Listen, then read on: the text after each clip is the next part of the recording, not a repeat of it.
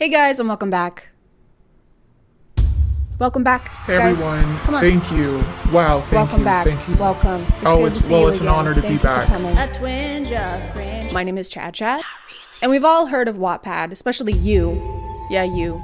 With the shirt on. You know what you read. You're sick. You make me sick. I was homeschooled, so I wasn't allowed to be on the internet or watch TV or movies or leave my house. So I never really got to read Wattpad. I never got to throw my hair up in a messy bun and then run down the stairs where my mom is making breakfast and she goes, "Go pack your things." And I go, "Why?" And she goes, "Because I sold you to pay my gambling debts." And then One Direction comes in and they go, "Yeah, hurry up, Chad, go pack your things because we're in a big time rush."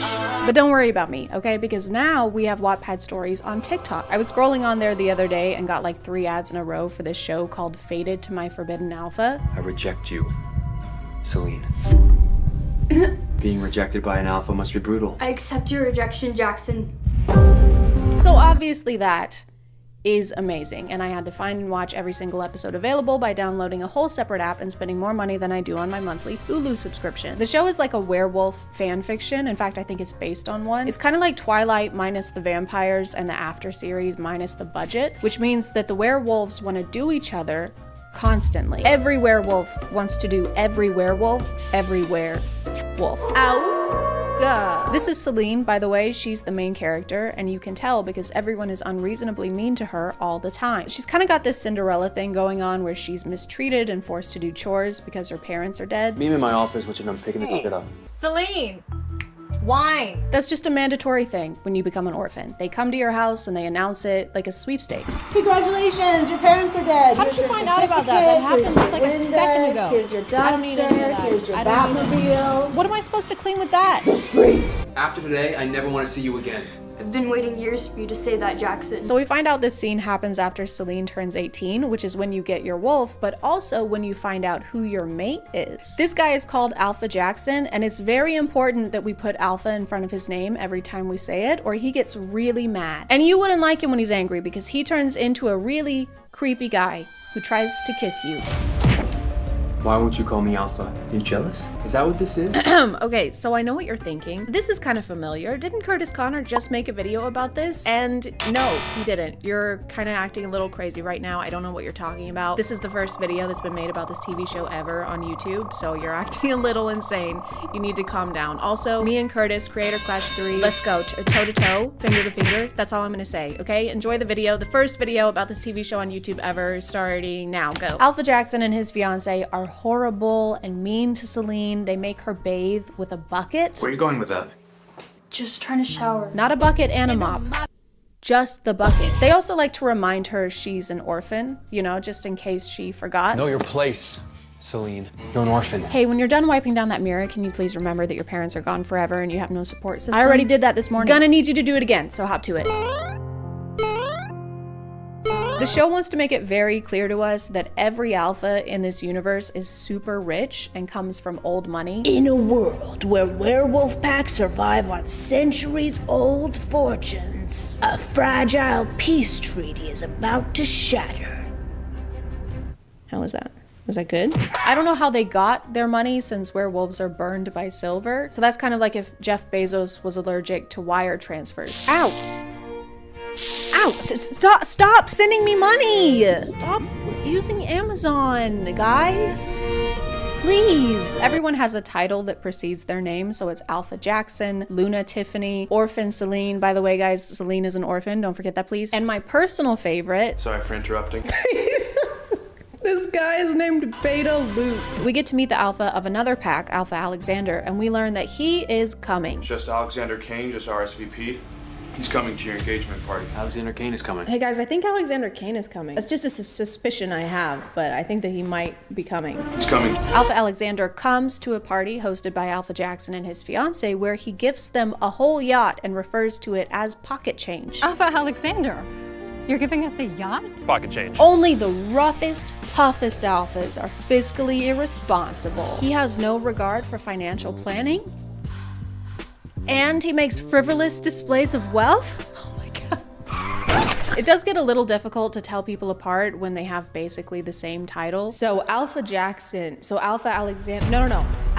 So Alexander and Celine realize that they are love mates, and so she's finally free of Alpha Jackson and his fiance's cruel, weirdly sexual treatment of her. Alpha Alexander sees Celine lugging a trash bag over her shoulder, and he's like, that's what I want. She's stinky, and I must have her. Tiffany tries to slap her again, Jackson tries to make her stay, and both times Alexander comes swooping in to save her all heroically. We're leaving. No. He puts his jacket over her at some point when they're both inside and she's fully clothed, which I guess is a nice gesture, but it just makes the situation seem much more serious than it is. No one is ever gonna hurt you like that again. Here, put this on. You know, I don't think they gave me the wrong dipping sauce on purpose, so it's really okay. Put this on too. Plus, I'm fine with signature sauce. I mean, it's signature for a reason, right? I'm gonna take care of you now. Thank you so much. Throughout the show, the alphas have this impossible task of looking super cool in every shot, no matter what they're doing. Even if they're just coming into the room, they'll start leaning on something, or if they're sitting down, they'll do this hand thing. So this is my mate. Fatherless, motherless, your parents are dead. And the camera angles don't always help them out with that. It's hard to feel intimidated when the camera is elevated and making the alpha's head 5 times bigger than his feet. If you ever touch my girlfriend again, I'll bite your toes off. I didn't. I just gave her some dipping sauce. You dipped her in what? No, not like that. I just mean, ow. We learned that Alexander is the alpha of the largest, most powerful pack in America. You are aware I'm the alpha of Nightwind, the biggest pack in the States, right? Of course. The Alpha of Nightwind, the biggest pack in the States. I bet he's also packing the biggest wolf in the States. She pack on my wolf till I... She wolf on my pack till I... She wolf on my wolf till I... Pack. I pack. She packs. I give up. She pack on my wolf till I howl. It was right fucking there. That's embarrassing. So he shows Celine his massive mansion, which we don't get to see. Use your imagination. Is that? And Celine reveals the most horrid form of torture that Jackson and Tiffany inflicted on her, never letting her try fried chicken. It always smelled so good when Tiffany took some home, but they never let me try it. Those monsters. They get a bucket of KFC, and while she's eating it, he starts to talk dirty to her. Do you understand our mate bond? How it makes you feel? What else you want to do? Let's go home. She has fried chicken in the corner of her mouth during this conversation. Babe, the way you're eating that chicken breast like a fucking idiot gets me going. Don't stop, I'm gonna crumb. Crumbing. We actually find out that both of them are virgins. Fucking losers. And this isn't important to the plot at all, it's just there to add tensions and also so that both of them can talk to their magic mirror wolves. It's me, Lila. I'm your wolf. My wolf, Lila, you're here, you're my wolf! Yes, Celine. And it seems like the only purpose of the wolves so far is to act super horny and help them get laid. Do you not like him? I do. I mean, I don't know him, but there's something about him. That's your mate bond. And the only way they can talk to them is through these mirrors, so it's like a version of Bloody Mary. Bloody Mary, Bloody Mary. Hey, what's up? This guy just got me a bucket of chicken. Oh, he wants you. I know, so bad. I'm gonna talk to him. Okay, just remember to wear something sexy, like a white nightgown covered in blood.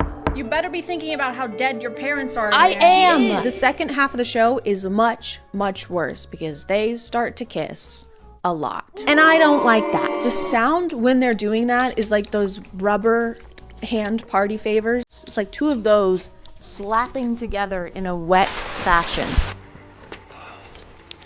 Oh, God. Stop.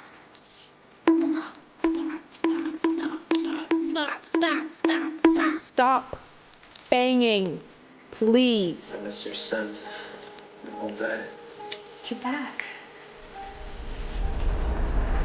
I swear to God, if she gets pregnant with a little wolf baby, I'm gonna lose my shit. Alexander has a sister and she only exists to ask the main characters questions to get them to talk about how they're feeling, but she was not the right character to choose for the types of questions they have her ask. After every night that they spend together, she'll come to Celine and ask weird questions like, How's Alexander? I know, bold question, but the rumors are just too wild. Why is this dude's sister asking about their sex life to such detail? She's like, how many times? How long would you say? Stop me. Stop me when I get there.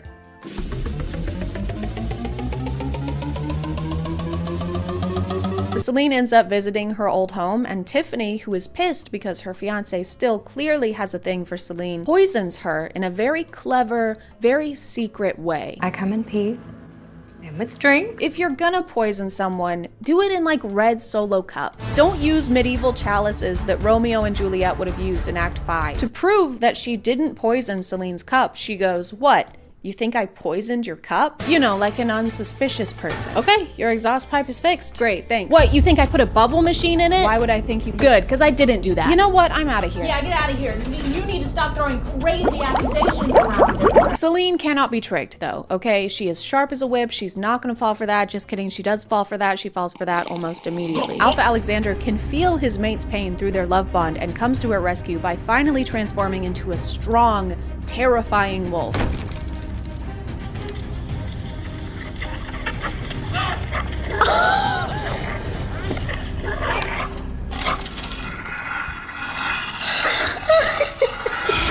He slams Beta Luke against the wall, and by slams, I mean he lightly brushes against him and Beta Luke rolls away like a can of Chef Boyardee. They rush Celine to the hospital, and it's not looking good. We're trying everything we can, but you know what wolfsbane does to a wolf. Oh no, don't sink down the wall. You're too sexy. Oh no, don't have a flashback to how you guys fell in love. You're too sexy. But she pulls through because she's actually also a super powerful alpha. Doctor? She has the blood of an alpha. Holy shit. And she has super powerful alpha parents. That's right, they were never dead. She was never a stupid, stinky orphan. She was just stupid and stinky. Alexander's sister is there when Celine wakes up, and she explains how heartbroken he's been since she's been unconscious. Just fought an entire war for you. Wait, the war's already over? I don't think he's eaten either.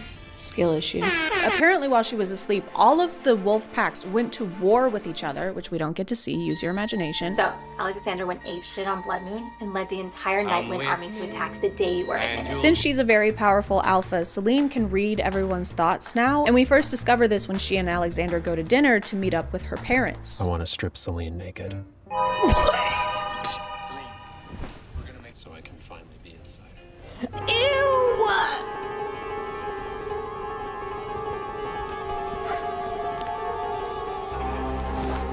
I don't want to do this anymore. He just fully starts fantasizing about his partner who's reuniting with family she was stolen away from, and then they leave almost immediately. Celine, are you okay? Maybe we should go home. You want to reunite with your parental figures. How about we reunite our figures away from your parentals? Look at the chicken, look. Come on, let's go. Now that everyone is happy, no one's parents are dead, everyone is rich, Celine and Alexander get married. Yes! And she immediately gets pregnant because of course she does. Do you think that Alexander Jr., AJ. I swear to God, if she gets pregnant with a little wolf baby, I'm gonna lose my shit. Don't tell me you need to shower.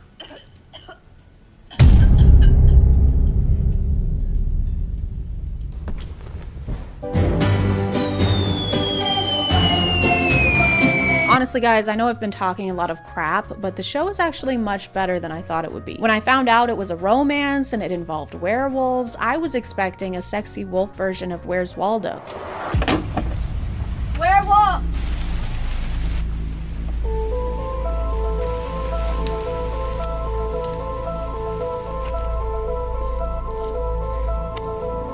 Werewolf!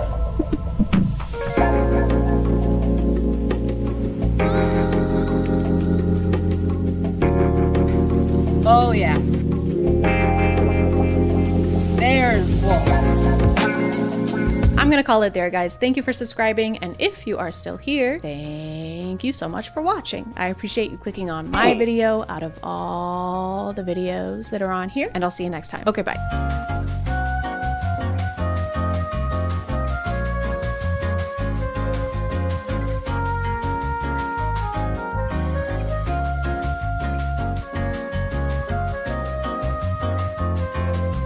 Hey guys. If you were a woman in the 1600s, your chances of owning a bank account were about 0%. And your chance of being burned alive at the stake for literally no reason at all was not 0%. We don't need to be history buffs to know that the Salem witch trials were a terrible thing that shouldn't have happened, but I did find out the other day that a lot of the hysteria was thanks to doctors claiming that witchcraft was causing illnesses they couldn't figure out. So it's super comforting to know that medical professionals blaming women for health conditions they don't understand yet is a tradition we've carried on for thousands and thousands of years. But it turns out that's not the only modern parallel we can draw from the Salem witch trials, because we're doing them again. All of it. The whole thing. On TikTok.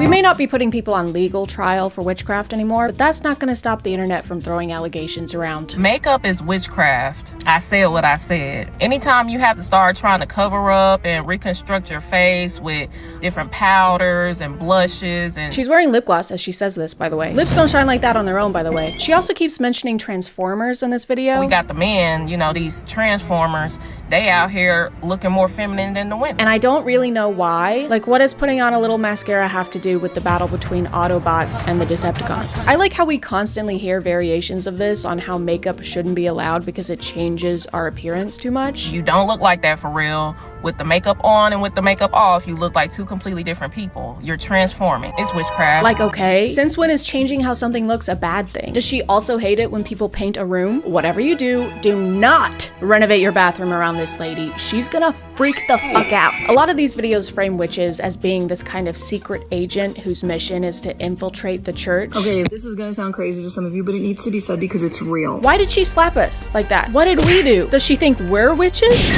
There are real Satanists from cults and real witches from covens that have been sent on assignment to your church to collect spiritual intel and to release curses. According to her, witches are the ones to blame for many things happening within the church, like sickness. And then everyone's confused, right? Like, why is there so much sickness? Why is our worship team always burnt out? Why does it always feel so heavy when we're together? Divorce. Why is there so much divorce? Being poor. Why is there a lack in finance? Why is this happening? Why is that happening? The idea of seeing so many people struggle right now, you know, with the economy and other things. And the only thing you can think to blame for it is a secret agent witch. Cody Banks, if he was a witch. This just feels like a way to ignore the root cause of these issues while also shifting responsibility away from the church to actually do anything about them. Oh, there's a family in our church who can't afford groceries this month? Yeah, it's pretty sad. If only there was something we could do. You could, like, buy them groceries? Something we could do about these evil witches. She also lets us know that witches are sometimes sent after specific people. There was a witch that was sent on assignment against me. She saw my testimony. She got smacked by the glory of God. She repented, turned from her cult, and was born again. Hallelujah. Kind of like a hitman. But so far, the only hits have come from her. So I think her implication is that the witches are sent to find Christians and convert them over to their side, which is terrible. How dare they invade someone else's space and then try and force their beliefs onto people? What a horrible and never been done before thing to do. Thank you to Bombas for sponsoring, and let's get back to the video. There's a common message in most of the videos I found that if you can't figure out who the witches are in your church, that's actually a skill issue. Witches are in the church. And guess what they are good at? Deception. Discernment is the #1 thing that is going to reveal if somebody is operating in something other than the Spirit of God. They basically say if you can't discern witches from actual Christians in the church, it's because you are a lukewarm Christian and aren't serving God hard enough. Which is exactly what I would say if I was trying to get my entire congregation to distrust each other. Oh, so you love and trust your community? That's actually because you're fucking stupid. There are literally witches serving Satan, and you would know that if you didn't hate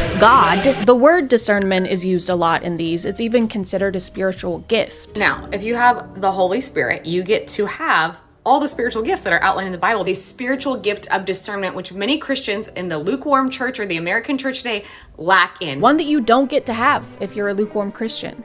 So you better wear a jacket. Prayer, of course, is another good method to keep the witches at bay. We also should be, as the church, operating in prayer. Corporate prayer. A house that is not built on prayer is honestly set up for failure in one form or another. Probably why prayer is so attacked. I've heard people say this before, that prayer is under attack, and it makes praying sound very action-packed, which is kind of the opposite of what prayer is. And we now lay her to rest in your eternal kingdom. Amen. Who threw that? Me. Witch. Everyone, I'm discerning that this woman is a witch sent to attack this funeral. Well, I also know how to discern. Break discern on the ground. Discern this. Apparently you don't even have to be a witch to be practicing witchcraft. Now, sometimes people aren't actively participating in witchcraft and going to church and trying to do all these things. Sometimes they're operating in manipulation and control, which is still witchcraft at its lowest, simplest form.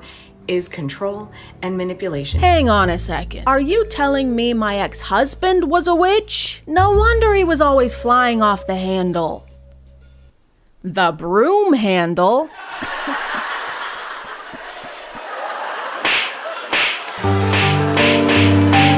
By the way, if you don't spot the witches in your congregation fast enough, they're gonna curse you. Can witches' curses affect Christians? Most Christians don't believe that they could possibly be cursed by a witch or warlock. He also says they'll have a much easier time cursing you if you haven't repented for your sins enough. Unrepentant sin in your life, which is rebellion to the Lord, which many Christians are in. Or if you're too prideful. Pride would be number 3, which most Christians are walking in. Also, many witches will astral project into your home and then monitor you. You mean they're gonna project their asses into my home? Astral project. I don't see a downside to this. I'm only seeing a backside here. These videos never really specify what's gonna happen after you're cursed by a witch. They mostly just talk about how it will happen and it will be your fault. Like, even if you accept a gift from one, you're screwed. Also, having anything given to you from a witch or a warlock in your possession, like jewelry, books, clothing, food, which will make a spiritual contract. Which has got to make church potlucks a little awkward. Rebecca, do you want some chili? Ooh, that looks delish, Stacy, but no, I'm okay. What, you don't like my chili? No, I just couldn't. I'm on a new diet. It's very low cal. I don't want your fucking chili, okay? Why? Because you think I'm a witch? No, it's because your chili tastes like fucking ass, Stacy, okay? But on the other hand, if you aren't getting cursed by a witch, it's because you're not enough of a threat to Satan, aka you're still not doing enough for God. If you have not felt any witchcraft, then you're most likely not a threat to Satan's kingdom, and you're not doing much for God. So it's bad if you get cursed by a witch, but also bad if you don't get cursed by a witch. Damned if I do and damned if I don't. Me, when I'm a beaver and I'm trying to decide to go to work or not, their qualifications for someone being a witch are also so broad that they can be applied to literally anyone. And they're never actually describing someone who practices witchcraft. They're just describing the supernatural Snow White and the Seven Dwarfs version of a witch. What does a witch in the church look like? They will usually dress very conservatively, so you wouldn't ever guess that they're a witch. Oh, dressing modestly means you're a witch? You mean the thing that the church has been telling women to do since forever? Put some clothes on, whore. Okay. Take some clothes off, you witch. Okay. Does this mean that the Duggars are witches? Is that why they had so many kids? So they can Hansel and Gretel them? That's why they've always got the kids cleaning the kitchen, so they can trap them in the oven, like the Visit. Extremely good at acting godly, give you words from God. They want to put their hands on you in prayer. Their laugh can sound like a cackle. So if someone dresses modestly, or appears to be a good and godly Christian, or just has a kind of funny laugh, that means that they're a witch? You just incriminated about 95% of any congregation. You just described Seth Rogen. Seth Rogen is a witch now. This is what I mean, dude. Whenever they're describing the big, bad, scary witches, they're actually just describing regular people that we encounter every single day. These witches are using biblical language. I just came across this lady on TikTok, and gorgeous, so pretty. And that's always something that I know. If someone's beauty is very exaggerated. So when someone is beautiful, that makes you suspicious of them? Oh wow, you are so pretty. Oh, thank you. Too pretty. But then my spirit was like, this doesn't sound right. And I went to her page and I was looking at her stuff, and nothing was outwardly witchy. Like, she didn't say she was a witch. There was no information that gave specifically witch. So you saw a woman on TikTok who wasn't a witch, whose account had nothing to do with being a witch, and by your own admission had nothing outwardly witchy going on, and yet you still came to the conclusion that she's a witch? And I go to her link in her bio, and I'm like, oh, this is heavily Christian language. And I said, okay, Witchcraft confirmed. I wonder where we've seen this kind of thinking before. I wonder if there's any other times in history where women have been labeled as witches despite there being no evidence to back those claims. Their explanation of witches are so dramatic and demonizing that it kind of feels like the Santa Claus for church-attending adults. The best protection against witchcraft is to forgive everyone. Humble yourself from all pride in your life. Repent for your sins. If you're good all year and on your very best behavior, then the big bad witches can't project their asses into your room and tell God that you're watching OnlyFans models twerk on dildos shaped like tentacles, okay? It's definitely a type of fear-mongering, but to what end? Like, what is the point in doing this? I'm not actually asking, I just said that for a segue. I know what the reason is. Money! Wow, what a surprising surprise! They're all doing this to sell something on the internet! I have a book called Freedom from Soul Wounds and Demons. Not only is he selling a book that teaches you how to protect yourself from witches, he's also selling an online course. Of course! Of course he is! This creator is also selling an online course, which is really funny because of this. Child, as I'm reading the descriptions, she's like, this course is to help you, find the power within. So this is your daily reminder that the witches are getting really good. So you saw her selling an online Christian course and decided that that conclusively proves that she's a witch, when you yourself are also selling an online Christian course and a book. These people need to stop writing books and start reading them. Please, touch book. This creator also falls into the selling an online course category, but she belongs in a special subcategory that I found and like to call used to be a witch but then became a Christian and isn't a witch anymore, but now they spill all the insider secrets and all the hot goss about being a witch as a career now on the internet. It's a working title. I didn't really feel weird about Halloween until I got delivered of demonic spirits. It glorifies demons. It glorifies darkness. It glorifies and celebrates death. It's actually disgusting, some of the Halloween decor that I see on people's front lawns. I can't believe that. How could we put that in our front yard? You don't like when death is celebrated or when imagery involving death is in people's front yards. You're gonna hate Easter. Wait until I tell you about what happened on the cross, dude. You know, the one that people put in their yards and on their bodies and in their churches?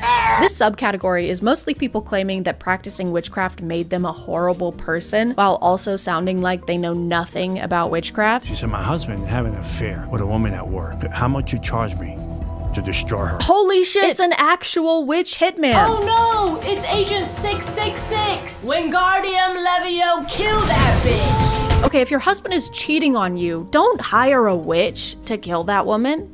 Hire a witch to kill your husband. How much you charge me? I said, I charge you $10,000. This story is so unrealistic. You're telling me you agreed to kill someone for $10,000? That's it? That barely even covers the cost of materials. Have you ever bought a coffin? That leaves you with like $1,000 profit, max. Guys, who the hell is Max?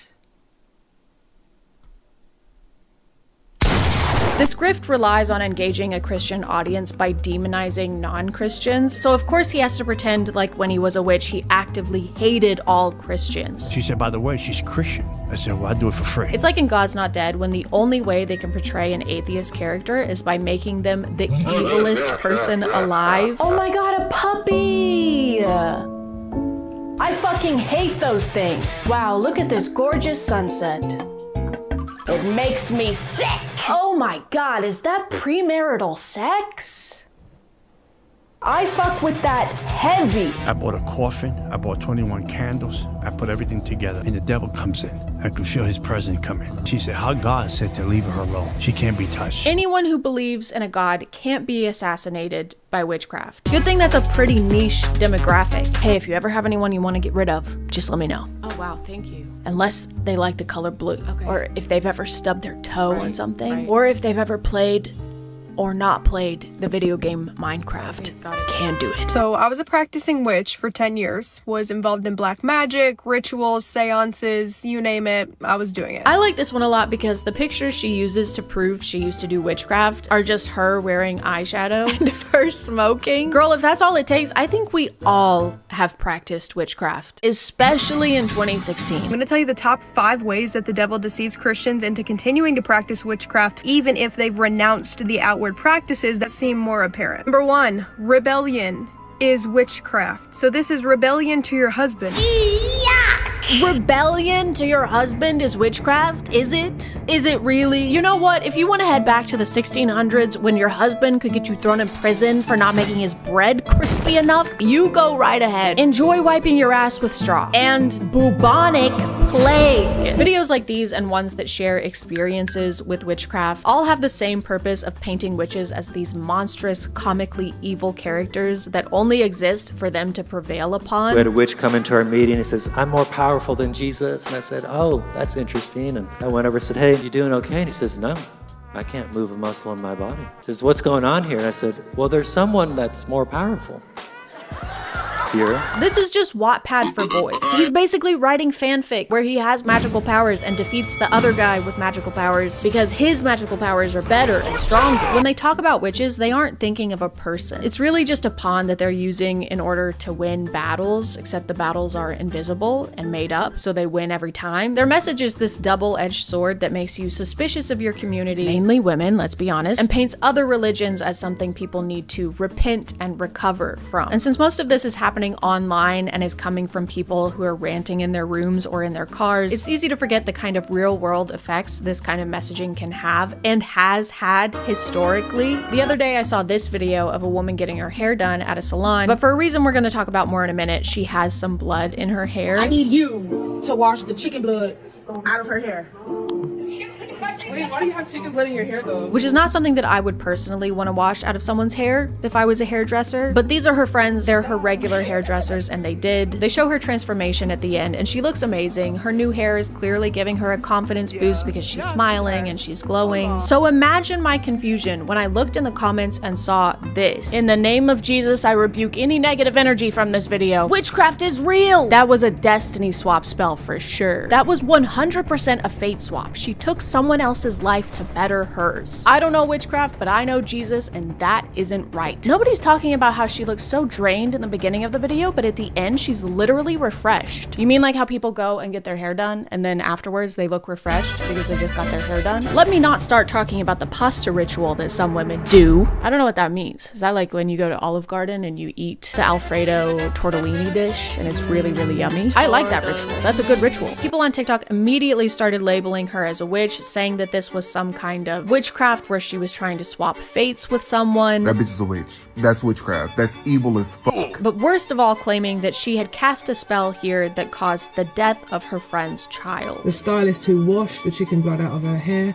her baby girl passed away not long after that. That is how dangerous this is. That is how immoral and evil this stuff is. This video is what inspired me to talk about this because unlike the other ones I've shown, this was directed at an actual person. This was a literal modern day witch hunt. She's gonna pay for that. The woman who done that is gonna pay for that. In reality, this woman practices Santeria, which is a religion that started in Afro-Cuban communities. She made a comment explaining this and that the blood was there as part of a protection ritual she was doing for herself because she was about to go on a trip, which has now been deleted because people were harassing her and accusing her of causing the death of one of her loved ones. And on that day, all I got was a hair rogation. A hair rogation is completely harmless. It's just a head cleansing for like protection. And an animal of choice wasn't even a chicken. I'm not evil, I'm not no demon. I'm not out here trying to get nobody's soul. I'm not sacrificing anything. This is extremely demonic.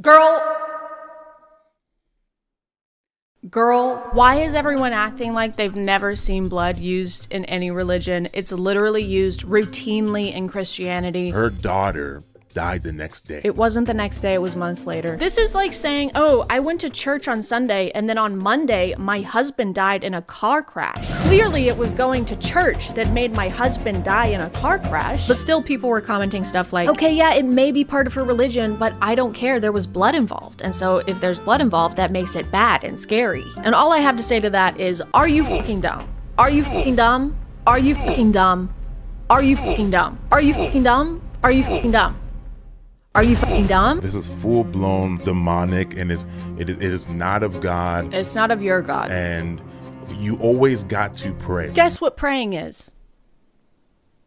A protection ritual. Guess what she did? A protection ritual. You guys are doing the same shit. You're doing the exact same thing that she was doing, just in different ways. And The There's nothing good about Santeria, these spiritual cleanses, and I'm gonna put an egg cleanse, and I'm gonna sacrifice an animal and put the blood on my head. You know what's really funny about this talking point is that God literally instructed Moses for every family to sacrifice a lamb and take the blood of the lamb and wipe it over their doors as a protection ritual to protect their firstborns. Animal sacrifice, blood ritual, protection spell. Am I losing my fucking mind? It's the same thing. Do you read the Bible and then get hit by the Men in Black thing that just zaps your memory clean? Is that what's happening? So this is just a friendly reminder that sometimes we see something we don't understand, and sometimes people believe in things that we don't believe in. And during those times, we shouldn't be jumping to conclusions, even if everyone else is. Also, if your religious beliefs are founded in shitting on other people's religious beliefs, that's not a religion, that's just you being a hater. You're just a hating ass bitch, and you would be no matter what your religion was, and that's okay.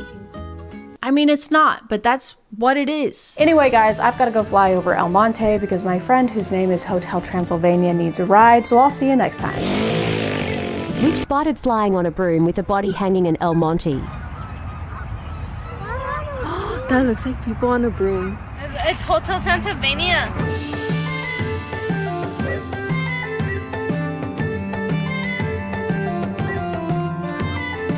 I don't want to talk about this. I know how dead my hair looks. This is my real hair, and I decided to bleach it over the weekend, and I'm surrounded by yes people who never try and talk me down, and now it's dead.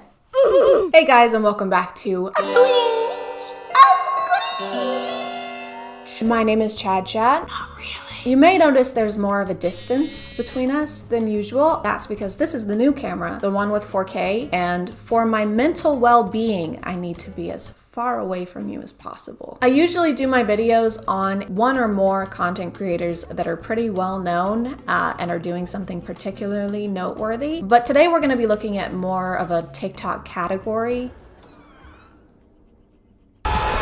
I don't have children, I have younger siblings, and my older sister has 8 kids with 1 on the way, so she's had more than enough for both of us. I do not need to procreate. But needless to say, I have babysat plenty of times and been around parents long enough to understand what kind of content is usually deemed appropriate for them to watch. Now, you do have to be 13 to make a TikTok account, but as someone who just turned 98 as of my last Facebook birthday, I think we both know that that doesn't really matter. I liked how we did last week's video where I took y'all along with me as I went through people's videos as opposed to doing all my research and then writing my notes. So we're gonna do that again this week and hop into the rabbit hole together. I don't even know it. Ain't know it. To the stage. Throw it. Throwing that ass for days. We're going up, down. I ain't got no problem spending all my money. I don't know the words. This is the first video I pulled up to watch on their account.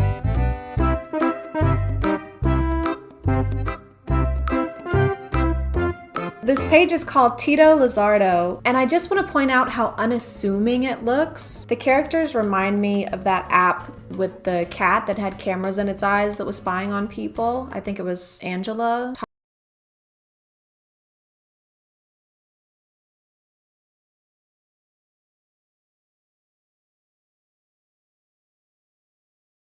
Cute, colorful, animated characters, and their original song is linked in their bio, which is on YouTube Kids. And the chapters, or whatever you call these new series things on TikTok, are titled stuff like having fun and friendship, which ironically is exactly what people say to me when I ask if we're a thing or not. All that to say, at first glance, this account is obviously for kids. So then what the f is this? Throw it, throwing that ass. I can't even tell what this character is. Like, this one is obviously a cat, and this one looks like a dinosaur with veneers and an inflated latex glove for hair.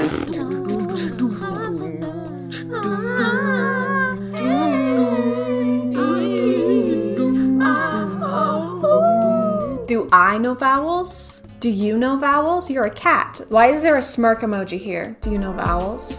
And yes, that's my best attempt at a smirk. Hey, you come here often?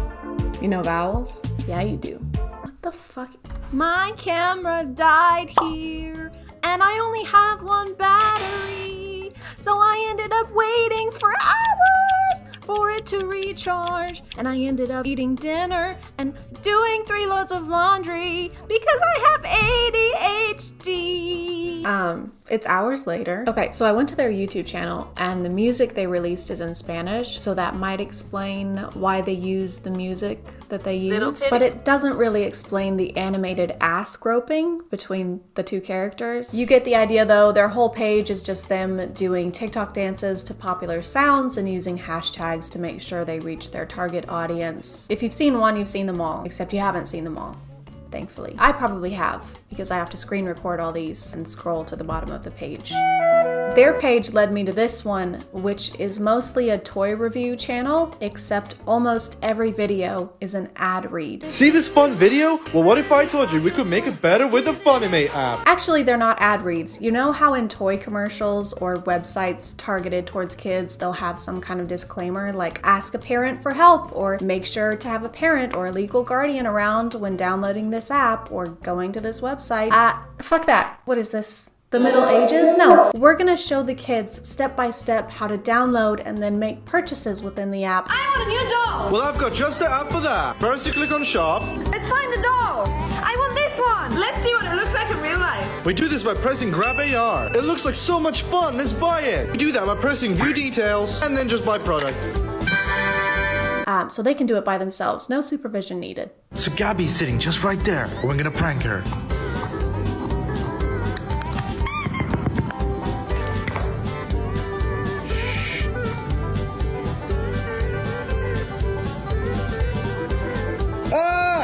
Oh my god, are those string lights? You couldn't like throw them at her. You have to incorporate them in a way that makes them scary because they're not exactly menacing on their own. Like who's gonna react to LED lights just laying on the floor like this? So it's a 2-bed, 2-bath. The roof was just redone. I think it would fit your family perfect. It seems perfect. How quickly can we close? Oh, soon, very soon. Just one tiny thing I have to disclose. The previous owner did die in the house. This room, to be more specific. That's not a problem. I'm not worried about that. Perfect. I'll start the paperwork now. What was that? What was what? Never mind. Just curious though. Was it old age or? Oh yes. Yeah. He was definitely old when it happened. Yeah. There it is again. What is that? Anyway, so I'll get that offer in tonight and I'll talk to you. What? Where are you going? Oh no, I just have another appointment to get to, but I will see you tomorrow.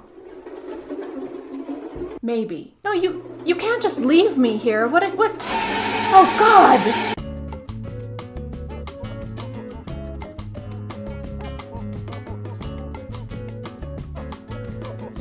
It's time to prank my girlfriend with the legendary poo prank with not one, but 2 poos!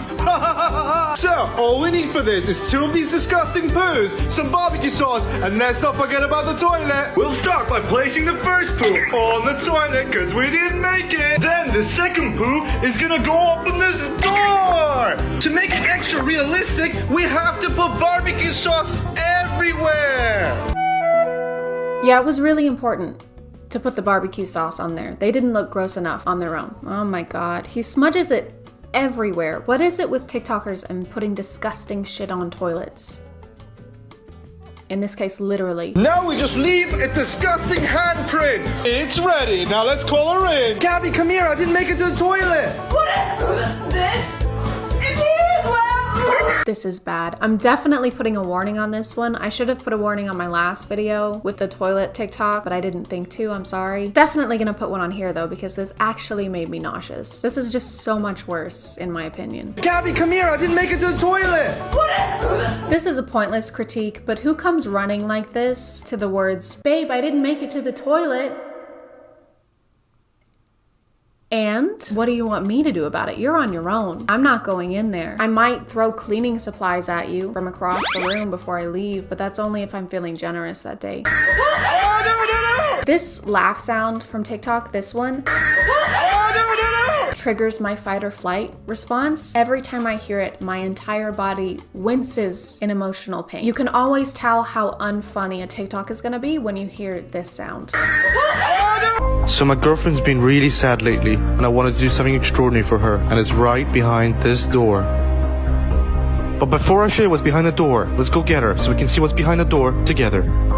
And so I grabbed her hand and led her to the stairway up to the door. All she had to do was climb. Gabby, be careful! There's LED lights on the stairs. No wonder she's been sad. She lives in constant terror. Across the hallway, and there she was, right in front of the door.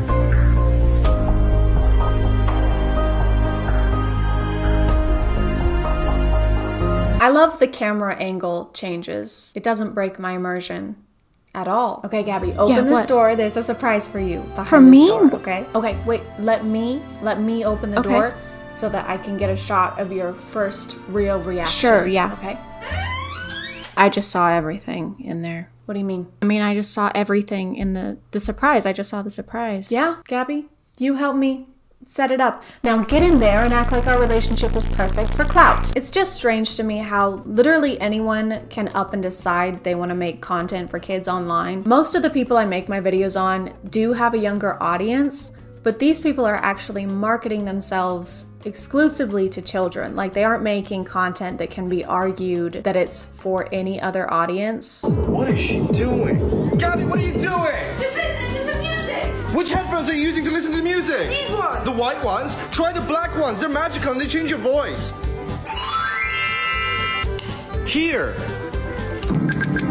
I want to sound like Charlie D'Amelio. Good morning, it's Charlie, and I decided I'm going to be vlogging today. You want headphones that sound so good that they make you sound like anything you want? Go in our profile, click this link here, and use code 15GabbyFaye to get an incredible discount. There's definitely a disconnect, I think, between the older generations and these newer social media apps like TikTok. My parents are technically baby boomers, and they had my little brother when they were in their 50s. So it'll be hard sometimes for them to see like animated characters and cutesy animals and see anything other than something that's been made for kids. I have another brother who is one of the most reckless, irresponsible people I know, and he has a TikTok account. The thought that he could tomorrow decide that he's gonna start making content towards kids and make money off of it is a nightmare. I'm not saying he would do anything creepy, but would he teach a bunch of 9-year-olds how to make a firework out of a red Solo cup and a tampon?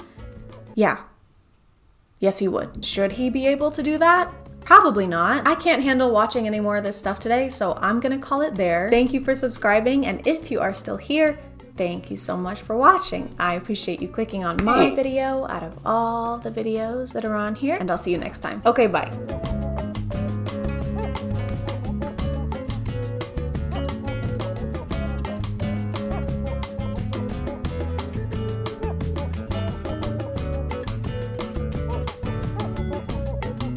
Hey guys, and welcome back to A Queen Job. Please put down the hammer and the peel and stick tiles. Please, for the love of God, I'm begging you.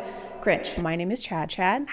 And about a year ago, I did a video on a very calm, very relaxing bathroom renovation. This TikTok page belongs to Grace, who moved into her new house and decided to renovate one of her bathrooms. And that's not usually a sentence that comes before complete and total disaster. So we just took out that wall, and then we added a double vanity, and then the Fire Nation attacked.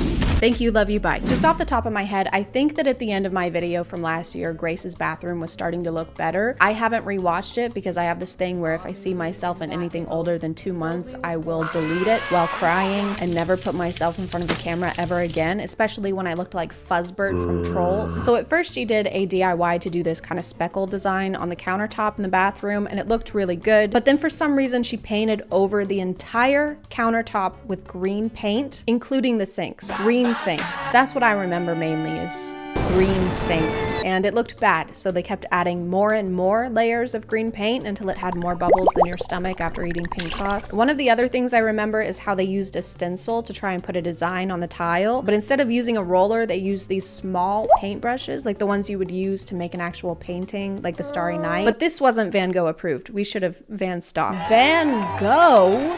How about we Van Gogh to the Lowe's and find a contractor with a license and at least a journeyman ranking. By the way, I don't blame Grace for any of this. There's nothing wrong with wanting to do projects yourself. DIYs just get out of hand sometimes. We are here to support Grace, and we don't want to mourn the loss of countertop that looked totally fine before. Countertop wouldn't want that. Celebrate me. That's what countertop would say. And that's what we're here to do. After the bathroom was under control, Grace moved on to her office and she painted this abstract shelf kind of thing, which turned out really well and looks great. But don't get too comfortable. Why don't you come in and not have a seat? Could I get you nothing to drink? Speaking of sitting down, Grace is painting chairs.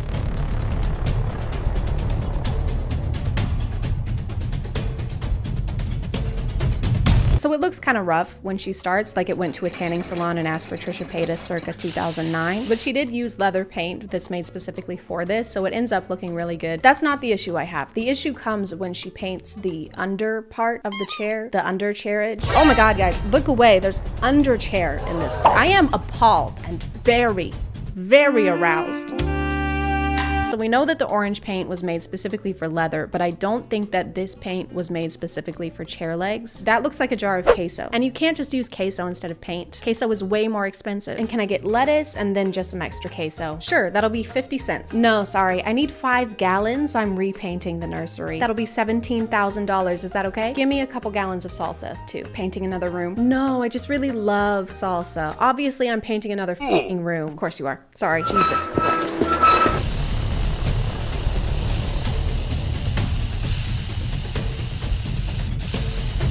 You can't spray paint inside. That's what will happen if you spray paint inside. You just have to open a window or like a fan, or just don't spray paint at all. You're turning me into the guard from Subway Surfer, and I can't pull off khaki. You can't just act like the ventilated area warning on the back of the can is a suggestion. That's what USPS did to the fragile warning on my package that had my patio set. And now I have to sit like a contortionist while I sip my green tea. Thanks, USPS. The lines on the arm of the chair are all crooked and messed up because we didn't put down any masking tape or cover the parts of the chair that were already painted orange. Grace's process when it comes to home projects is the same as my process when it comes to dyeing my hair. I don't have gloves, I don't have hair dye, and I don't have Vaseline on my ears, and I'm wearing my favorite shirt, but I'm still gonna do it, and I'm gonna do it now because I decided I want to. Is it a good process? No. But does it make me feel better? Still no. The office is looking and smelling really good, and compared to the bathroom, this went really well. Grace's friend designed this whole room and gave her a list of things she needed to buy and put together. And she gave me all of these instructions. And look, there's steps and everything. She gave me links to the paint. I promise I'm using the paint she said. And that's a lot of work, and it would suck if they had to take it down. They have to take it down.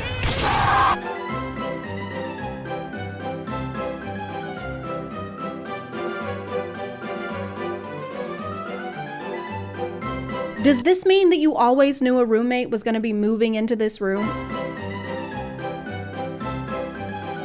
Why did we have someone design an office and spend weeks decorating an office if we were always going to turn it into a bedroom? This feels like a really bad ending to a heist movie. And while you were calling the cops over the stolen cash, we were actually stealing your precious diamonds. Why didn't you just steal the diamonds without having to plan a whole second heist and use twice as many resources? Thrice as many resources, because while we were talking, we redecorated your home in a nautical coastal theme. Wow, this actually looks really good. These Ocean's 8.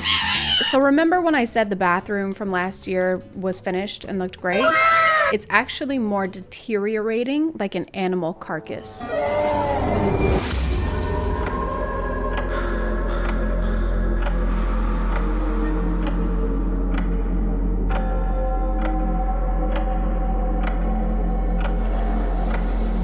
There's paint coming off of places it should be, and then somehow also paint in places it shouldn't be. And the floor looks like someone left it out in the sun for too long.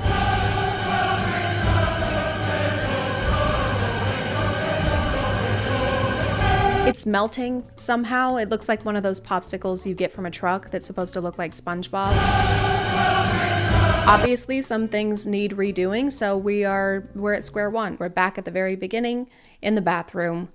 A very good place to start. I just realized while editing that I make it sound like the floor paint is melting for no reason. It's melting because they're using paint remover to get rid of the stencils that they did a year ago, which is already awful and stressful to look at, but it's even more so when you realize that Grace made the stencils herself and spent $300 on a special machine just so she could make them. So here's me impulsively painting my bathroom like the people on Pinterest. I handmade my own stencil. That took me 3 days. And then my one stencil broke, so Ended up spending $300 on a Cricut so I can make more stencils. So after 2.5 weeks of work, finally we're at a point.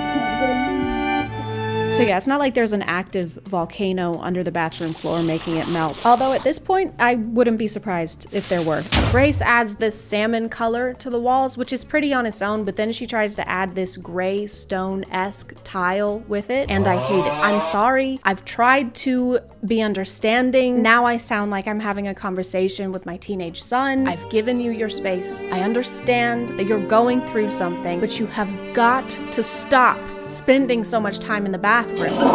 Nope. Nope. Nope. Nope. She also tries to put on this wallpaper, but it doesn't look like she bought the right tools that you're supposed to use to apply it. I really like this shade. You know I love a good dark green. Love a good avocado look. I think at this point though, none of these are actual projects. They're tests, and we're using the walls like magazine clippings that we're gluing onto poster board.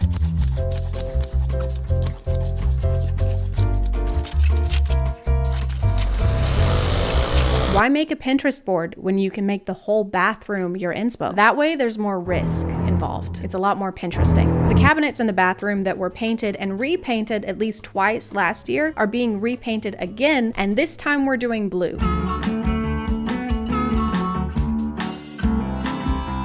Just kidding, we're doing white.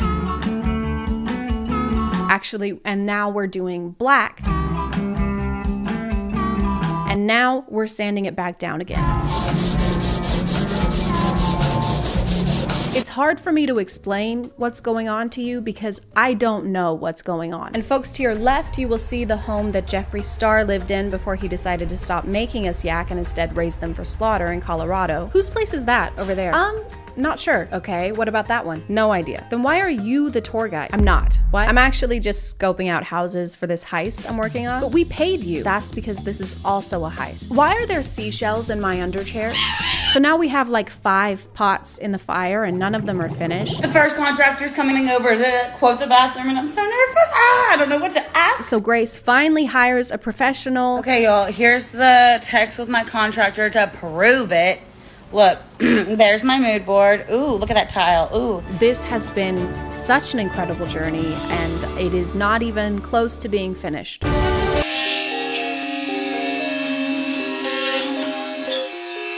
Grace does all the demolition herself, which means tearing down and undoing all the work that we just witnessed.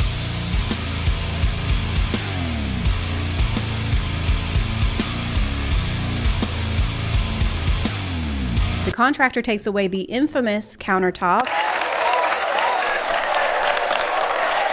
And if we could all just be respectful and take a moment of silence.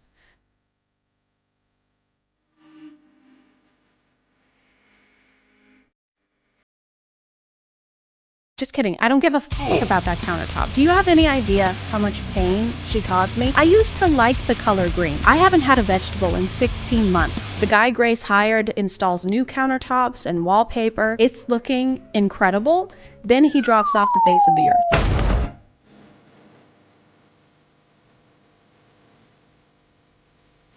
This is so much worse than being ghosted by someone you're dating. So what happened with you and Michael? I thought things were going well. So did I, but then he stopped texting me and cost me thousands of dollars in repairs. So, well, I guess it just wasn't meant to be. It's only been a few days since I filmed this, but there's already new updates. So Grace hired someone to replace the ghost guy, and they're having to basically demolish and redo everything he did because it was done so poorly. Also, there is now mold on the ceiling under the bathroom because it is leaking from where he left the water turned on. I don't know if he was paid or not, but this is sue him or challenge him to a boxing match or something. This is unjust. A running thing on Grace's page is that she's trying to get Lowe's to work with her to try and pay for the demolition of the renovation after the demolition of the renovation.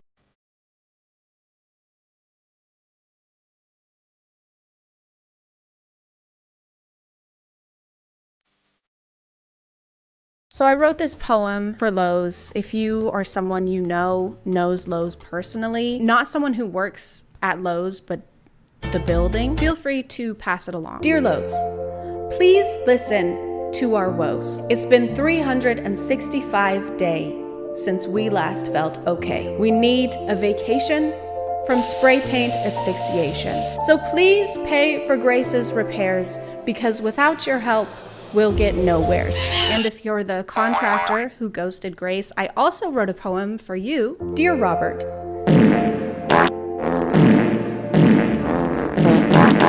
But I'm gonna call it there, guys. Thank you for subscribing, and if you are still here, thank you so much for watching. I appreciate you clicking on my video out of all the videos that are on here, and I'll see you next time. Okay, bye.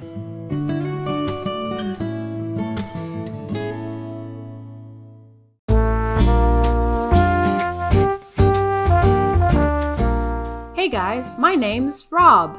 And my name's Gary. Today we have a letter in from Mitchell, and he says, my friends want me to share my snacks at school, but my mom only packs enough for me. How do I tell them I don't want to share? Uh-oh, Mitchell. Now, Gary, what does the Bible say about this? Well, Rob, it says in Ephesians 12. Hey, Rob. Hey, Larry. I mean, Gary. Oh, hey, Willie. What are you doing here? I just stopped by to drop these off for Gary. You left them at our house last weekend.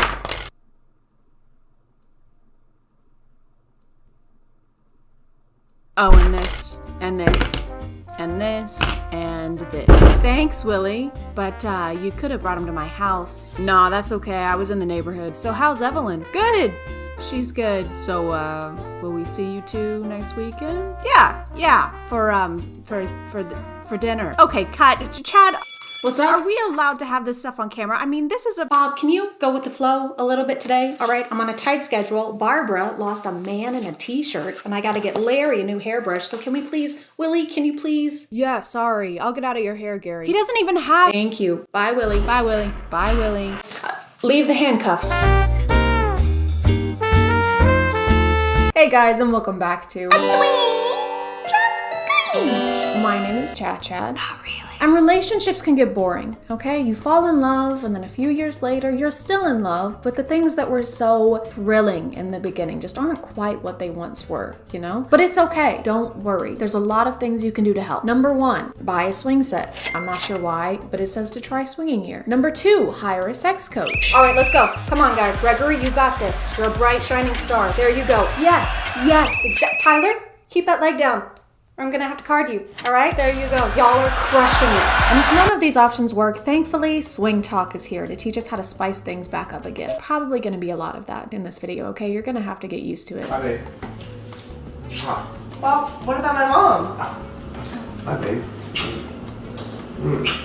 I'm gonna miss y'all. Hi. Here on the ChadChad channel, we don't believe in not starting out strong. What about my mom? Needless to say, this is the video that sent me spiraling down a rabbit hole. I feel I should clarify that this is not representative of the swinger community on TikTok, okay? They're very helpful over there. Their accounts are mostly just giving advice to people interested in testing out the waters and trying to connect people. I'm talking specifically about this inner circle that I seem to have stumbled upon that consists of around 5 accounts that post jarring content like this. Kind of reminds me of the Rick Lack situation, except maybe worse. I don't know, that's a tough one. I think they're on maybe in the same tier. They're in the same boat. Do you want to know how I make my man happy?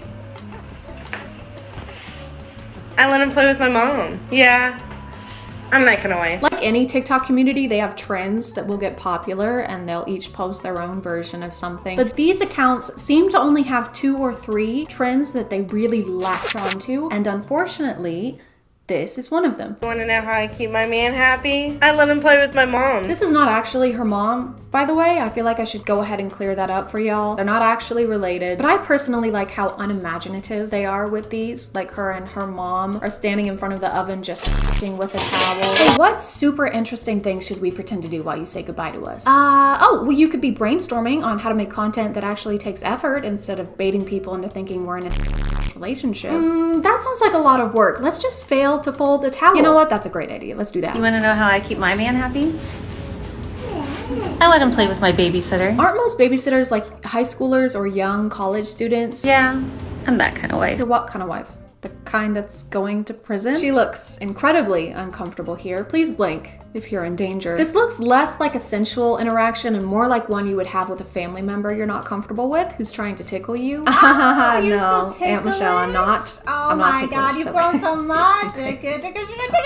I said stop, Michelle. Yeah, I'm that kind of wife. I love how she says that. Like, that's the kind of wife we should all be striving to be. Like, you and your spouse, you can do whatever you want. That's fine. But it's also fine if you would prefer your spouse to not grope at a woman like he's gonna skin her for Cruella de Vil. You know what makes me such a shitty wife? I cheated on him with our babysitter. Like, for real? No, Hunter, nothing is for real, okay? Keep up. We need you at the top of your game, all right? Blonde is my mom, the redhead is my cousin, and the brunette is our babysitter. But can you imagine this being the way someone tells you they cheated on you? I don't know what my reaction would be, but I'm pretty sure his is too tame. You want to know why I'm the most horrible, awful, disgusting wife on the planet? Because I killed his best friend. What? For real? Yup, took a big old silly goofy axe and walloped his head right off. You're a monster. Yeah, I'm that kind of wife. Another trend that I saw frequently is one where they will awkwardly plan a get-together, and that's it. That's the TikTok. Hey babe, what do you want for dinner tonight? You want to invite over Jason tonight? Yes! And Chloe? Of course. Do you think they'll like chicken?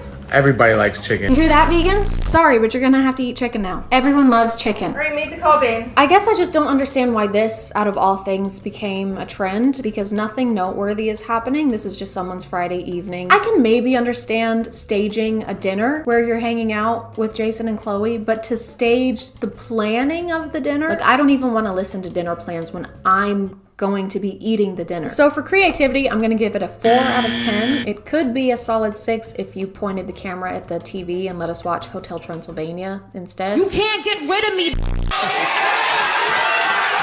I'm not going nowhere. I'm not going nowhere. Oh. Wow. So you cheated on your partner multiple times, I'm assuming, and they wanted to leave the relationship, but you instead convinced him to be swingers. I'm not saying gaslighting had to be involved in that process, but there has to have been gaslighting involved in that process. I mean, come on. Also, why is she saying this like she's proud of it? Like, she couldn't stop cheating on her partner, but she convinced him to stay. Like, it's an achievement. The only achievement she has is a cheat. Stop. I wrote that at 3 a.m. And I vow to love you and cherish you in the monogamous relationship we've mutually committed to, and then breach those vows and publicly post about it on the internet. That was beautiful, baby. In sickness and in coercion. Yeah. Oh, I was patient. I can scream that we made it. Yeah, you made it. Made him become swingers with you. If it takes you years to convince someone to do something, breaking news, they don't want to do it. I legitimately do not understand why you would use this for TikTok clout. This is like trying to sell cupcakes and then bragging about how you like to shit in cupcakes. You want to know how I keep my man happy? Not really. You want to know how I keep my man happy? Not really. You want to know how I keep my man happy? Not really. Can someone please find these 5 accounts a new trend to latch onto for the next 6 months, because this is getting out of hand. I'm going to adopt this method of content creation. I'm just going to repost this video over and over again, but I'll be wearing a different shirt and kissing my mom.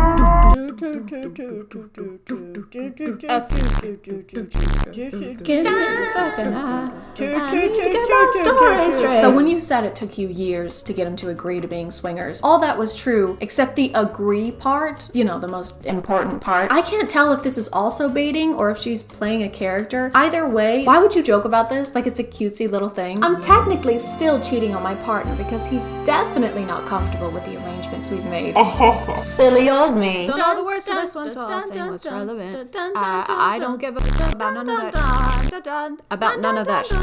Ma'am, he does not want to do this. How many times do I have to tell you? If he was comfortable with swinging, wouldn't he not care that you're flirting with other people? I've never been in a relationship like this, so feel free to correct me if I'm wrong. But even if he had agreed to this and was taking issue with something you were doing, isn't that a boundary that you guys should discuss together instead of posting a TikTok and saying you don't give a f?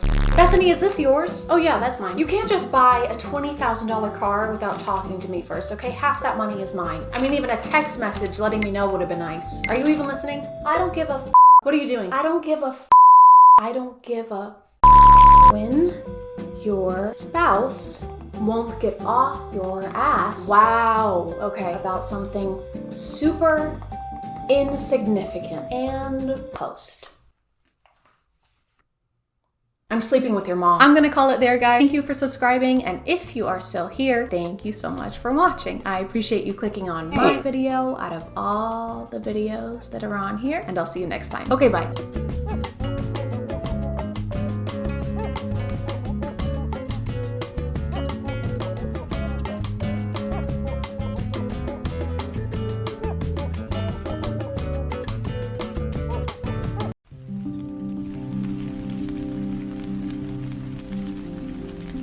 Stop, don't eat that. Who are you? Are you me from the future? I'm that sandwich in the future.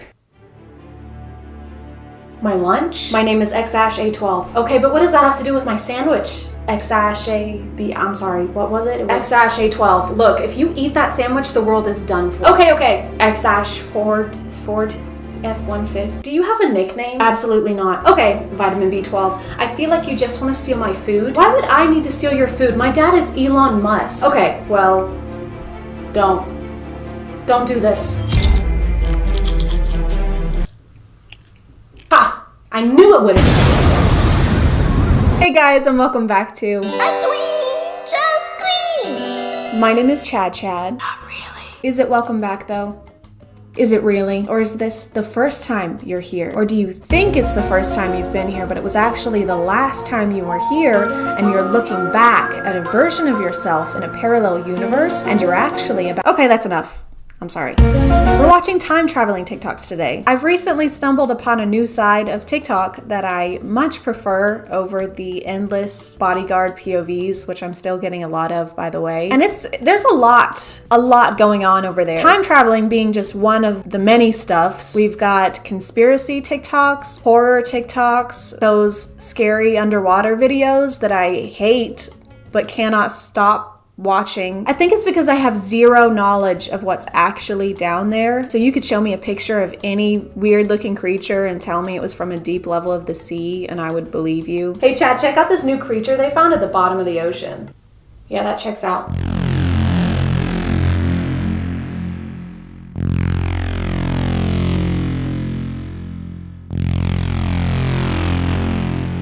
May 27th, 2021. Well, it was a Thursday, so that's pretty big. No, wait, they were right. They were right. It was National Great Popsicle Day. Damn it. I missed it. That gives you a pretty decent idea of what these TikToks are, though. It's a faceless creator, usually, making these really bold claims, trying to convince people that they're time travelers, which kind of reminds me of that person around March of last year who made that TikTok claiming to be psychic and saying that we were going to have a vaccine by April and everything was going to be back to normal in a couple months. And it's so funny to me because now she's just making like TikTok dances. How do you come back from that? Like nothing ever happened. Oh yes, I can see it now. You're gonna die tomorrow. What? How? I'm seeing a boat or a car or a heart attack. 2 days later. Hey, you said I was gonna die yesterday. Oh. I spent all my savings and I gave my house to my brother, and he's a dick. He's not gonna give it back.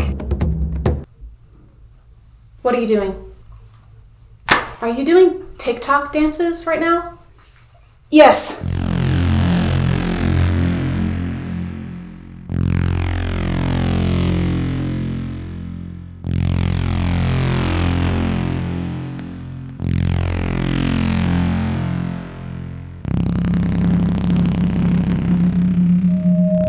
Okay, so far this is just the plot of Chosen Ones by Veronica Roth, the one who wrote Divergent. I really hope when the world ends it's not structured like a Veronica Roth novel. The world is in shambles, and I'm the only one who can fix it. I'm a normal, everyday girl who's gonna be played by a stunning, flawless actress. I'm not like everyone else. I'm weird. I'm a weirdo. I don't fit in.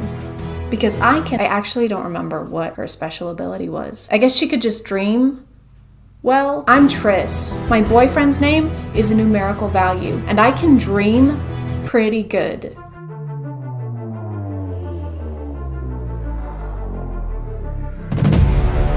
Jesus, Serene Coin and aliens within 2 years? I wonder what's next. I bet it's gonna be awful.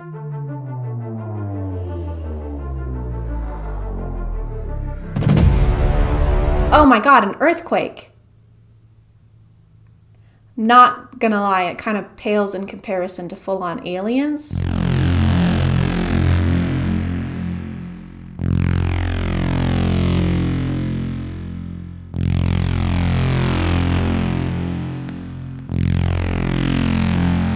Okay, so we're getting superpowers again. I'm pretty sure if the world were to end anytime soon, it wouldn't be nearly as interesting as these people seem to think it would be. Like, our superpowers would probably be us being able to sit in the tub for longer without our skin getting as pruny, or like all of us being able to eat peanuts.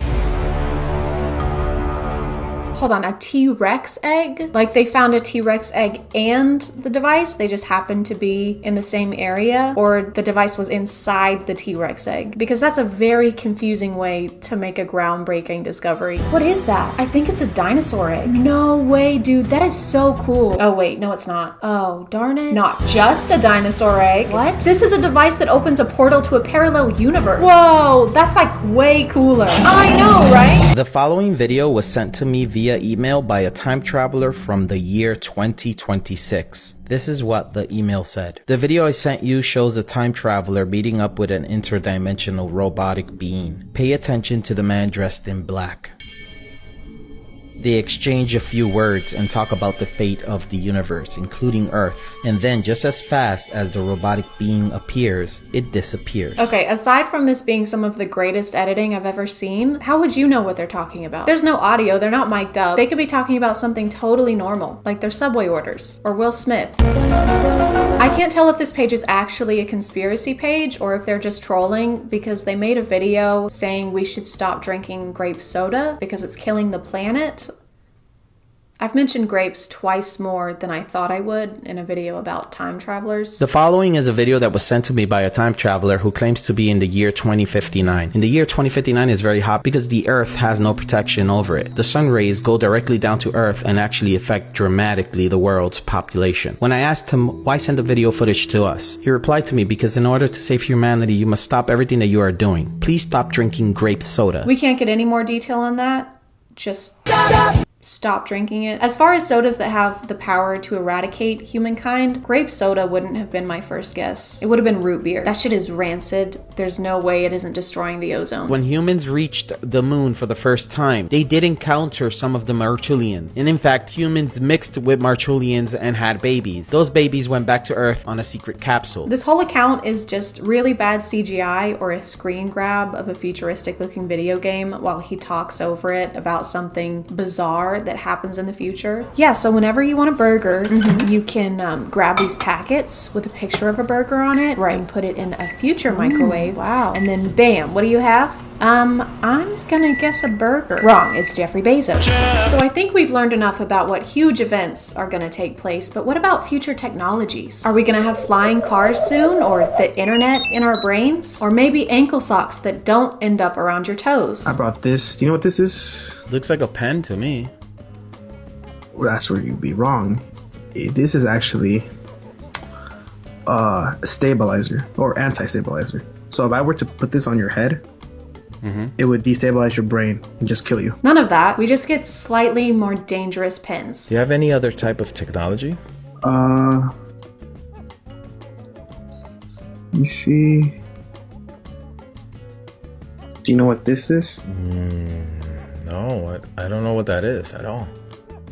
Alright, so this, if you throw it, it can destroy a whole universe. I love how it seems like they didn't plan this at all and they're just improvising, because as far as things that I think would be difficult to make up on the spot, the entire future of our planet is pretty high up on the list. Do you know what this is? This contains all the DNA from other extraterrestrials during my time. Wow. It's off right now. Thank God it's off. But if I were to turn it on per se, I could go through all I think you just turned it on though. the extraterrestrials and I just slap it like this. I get their DNA, I turn it into them, and I have all their powers. That comes in handy for like if you have to fight someone. Yes. If you have to fight someone, that's the most appropriate situation you could come up with. You know how when you get into a fist fight at a bar and you just summon all the aliens in the universe? Hey, that's my seat. No, it's not. Yes, it is. What are you? Jesus Christ, dude. Okay, you can have the seat. This mini thing right here? It's from the future. Believe it or not, it's from the future. It's my time travel device. So it's $100. It's a mini time travel, and after like 10 uses, it gets wasted of all its energy. So just to recap, in the future, our time machines will look like Samsung battery packs, and inflation is going backwards. $100 for a literal time machine that you can only get 10 uses out of before it dies. Like a vibrator you bought from Wish. We have this special energy, and it involves dark matter. It's $100. You have to squeeze it, then you have to turn it on, obviously, and then you can go back anywhere, back in time, any place you want, and you go there. They're so good at making detailed backstories for random items on their desk. It's a talent, honestly. So this looks like a plastic skull, right? Yeah, it does. Well, that's where you're wrong. Oh. This is actually the key to our entire universe. Oh, wow. Because in the future, our entire universe is a fishbowl. Oh. So if you sing the ABCs into it, you get telekinesis. That's incredible. There is no going back after watching this. What if I told you that the world around you isn't real, but an illusion? This information will become public in 2071, but I am here to tell you the truth early. There are those who are aware of this today, and we call them wanderers. Wanderers are capable of lifting the curtain and seeing the world for what it truly is. Wanderers are also capable of seeing into the future, and a select few can even time travel. And I am one of them. Some of you might recognize Arya from my kids' content on TikTok video. I'm not sure how well she'd be able to time travel, considering she's afraid of LED lights and advertising products to children in an ethical way. I guess this is a thing now, like this is a new genre on TikTok that's apparently profitable. These videos get a lot of attention and everybody wants a piece of the time traveling pie. I like to imagine they have weekly meetings where they congregate and discuss how to manipulate people online, but they aren't very good at it. Guys, I don't think people believe we're time travelers. What? What if we stopped using the same super dramatic music over all of our TikToks? Michael, what is that? Like a joke? Tell them an insane event is going to happen and give them a very specific date of when it's going to happen. But what if nothing happens on the date we give them? Something always happens on a day, Michael. Always happens on a day. Detail is our top priority. Anyway, like I was saying, tell them we're all gonna get powers from the sun. Oh, what kind of powers, by the way? Super ones. It's not very detailed. Get them the fuck out. I hope you guys learned something today. If you didn't, wait until we've invented time machines, transport to about 10 to 15 minutes ago, and then watch this video again. Or just replay the video. That would probably be easier. But I'm gonna call it there. Thank you for subscribing, and if you are still here, thank you so much for watching. I appreciate you clicking on my video out of all the videos that are on here, and I'll see you next time. Okay, bye.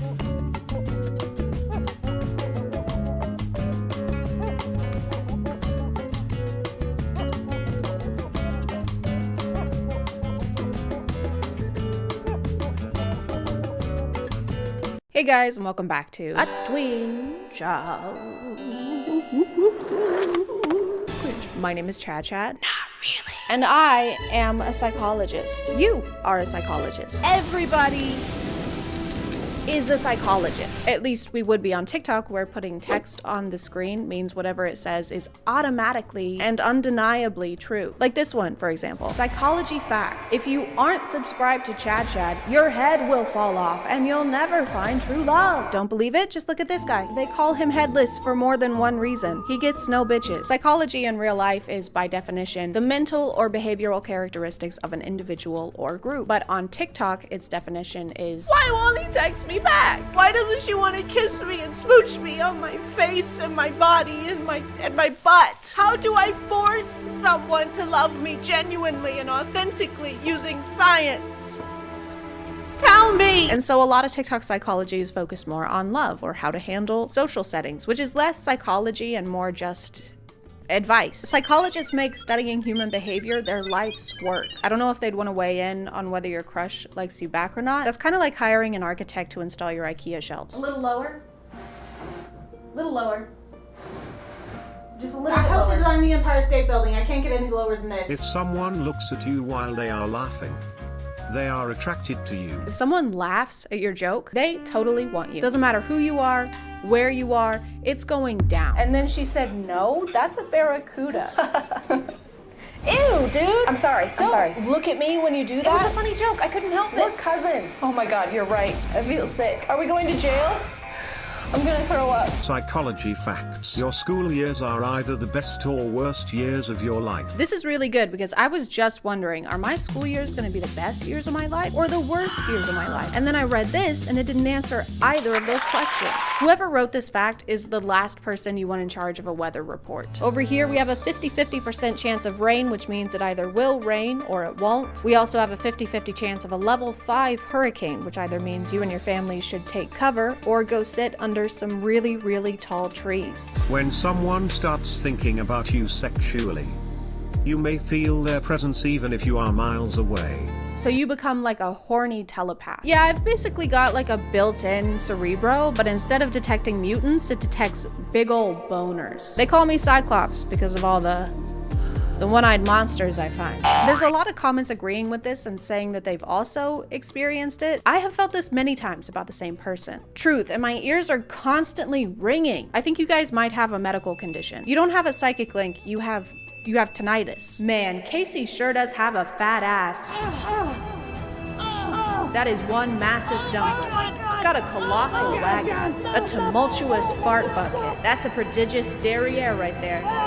Psychology facts you don't know. The first to apologize is always the bravest. The first to forgive is the strongest. The first to forget is the happiest. I didn't know those metal signs from Hobby Lobby were 100% psychology facts. Psychology fact. Always be yourself. Unless you can be a dinosaur, then always be a dinosaur. Psychology fact. Farmhouse. Psychology fact. Gather chicken, trust drink, not Sometimes you get people talking about dark psychology, which is code for I'm gonna show you how to manipulate some people now by talking about things that I am in no way qualified to talk about. Here's a dark psychology trick to make anybody fall in love with you. This is 100% manipulation. I do not recommend doing this to anybody because it is super toxic, and I'm only making a video on it so you can at least be aware if it's happening to you. It's just a 3-step hot and cold technique. This is how to make anyone fall in love with you. Literally anyone, okay? Pedro Pascal,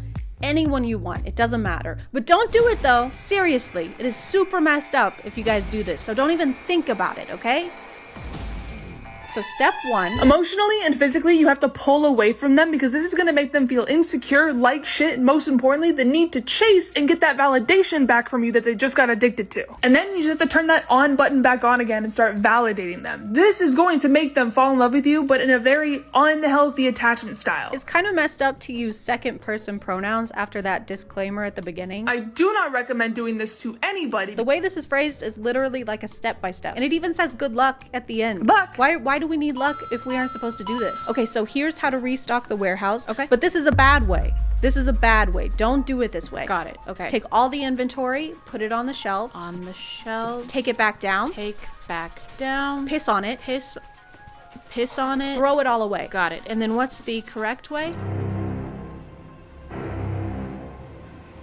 What's the correct way? Wait, where are you going? Good luck. No, wait. Psychology hack to make her like you instantly. When you're interacting with a female, you have to use sarcasm.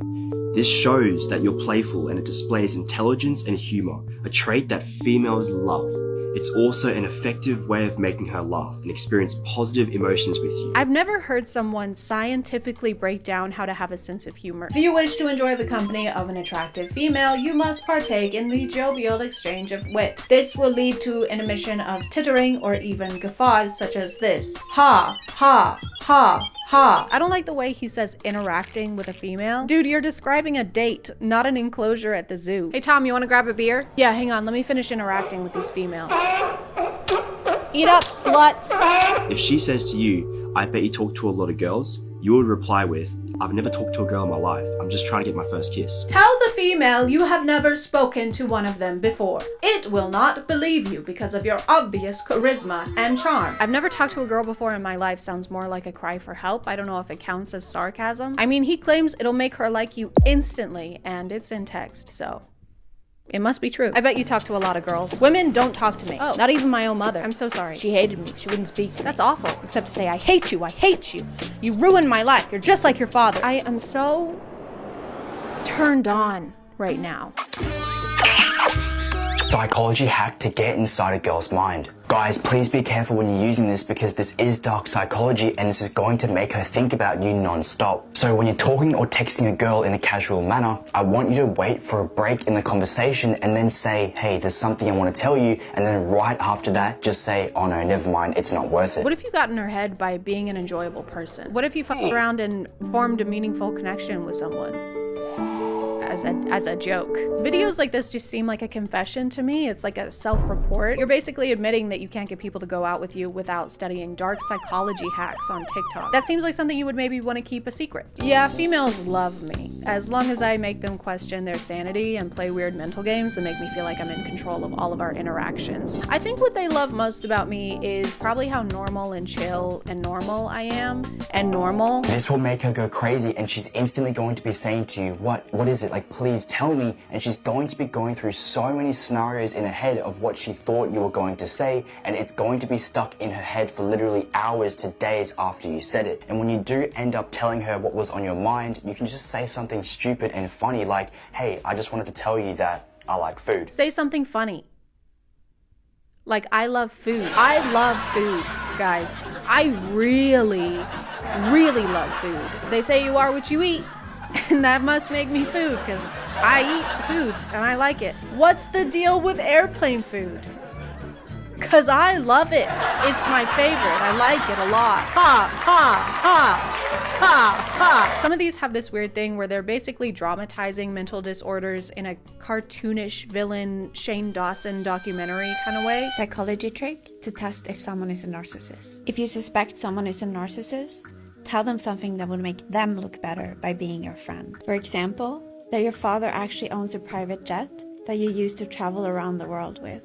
Now look them straight in the eye. They'll either show a hopeful smile because they found their new victim to draw resources from, or you'll see a jealous, hateful look. And if they say something like this, Aha! Now I've got you, my pretty. Do not let them on your private jet.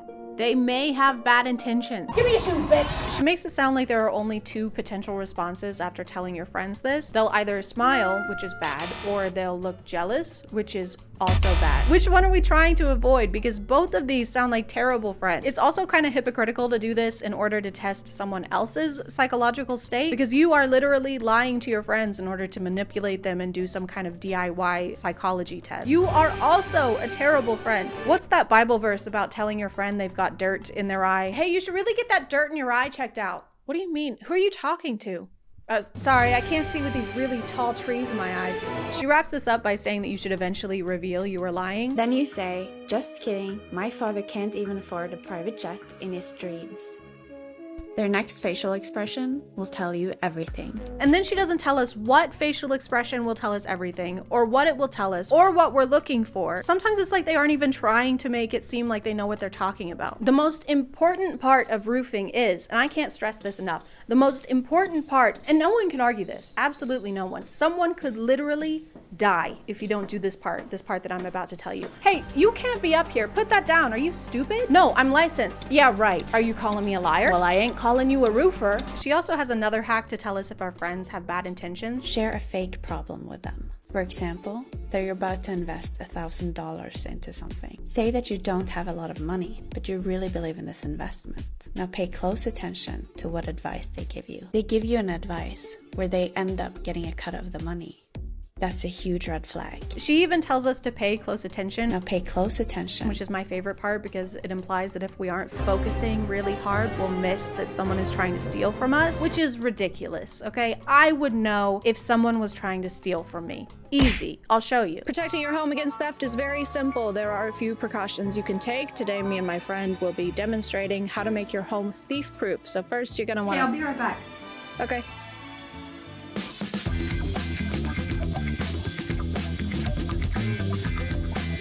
First, you're gonna make sure all your doors are locked at all times. Windows also need to be locked. Keep everything locked. Number 5, get a good safe. Safes are great for your most valuable items. For example, watches, jewelry, your laptop. Sometimes it's a good idea to get up close and personal with your home to make sure there are no weak spots that could become entry points.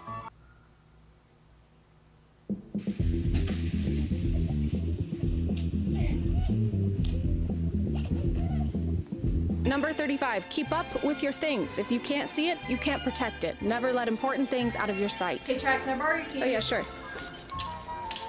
I like to do routine perimeter checks just to make sure that no one is getting to my treasured possessions. Is that my jet? That is such a red flag. I'm gonna call it there, guys. Thank you for subscribing, and if you are still here, thank you so much for watching. I appreciate you clicking on my video out of all the videos that are on here, and I'll see you next time. Okay, bye.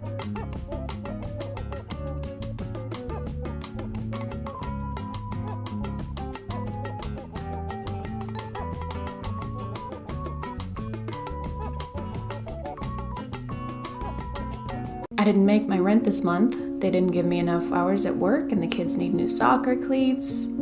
I don't know what we're gonna do. You know what I think would help you right now? No, what? I think you'd be a great fit for my company. I don't know if that would help me right now. Oh, no. Sure, it'll be hard in the beginning, but will it take 3, 8, 22 hours a day to get started? Yeah. Yes to which? The 3 or the 22? Yes, absolutely. I guess as long as I definitely end up making money in the future. Slow down there. Whoa, yeah, we don't like to use the word definitely around here. Okay, then maybe I'll make money in the long run. Okay, I think I'm gonna pass, but I appreciate the offer anyway. You're a terrible mother. Hey guys, and welcome back to... My name is ChadChad. Not really. And I am officially a YouTuber now. You know why? Because I got a green screen. I was green screen the whole time. I bet you couldn't even tell because of what a great editor I am and how seamless that's gonna look. Hey, it's me editing Chad. I'm sorry. I know the intro for this video is already super long, but we had 100,000 this week, so here's my reaction. Okay, bye. Look, it's still backwards for you. We just got to 100,000 subscribers. Okay, seriously, thank y'all so much. Welcome to all the new Chadlings. I love you guys. Okay, bye again. One of the most fascinating parts of a new social media app coming out is watching the claws of MLMs slowly reach out and wring it by the neck until it's dead. Like Facebook. I have a sister who joined an MLM, not the sister who has 9 kids. I have a lot of siblings, okay? Everyone does. In the Bible Belt, there's nothing else to do here except go to Walmart and... Actually, no, that's it. You just go to Walmart. She joined an MLM that rhymes with ChadChad and became a life coach for them, which apparently meant that she just had to buy $200 worth of shake mixes to secure her slot, you know, so she could work for them. Disclaimer! This is a disclaimer. Yeah! I do not want to make fun of people who join MLMs or have joined MLMs in the past. Most of the time, they're just people who are having a rough go of it financially. In the current climate, there's a lot of that going on. So please don't make fun of people who see this stuff and join or are tempted to join. Do make fun of the ones who see that hardship and decide to capitalize on it for their own monetary gain. Stop scrolling right now. Just give me 10 seconds. I'm going to change your life. How would y'all like to consistently make $5,000 to $10,000 a week? No. It's 100% legal and it's not a scam.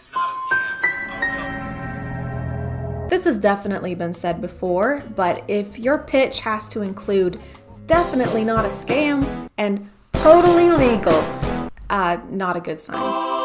Hey, I'm here for the job interview at this company that is hiring. Hi, nice to meet you. Thank you for coming into our very real company. That's a strange thing to say, but here is my resume. Here at our very real company, we believe in our business model, which is not a scam, by the way, and is completely legal. Right, so you said on the phone.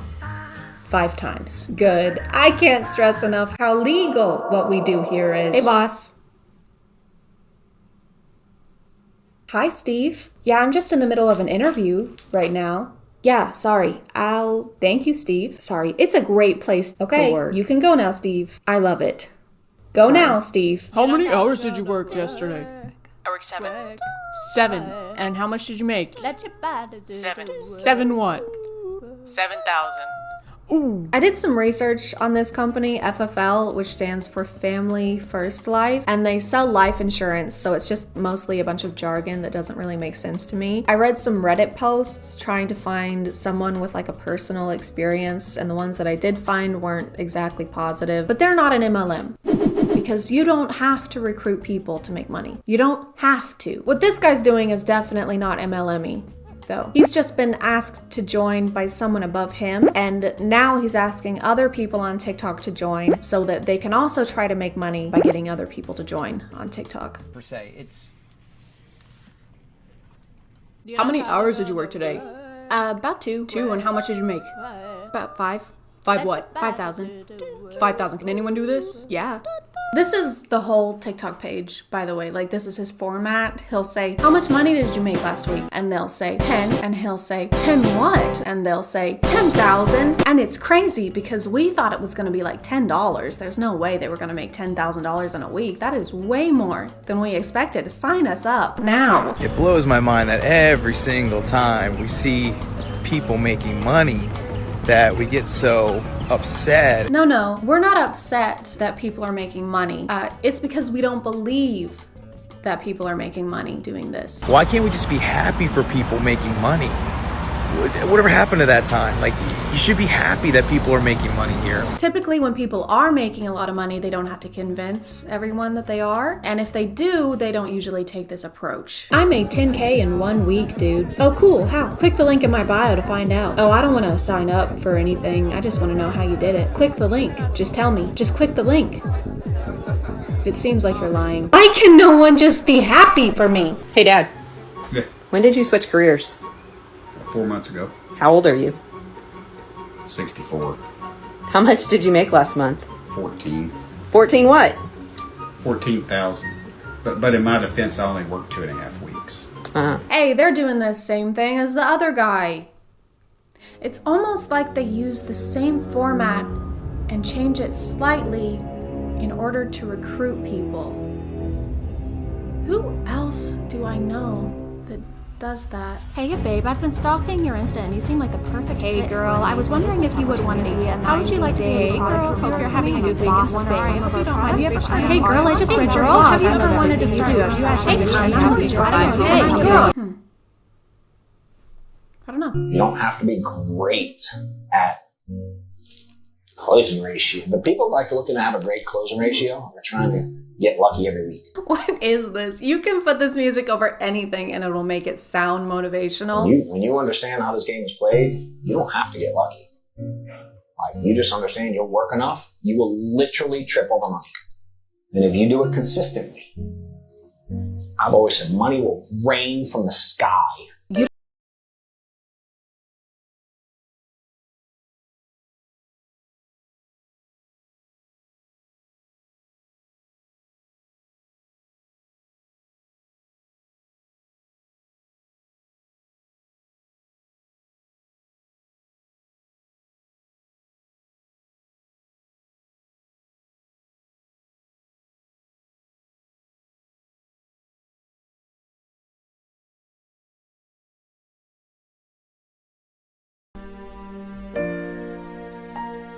Now get out there and give some wedges. Hey Jane, what does a average full-time 40-hour-a-week agent make here at FFL? At least $250,000 a year. Hit us up if you're interested in making $250K a year. They also use copyrighted music. Hey, what does the average full-time 40-hour-a-week agent make here at FFL? At least $250,000 a year. Just call us to learn more. Word for word? Really? You couldn't add a sprinkle of personality to the script? Hey, what does the average full-time 40-hour-a-week employee make here at FFL? At least $250,000 a week. We team FFL out here. On God. $1,000, that's the script right there. $1,000, she just read it from that sticky note. I'm not really doing that, unless I'm right, which I am. You owe me $1,000. I also want to talk about how unprofessional some of these people are on here. Aside from their shameless copy-paste formats in their TikToks, they address anyone who is suspicious of their work model or has concerns as haters of course, and will not, for the life of them, tell you what they actually do. People say this but have nothing to back it up or to help people learn to do it. All you have to do is ask. Sweet, okay. So we just have to ask. I would like details. Bio. In Las Vegas? Bio. Info, please. Bio. Okay, fine. For fuck's sake. I'll click on the bio. Instant access. Instant no. I'm not giving you my phone number. My own mother doesn't have my phone number. That's a joke, by the way. I talk to my mom every day. I want to do this, but is it just scamming people? No. Just no. No. No more details. No assurances. Just no. I would like to buy this item, but I do not know if it's worth the money. You, employee that works here, do you think this would be a valuable purchase? No. Oh. Can I ask why? No. Oh. Well, I kind of really wanted it. No. You don't work here, do you? Nope. These kinds of videos, whether it's technically an MLM or not, feel icky to me. I don't like the fact that these companies, maybe not this one in particular as much, but they tend to go after women with kids who are looking for a way to make money but still be able to stay at home where they can set their own hours and be their own boss, because that's perfect for their situation. And yeah, who wouldn't want that when the alternative is going to a job for 8+ hours a day and then sending 90% of that paycheck to a daycare?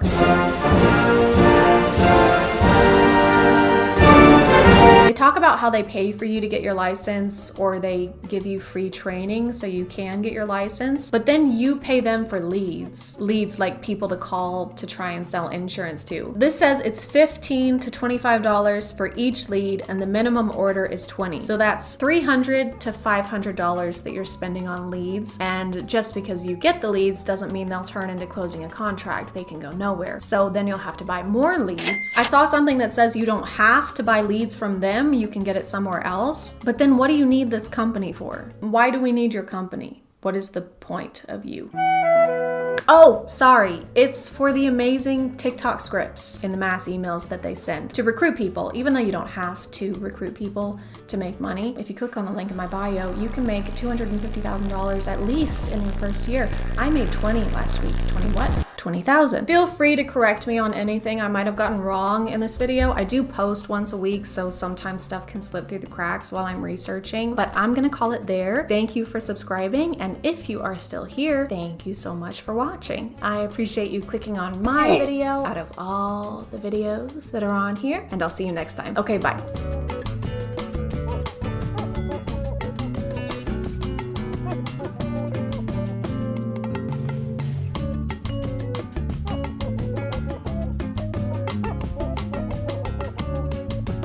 Hey guys, it's Halloween, or November, so it's time for scary things. Spiders, ghosts, mysterious illness that causes you to lay in bed for 4 months and get one of your fallopian tubes surgically removed because it's swollen to the size of a golf ball.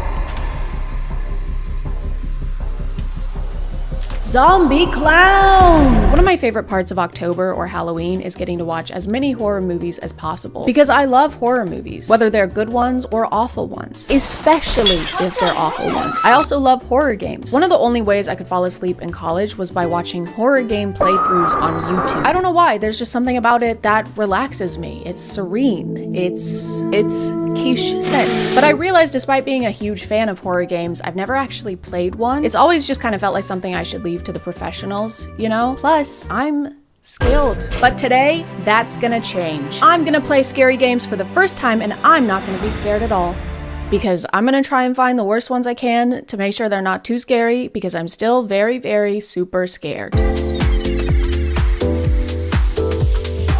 Oh, okay. I'm filming, so that means boy needs to get up into this chair. Stinky butt. Oh my god. Okay, first scary iPad game, we're gonna play Scary Teacher 3D. Spooky, spooky, spooky. I figured if I was looking for terrible, scary games, the best place to start would be the App Store. The story is about a genius girl and her worst high school teacher. The scary teacher has been threatening kids, giving physical punishment, and at times torturing kids. She can't can't do that. That's illegal. Now, this scary teacher has relocated as your neighbor, and you have decided to teach her a lesson by scaring her. I also figured it would be hard to actually get scared if I was holding an iPad. I can't possibly get jump scared while playing on the same device that babies wipe their slimy hands on while their parents drink IPAs at their local brewery.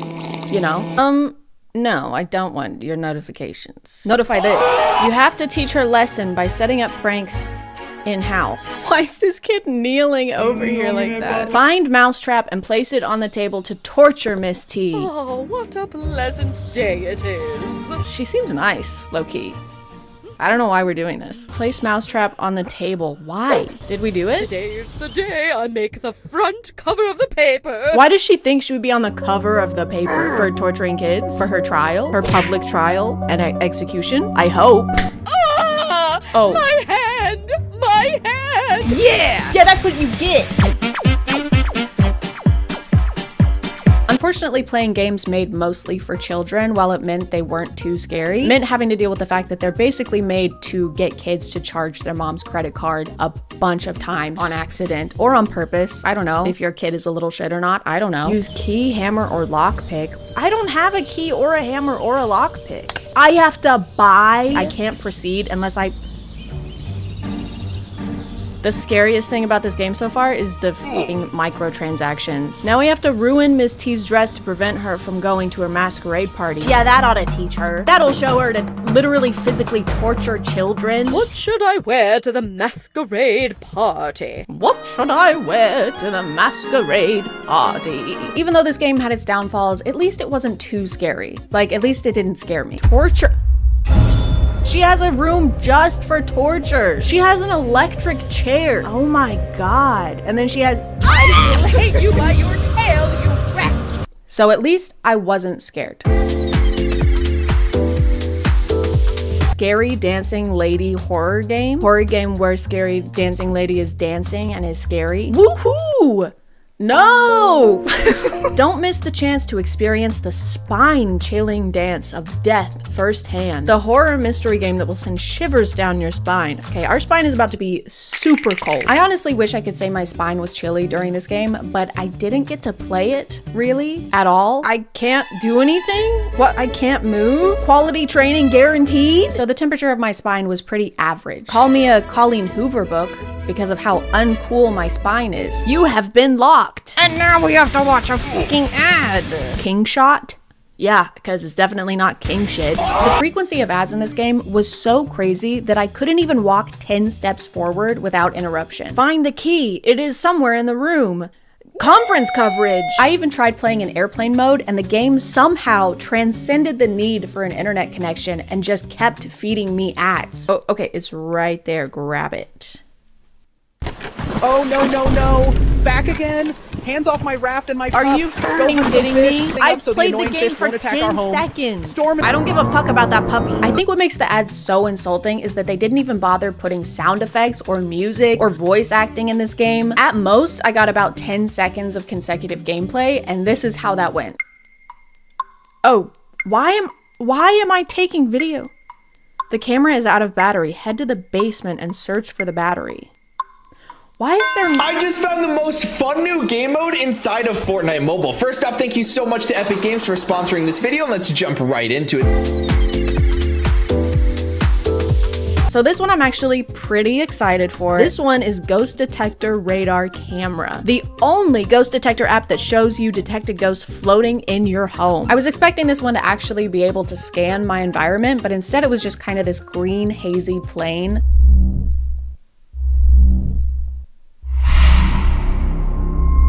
Hello? Ghost signal acquired. Where is he? Bro, let me talk to you. Signal lost.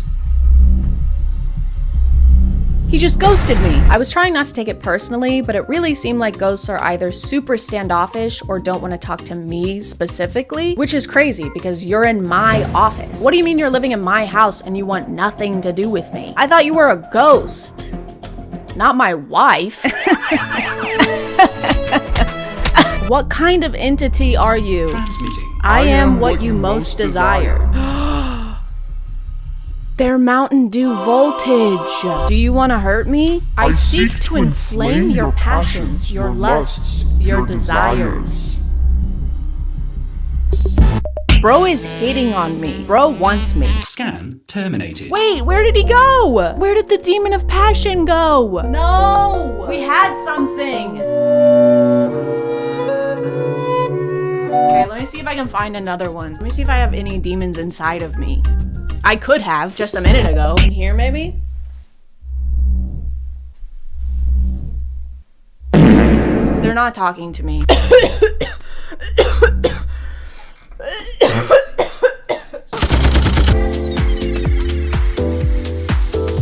After successfully playing iPad games without getting scared a single time, I decided to step it up a little bit. No more silly business, okay? I decided to take it a little more seriously by playing scary games on Fortnite. Okay, so first we're gonna play this game called The Family, parentheses, horror. This guy kind of looks like the guy from Shameless, you know? So does this guy, actually. And this guy. They all look like, this is the same face. They all have the same face. Probably because they're family. You are a Special Forces officer. Your task is to find and contain a haunted family deep in the woods in an abandoned mansion. You now need to enter the mansion and extract the haunted family in time. We're extracting the haunted family? The spooky, scary family? Why? Why are we saving them? Look at them. I don't want to extract this. I already have some experience with Fortnite horror maps. I played this one last year with my friend Gabby Bell. Horror tubbies? This is so scary. But there's a lot of security in playing with someone else and hearing your friend's voice in the spooky environment with you. It's kind of reassuring. So doing this by myself was less than fortuitous. Was kind of unfortunate. I just hoarded. The family living in this house have been possessed. Your task is to free them and get them back safely. If they get hostile, just know to defend yourself. Whatever happens, let them live. We need them for research. For research? I gotta find a way to get into the house. Oh, well, we couldn't possibly get in here. How are we supposed to get past this nightstand, bro? I guess we're not allowed to harm the nightstand either. The plot of this game was pretty confusing, mostly because it's trying to be Resident Evil 7. Oh!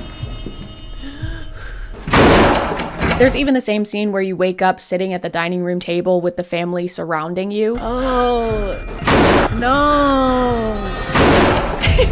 Why is he headbutting us like that? There's also a member of the family who's clearly just supposed to be Zoe Baker, and her only role in the game is to knock on the door constantly. Who is knocking? Well, someone get the door. Ew! I can help you. You just gotta let me back in. She is holding us captive. Come to the garage. And her unintentional role was to jump scare the shit out of me when my teammates triggered her cutscenes without me. I'm not going. Hey, I can actually help you. You just gotta let me back in. In true Resident Evil 7 fashion, the main spooky thing in the game is the guy roaming the hallway. The voice acting is amazing. Wait, what's happening? Oh, guys, he's right there. What are we doing? No, no, bro. No, no! He saw me! No! And then at some point, all of these things join together and create the most confusing, overstimulating gameplay imaginable. Oh. Oh, that's what we need. But I don't know why we need that, because we're literally not supposed to hurt the family. Yes, we have the gun for our non-violent mission. But despite all of this, we ended up doing what we set out to do, which was to save this poor, tormented family and get them out of that house safe and alive. Because, and I can't stress this enough, we need them alive for research. Why are we shooting him? They told us not to shoot. They told us not to shoot him, bro. We're supposed to be non-violent. So he's fine, right? Like, he's okay. This one is called Darkness, parentheses, horror. You visit your deceased grandfather's apartment to retrieve your family's photo album. However, it seems you're not alone. Bugs or questions? Questions, please. Why would I choose bugs? Bugs? No, thank you. A lot of this game was just stumbling around in the dark until something jumps out at you, which I guess given the name makes sense, so I'm not really allowed to complain about that. I should have seen that coming, or not seen that coming. What time is it? Why did we come in the dead of night to get a photo album? What's happening? Why is... Turn on power.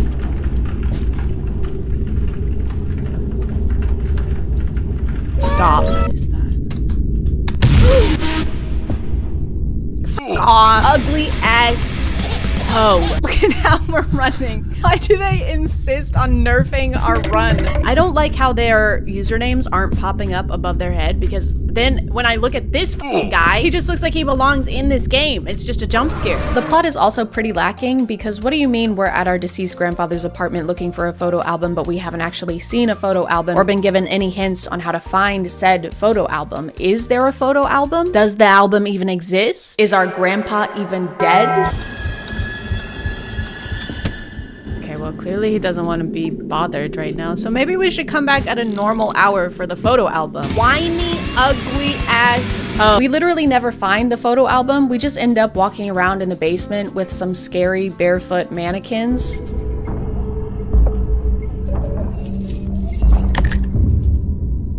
Hey! But we did end up finding something even more important. Oh. Guys, I found the bugs. God, bugs. We should really tell someone about this. Michael Jackson Horror 3. I don't know, guys. I don't know how to intro this one. It just is, okay? And sometimes things just is. Even if you don't know how to explain why something is, that doesn't mean that it isn't, or that it doesn't. Because it does.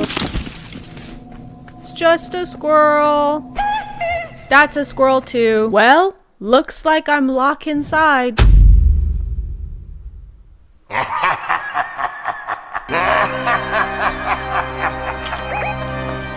VR guest ass table. In this game, you're actually given an objective, crazy, I know, which is to bring Michael Jackson back to life via satanic ritual.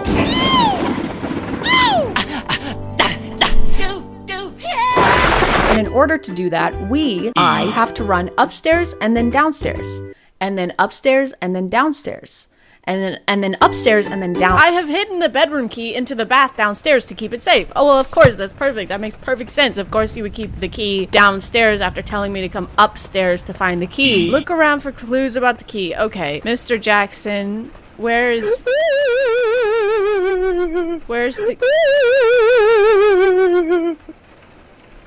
the key? But all of the running back and forth on fetch quests is worth it. The work is important and worth it and has to be done. Find a lighter to light up the candles. Bitch, they're already lit! Take these ones right here and then light the other ones with those. Oh my god.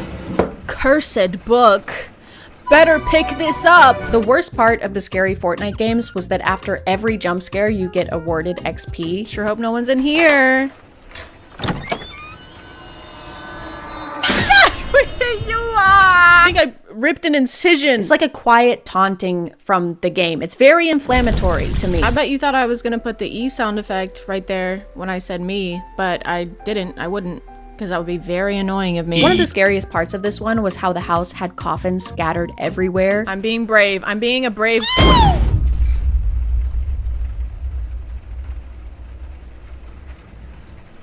Is he dead? I mean, and you had no idea which ones Mr. Michael Jackson was gonna jump out of and which ones were just regular coffins, you know, like the regular ones that everyone decorates their homes with.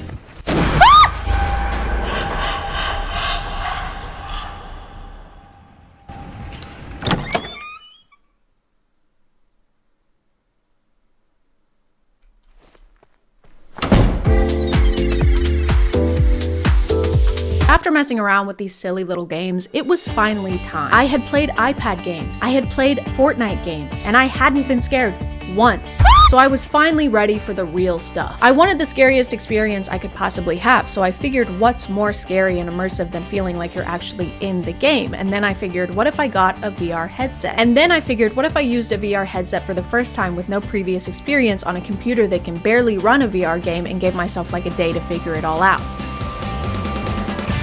What if I did that? Hey guys, I've been trying to set this up literally all day. It's almost 6 p.m. and I still haven't recorded fucking shit. And my poster keeps falling down.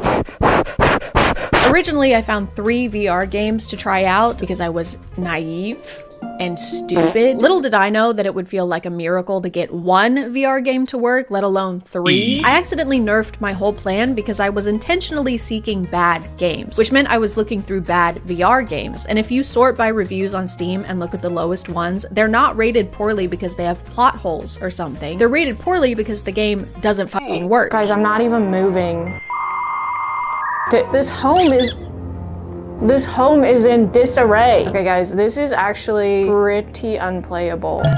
Do you see? No, not really.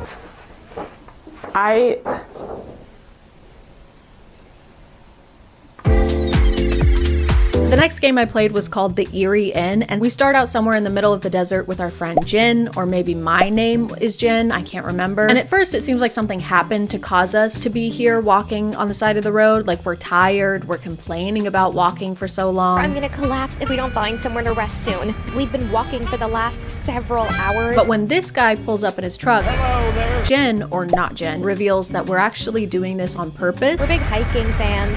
Better for the body and soul, you know? Just tell him our social security numbers, why don't you? So obviously Jen and I decide to check into the inn that this random man recommended to us during a big, juicy expo dump. It was opened recently by a young couple, Thomas and Laura Kinsey, if memory serves.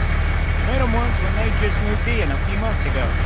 Came around to fix the electrical wiring. Why is he giving us all this information, bro? Excuse me? No breakfast served or any meal for that matter, so you better have brought some food with you.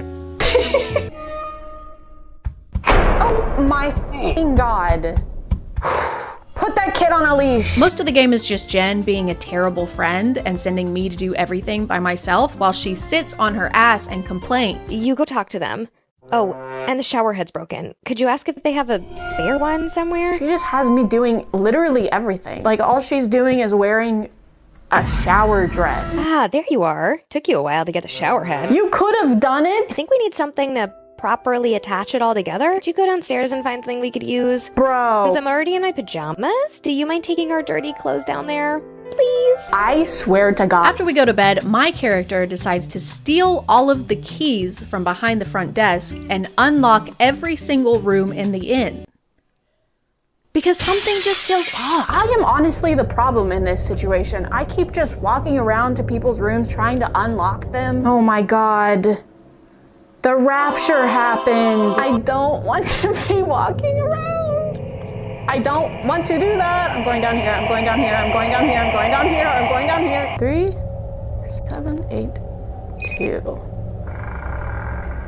What the hell are you doing? Oh my god, Kendra. Jesus Christ. Put some shoes on. The morning after I snoop through the entire inn, Jen wakes me up like this. For a second I thought you were never gonna wake up. Are you ready for our little hiking trip? I'm ready for you to fuck the hell off. Also that we can go on our little hiking trip, which is just us walking next to the road again. I think the Kinseys are hiding something. Oh my god, this guy is coming back. The ghost of the boy still haunts the house. I've seen it. At first I thought I was hallucinating, but now I am sure. Very slowly. Yeah, we're huge hiking fans. We just love seeing all the sights. You guys have got to hike down I-40 if you haven't. The views are stunning. The same guy who recommended the inn to us pulls up in his truck again, and he's like, "What are you ladies doing out here all alone?" Everything okay there? Which the first time he did that, I was like, okay, sir, that's weird. You're being weird. But this time, he kind of has a point. What are we doing out here, actually? But he lets us know that he's met the owners of the inn before, and our stories just aren't adding up. Thomas Kinsey, white dude, average height, skinny man with a lot of attitude. Guys, I met Mr. Kinsey. He's an African American, and he definitely ain't no skinny man. After this astonishing revelation, we go back to the inn. We choose to go back to the haunted inn with the mean people who are not who they say they are. You better have brought some food with you. So honestly, whatever happens next is kind of on us. Okay, she's still got the dogs out, so she's fine. Can you see that I'm shaking? My hands are literally shaking, look. I hate having to open so many... Stop. What the fuck? Why does everyone have a shower dress except for me? Okay, I'm brave, and I can do it. This is just a game. By the way, this isn't real. Shower dresses are fake. Oh, fuck off. Fuck off. The final scary game I played was called Cinderella VR. And this game may look innocent and fun, but guys, it's honestly terrifying. So if you get easily scared, skill issue, but also do not hesitate to sit this one out. It's pretty tough to watch.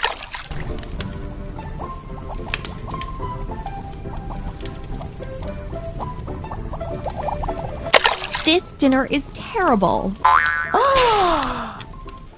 You motherfucker. I'm gonna call it there, guys. Thank you for subscribing, and if you are still here, thank you so much for watching. I appreciate you clicking on my video out of all the videos that are on here, and I'll see you next time. Okay, boo.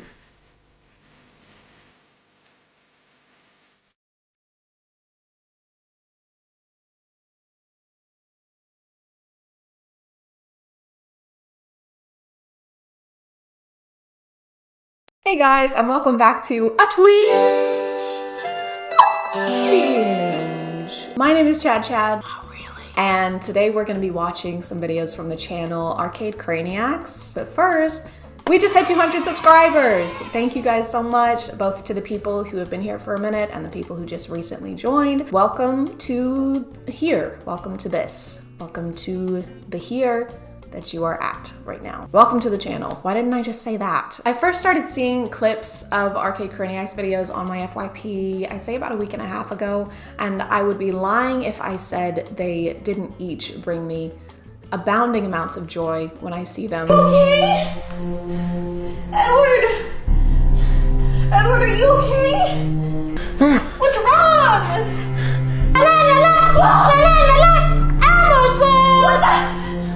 I'm not being ironic when I say that I genuinely enjoy their content. I have a lot of respect for the work they put into these videos. I don't know if they write scripts. It seems like they have like an idea of where they want a video to go and then they just kind of improv until they get there, which it's not easy to do. And the acting is just, this is Nikki or Nicole and Edward. I think they're dating. They make these videos together on their YouTube channel, Arcade Craniacs. Mostly like the 3 a.m. challenges. The videos they make are basically whatever genre J Station is, minus the very poor acting and minus the capitalizing off of deceased celebrities. All that being said, the clips that I've seen were from videos of theirs centering the Among Us franchise, so that's what we will be watching today. Yo, what is up, you guys? Right now we're at McDonald's and it is currently 3 in the morning, and we just found out when you come to McDonald's at 3 in the morning, you could order the Among Us Happy Meal, you guys. Oh my god, there's literally no one here.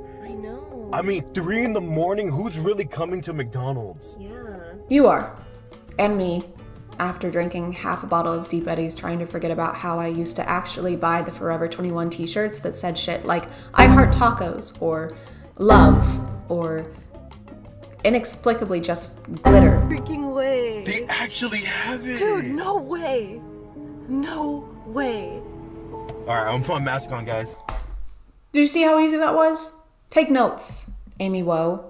This is gonna be creepy. You know how Among Us is. It's freaky, man. If you guys never played Among Us the game, it gets very like demonic. It does sometimes. It does. I played Among Us twice and I rage quit both times because I would watch someone stab a crewmate with my own eyes and report it. I would immediately get voted off, even though I was just a crewmate trying to help my fellow fucking crewmates. So yeah, I guess Among Us is demonic in a sense that the people who play Among Us are demons. Like this video if you're excited, okay? Like this video with your knuckles. You guys, everyone like this video right now, okay? We have to get 30,000 likes. One thing I don't understand about these kinds of videos is how they repeat the same thing over and over because they want the kids to remember a certain point.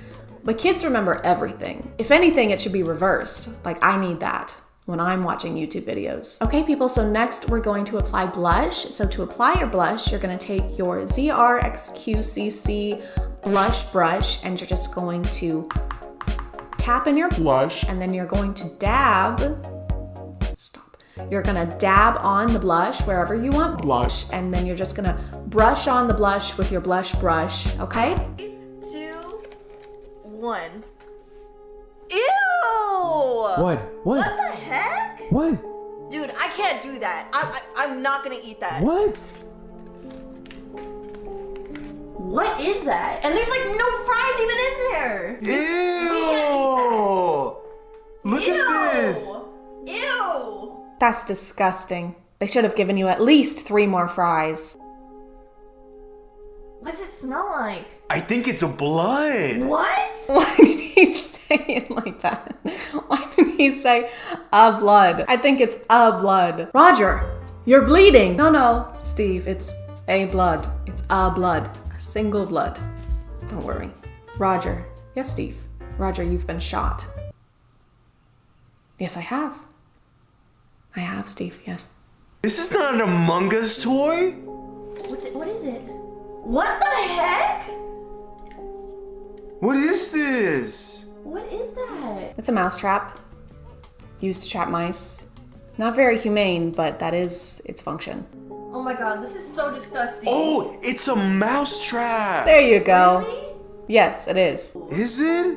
No, don't. It's supposed to be like a trap? Don't set it. What are you doing? How do you not know what a mousetrap is, but you instantly know how to set a mousetrap? Imposter. I don't know. If this... I told you. Oh my god! I told you not to do it. That actually snapped down on his finger. I admire the dedication in this. Really close on you? Oh my god, Edward! Oh my god! If he just Frodo'd out there, I don't admire that as much. You guys, like the video right now if you're excited to see what else is in here, man. This is nasty. This is horrible! Like the video, guys. 3, 2, 1. What is that? Is that a diva cup? 1. That doesn't make any sense. Oh, do you think they delivered it maybe? Maybe they forgot to put it in the box and deliver it to our door. But we didn't tell them our address. That's the least realistic thing you've said in this video. You think a McDonald's employee realized that they forgot to put your toy in the Happy Meal and then personally delivered it to you when they won't even clean the ice cream machine so you can have a cone every once in a while. Not to mention, if the employee somehow found your address, I don't think it's the imposter you need to be worried about. Ooh, it smells sour like funky. Really? Oh my god, what is it? It's pee. What? It's pee. Are you serious? It's pee. Oh my god. And I have, Oh my god. No. And I have pee in my mouth now. Oh my god. That thing has to be possessed. There's no way. I literally put him right there. I guess you could say it's kind of... Stop. Do not Please say do it. not say it. Sus. I swear to God, I hate you right? so much. I legitimately want to see what happens next, so here we go. Scary, cutting open haunted Among Us imposter at 3 a.m. What's inside haunted doll? What? That's what I mean, you guys. What? He's doing it. Look. That's what I mean, you guys. Oh my god. What's he doing? Sitting on the couch? Everyone knows that's one of the signs. Temperature dropping, ghost writing, and sitting on the couch. Wait. Wait, what is that? There's something in here, dude. Let me see.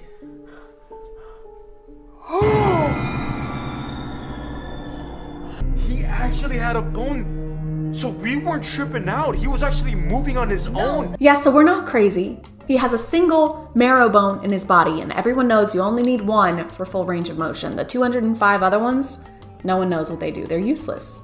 Just like spleens. Or lungs, no one knows. You want to go inside? Hold on. Yeah, let me go inside. All right, let Nicole go inside first. We'll show you everything we have in here. Go inside, Nicole. Okay, they have a Danny DeVito pillow, a Tom Nook stuffed animal, and E.T. with a bondage collar on. So, I need to be friends with these people. Like, That was so creepy. What? Edward. What? How about this? Ask him a personal question. I did. I asked him. What did he say? What? A black jacket. At 3 a.m. creepy stuff does happen then. What?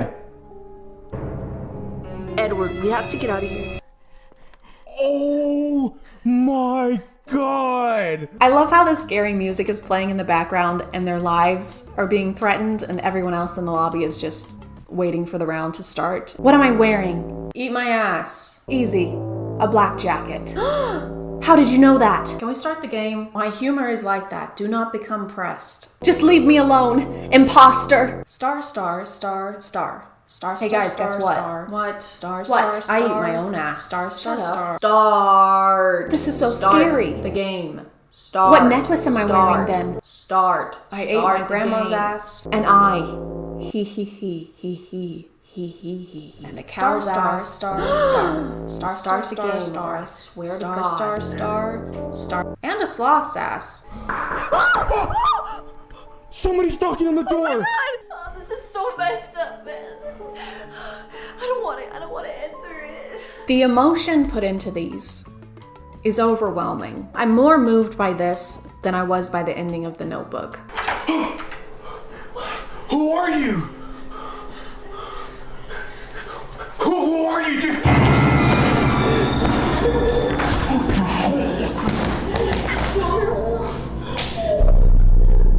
This just got a little dark for the audience these are made for. Okay guys, like and subscribe if we should open the door. I don't want to open the door. Shh, shut up. Okay, they like the video. Go open the door. No, do it now. Fine. Oh no, guys. No, Chad is about to get brutally murdered. Like the video to save her life, guys. Quick, hurry.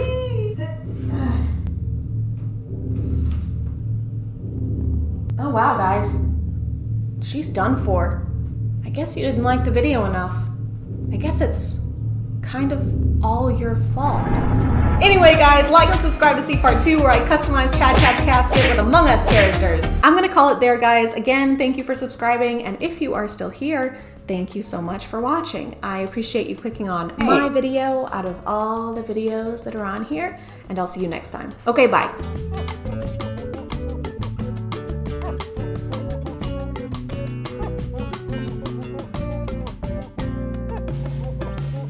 Hey guys, and welcome back to My name is ChadChad. POV, you're watching a ChadChad video and then it cuts to an empty room and then Jarvis jumps up from behind his desk and then he screams something. Oh, peanut butter. Peanut butter and what's something that ham. Peanut butter and ham, my favorite food. And then Jarvis thumbs up. Oh wait, sorry, I've gotta change clothes.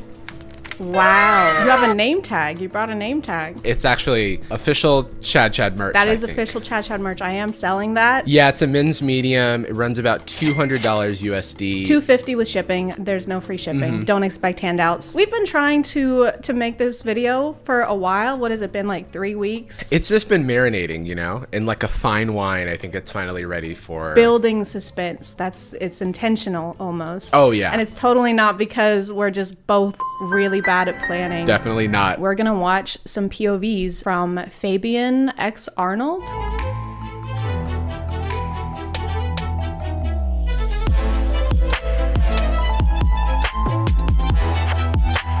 So this guy's specialty is, I guess we'd call them neighbor POVs. The POV is that he just had the best date of his life. He's leaving his own house. He foresaw that this is going to be the best date of his life. That's just a small detail that they didn't include, is that he's actually psychic.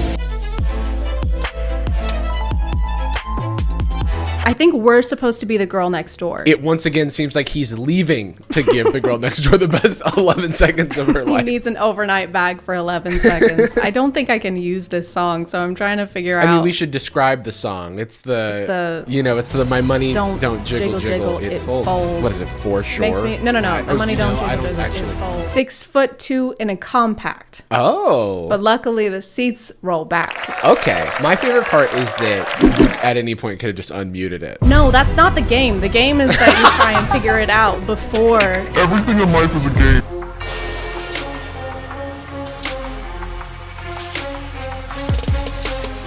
You can just post this without the POV. It really does feel like he's going about his life, and then wherever he is, he's like, let me film a POV and just describe what I'm doing. POV, your boyfriend takes you to do laundry and he's just starting a load. And he looks at you longingly and it slows down as he's like pouring in the detergent.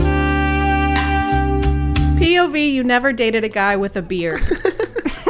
He has the faintest beard of all time. He just didn't shave for 3 days. He's Yeah. like trying to take over the persona. He's like, I'm a beard guy. Us guys with beards. So you're minding your own business, and you see a man with this much beard, and you go, "Oh my God, is that a beard?" Keeps my wife's name out your fool mouth. That sound totally makes sense in the instance of someone making a joke about you. For you to then say this to them about yourself. You just, his name is my wife. My wife." Yeah.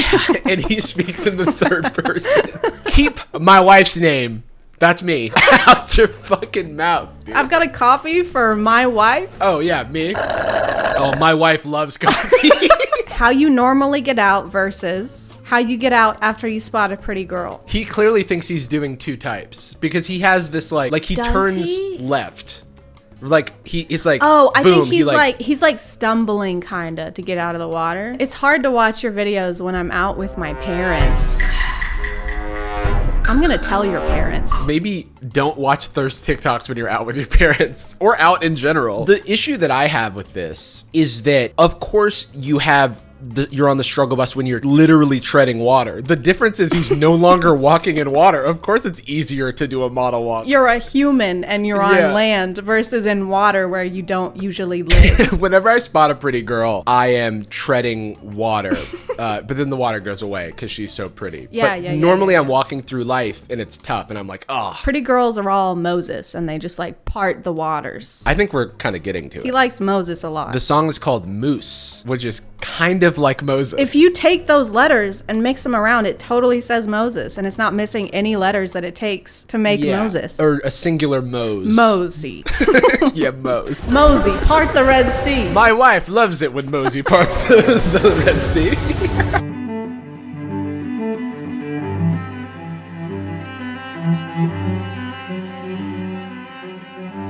Do you think that he wrote off this whole trip as a business expense? Everything he does could be a business expense if he does POV in front of it. If you just film a POV in every single room of the hotel, they give you the hotel.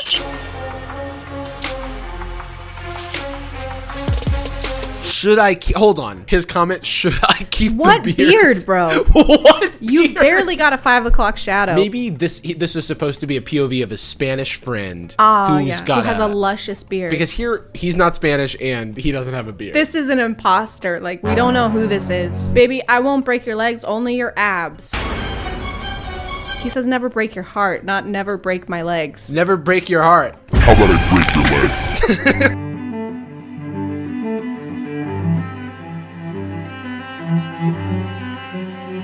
Dude, we're so hot that he like was distracted by us. I feel like my whole self-esteem grew 3 sizes just now. I feel great right now. we're kind of a big deal. My wife is a huge deal. My wife is super hot. I will also say that maybe she shouldn't slap him for this momentary glance, but you shouldn't slap your partners. Maybe don't do that. That's a pretty progressive take for both calm of down. us. We're getting too political over here, Jarvis. We need to calm down. Sorry. Way too radical. Let's just go back to being hot. We're very hot. We are hot. Yes.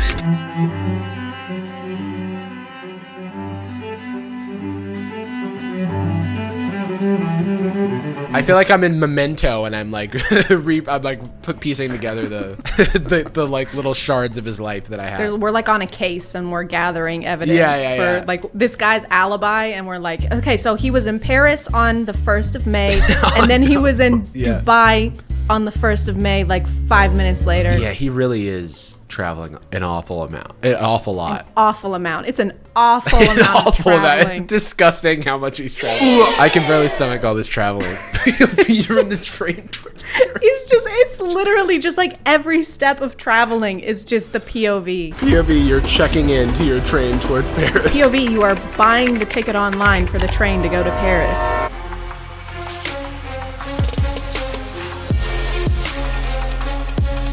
Why did they look like they were about to beat us up?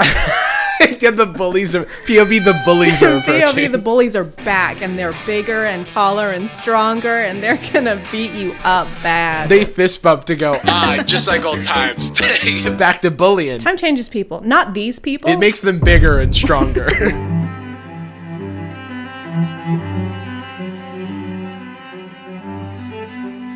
He doesn't have a beard in this one. You think he doesn't have a beard? I see a full beard on this man. Oh my god. Should he keep the beard? You're right, he does have a beard. I love that it looks like he has a V-neck kangaroo costume. Like it's a nice designer He cut. had it altered to be a V-neck. Make room for his necklace. No, that's for his beard because it's just bellowing over. Oh yeah, he had to make room for it. V.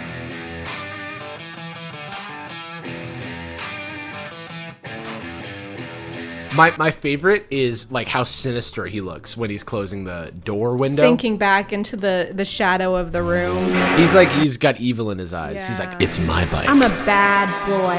I'm really bad at driving motorcycles. I'm really, honestly, dangerous. I should not be on the road.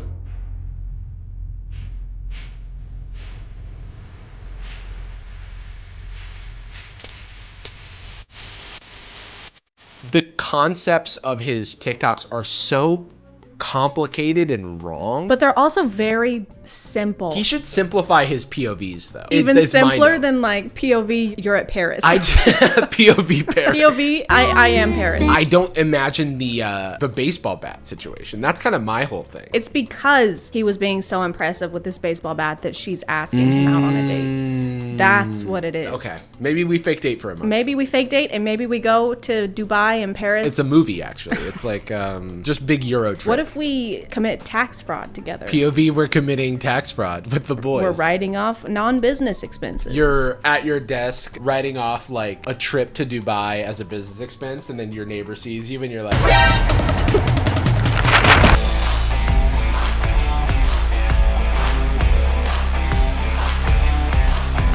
He's forklift certified. Look at these boots. These boots are so clean. They're so clean. He just pulled the tags off of those 2 minutes ago. And did you know craftsmen never break your heart? Because that's what he says in the caption. But they do break your legs and your abs. Kiss your abs goodbye if you date a craftsman.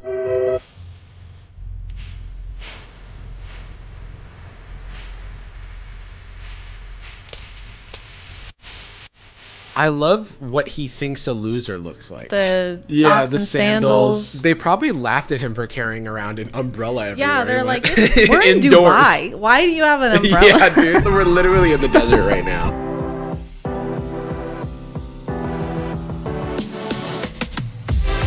Find someone who knows how to calm your storm by throwing around, I guess. This is so relaxing. My storm is a hunk of metal, and if only somebody could carry it, I don't know, 10 feet.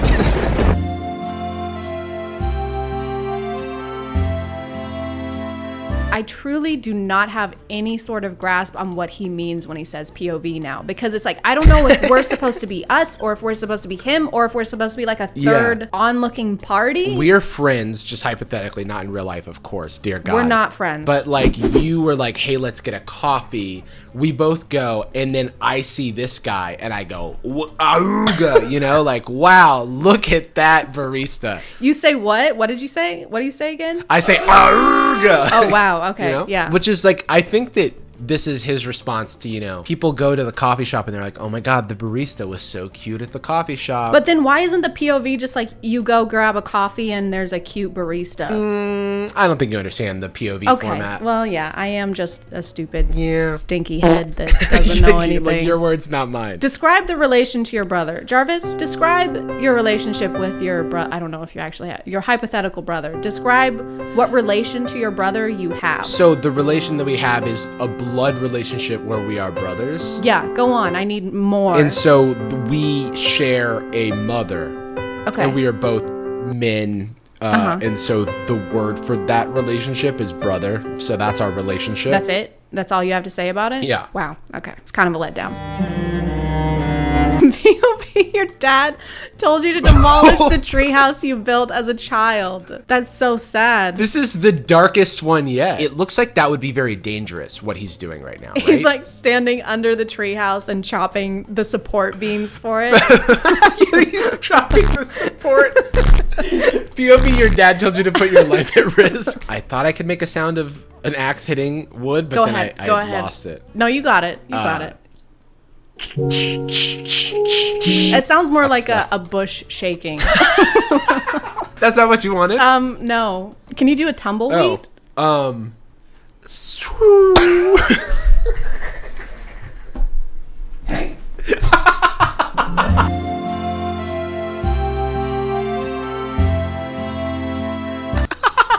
They're like smiling as they like shake each other. This is the weirdest fighting I've ever seen. I'll just grab a bag of popcorn and keep staring. Yeah, I'm that shameless. Why is everybody so okay with spying on people? That, and I feel like the comments for his TikToks are just like confession corner. Yeah. Everyone's like, gotta confess to him. I'm cheating on my spouse. Vicky! I murdered a man.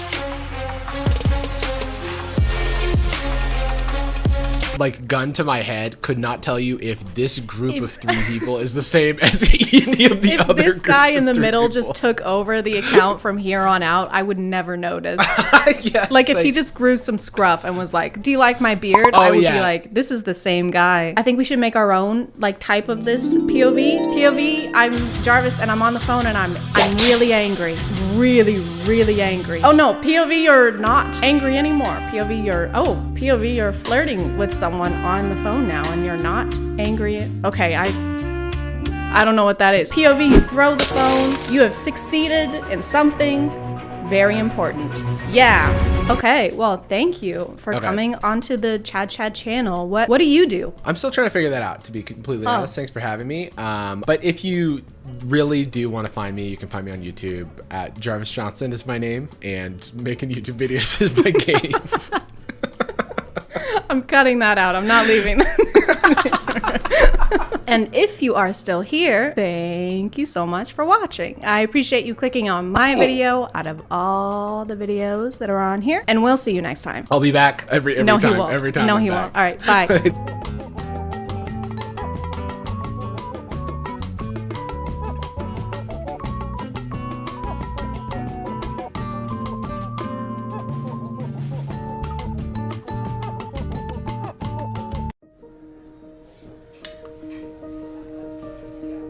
Here you are, sir. 1 macchiato, no espresso, no steamed milk, and no foam. Yes, great. Thank you. Excuse me? Yeah? Yeah, so you look really poor, and I'm not vibing with that, so could you hurry it up? I'm sorry. Yeah, it's really affecting me emotionally how without money you seem to be. Hey, don't talk to him like that. Why not? Because it's not right. Yes! Thank you. Because he could be super rich. Wait, what? No way. Look at him. Don't judge people based on appearance, okay? He may look like a stupid, disgusting, smelly, poor person, but he could actually be a billionaire. Oh my god, you're right. I'm so sorry, sir. You're a billionaire? Can I just have my drink, please? Here for more 10 for sponsoring this video. So I was right?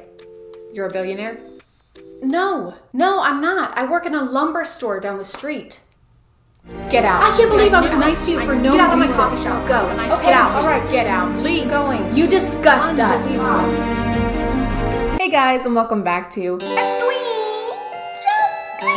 My name is ChadChad. Not really. And listen, I know that Darman has been kind of exhausted as a commentary subject on YouTube. I think basically every bigger YouTuber has done a video on him at some point. For that reason, I've never really been interested in making a video on him, so I never got to watch his content for myself. You know, I missed out on that, and it made me really sad. So imagine my sweet relief when I learned that none other than Trisha Paytas would be replacing him.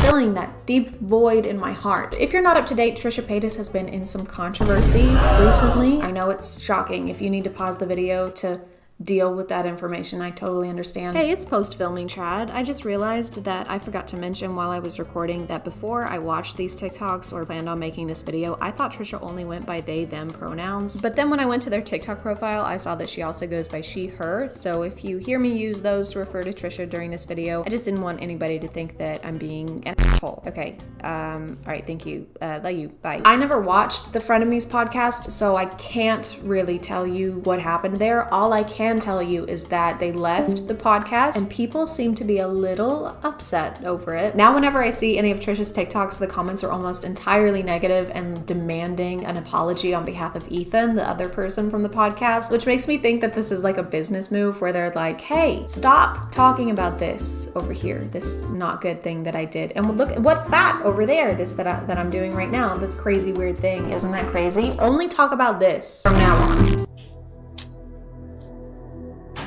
Excuse me. Excuse me. Yeah. Okay, I'm sorry to stop this so quickly. He's already looking at you. Why are you yelling excuse me at him while he's standing directly in front of you and making eye contact? Excuse me. Excuse me. Yes. Excuse me. Yes, how can I help you? Excuse me. Hi, I asked for butter. This is plain. Oh, I'm so sorry. Let me fix this for you. What are you doing? I asked for butter. Don't dump it out. Health code violation. This is how you know no one involved in the production of this has worked in the food service. You can't take popcorn from someone else's hands and put it back in with the rest of the popcorn. You have no idea what they did with that while they had it. They could have shoved their hand in between their ass cheeks and then sprinkled cubes on the kernels. It only takes like 10 seconds max to do that. Don't ask me how I know that. Don't ask me any questions about what I just said. Do you even speak English? I make it fresh. I make new one for you. Fine, whatever. What country are you even from? Oh, I'm actually from... Can you go faster? The quietness of this set is off-putting to me. Like, I know that this is just someone's basement with a black backdrop and a single popcorn machine, but you still need to sell me on this, okay? You need an obnoxiously loud TV playing the same 3 previews on repeat, a kid crying because they couldn't get the $24 Skittles, a mom and dad crying because they have a kid who cries over not getting $24 Skittles, the sound of a car as the mom and dad leave the kid behind at the movie theater. Hey, Greg. Yeah, I've been wanting to see You Don't Know the Blowhorn for this long too, but this guy literally is from a foreign country, doesn't even know popcorn. Is it almost finished? Yes, so sorry. I'm Thank you. so sorry. Thank you. They couldn't edit in the notification. They had to personally voice it. Ding. And it's not even the right one. It's supposed to be a phone call, but it's a single ding. I feel like if you're gonna make your own sound effects, you should make it more interesting than the regular notification would have been. Ding! Oh wow, someone actually texted you. Wow, look at that. Ding! Someone's calling you. Oh look, it's just your mom again. Ding, ding, ding! Someone's texting you back, and it's not the girl that you quadruple texted last night while you were drinking. So good luck dealing with the emotional toll of that while you're working today for 12 hours. I'm Thank you. so sorry. Thank you. Here, let me give you this from me. I'm so sorry. From you? Does your manager know you're stealing? Oh, look what you made me do. Why did you even hand me all that food? Let me help. No, stop. No hablo, help me, por favor. You know what? He is such a great guy who is doing zero wrong here and is being super nice despite being mistreated. And they're an awful person and saying mean things for no reason. There is only good and evil in this world. Middle ground, it doesn't exist. Gray areas don't exist either. Get that out of your head. Okay, so this carries on into the next TikTok. They're watching the movie. The employee sneaks up and scares them. Turns out he's trying to return her wallet, which is of course unacceptable. And she threatens to call the police on him because he's trying to steal the wallet, which makes sense because why else would you try and return it if not to steal it? Because that's definitely how you steal things. That's how stealing works. They tell him to bug off. They're really into this movie and they can't be bothered with this right now. And he exits sadly while remaining the nicest and most passive person in the world. But then she posted part 3 and I'm confused on if it's supposed to be like a prequel because it takes place before they meet the employee. A new Robbie Hart movie? I have to call all my friends. We are going tonight. Ding. Yeah, it's so crazy they made a sequel. I can't wait to see it. Thanks. What is this? You guys have trays now? That's so cool. Did they not have trays before? How were they serving nachos in the theater? I wouldn't know. I'm too broke to eat theater food. I take the cheese and the chips from home actually, and I put them in a tampon box in my purse in case I get peckish. It's actually really nice because then you can shake the box and get a nice even coating on all the chips. Plus the discreet packaging is great and it's leak proof. Oh my God, these trays are genius. Nothing spills. Whoever invented these trays must be so genius. Hey, I wonder if that's foreshadowing. Do you think it's foreshadowing? Because I don't think it is. I just think that they really like plastic trays and have a deep respect for the creative processes behind inventing plastic trays. Hush. That guy looks so familiar.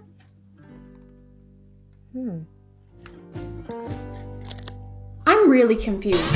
I thought that this was like a prequel. I thought this was before they went to the movie theater and berated the employee, but then she recognizes him on screen. So I guess that this is like a sequel to that movie and some time has passed. That is literally correct. I'm just stupid. Or this is before, like I said, and then this is just after they got the popcorn, were still hungry, went back, got nachos, came back, recognized the employee, sat down. Trisha, none of this would have happened if you just used my method for nachos. Then you would have already had them on hand. And I mean actually on your hand. It can get a little messy with that method, so be sure to stash napkins if you do this. God, the movie was so good. Wow, let me call you back. You look so familiar. This is gonna sound crazy, but you look just like the guy in the movie I just saw.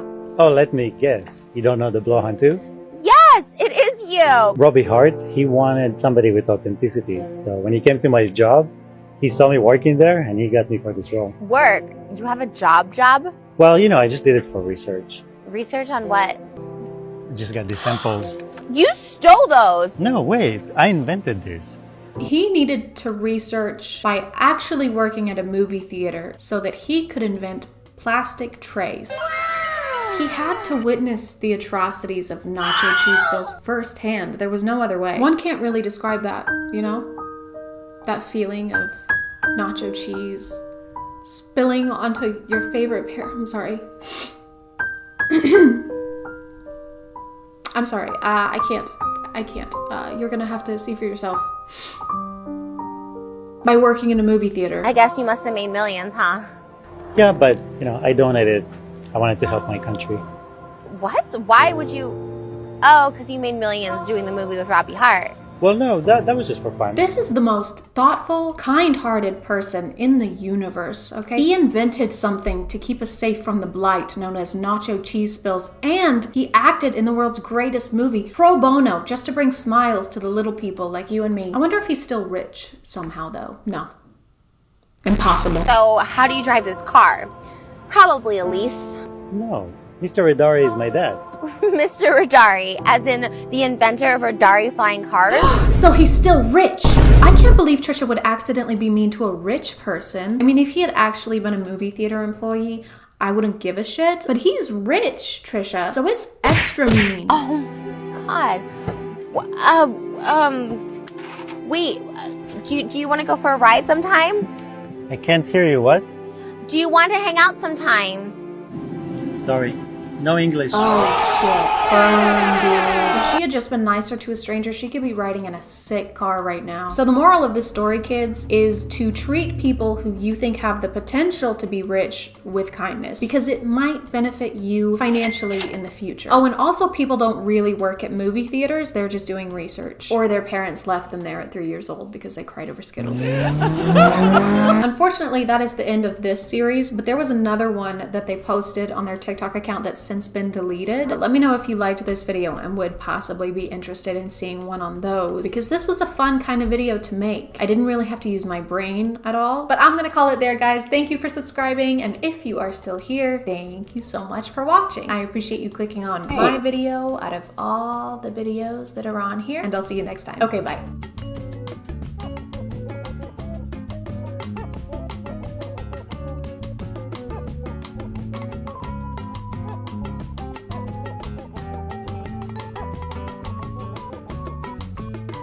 Hey guys, and welcome back to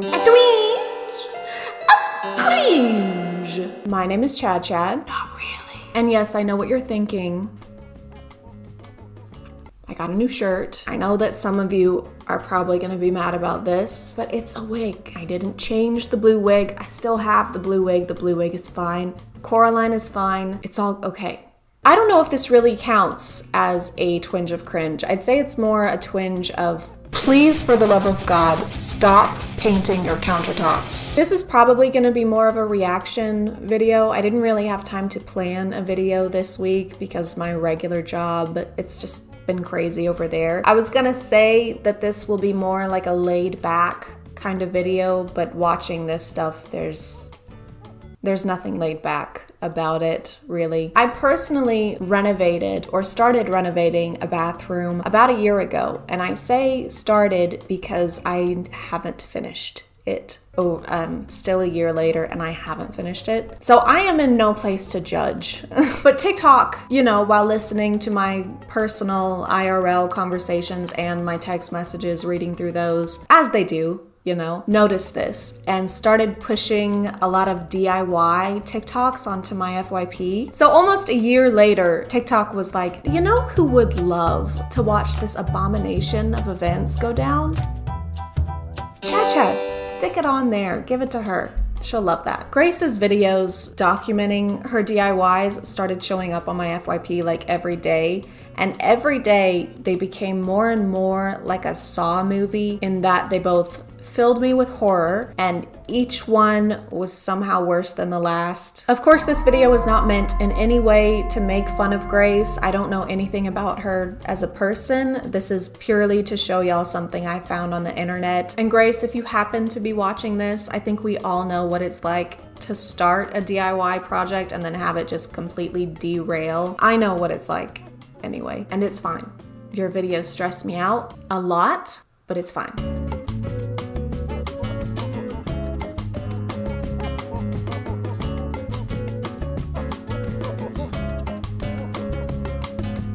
So we're starting off pretty tame. It looks like they've completely painted the bathroom floors with a matte black paint since it's covering everything, including the grout. But then they tried to add this stencil, which those are pretty popular on TikTok right now. And there is something kind of wrong with this stencil. The lines are bleeding more than me on my first period after the COVID vaccine. They're really bad and no one warned us. Why would they need to tell us anything about that? Where do y'all stand on the whole stenciling tile thing? Let me know, because I'm torn on it. I feel like on one hand, I think it looks good sometimes. And then on the other hand, I feel like in the future, they'll look at it how we currently look at 80s carpet over hardwood, except it's a lot harder to peel up layers and layers of paint than it is to just pull up carpet. They're getting white paint everywhere. That looks like a footprint. You can't have your work area be on top of your project area. That's like if Da Vinci used Mona Lisa's face as his painting palette.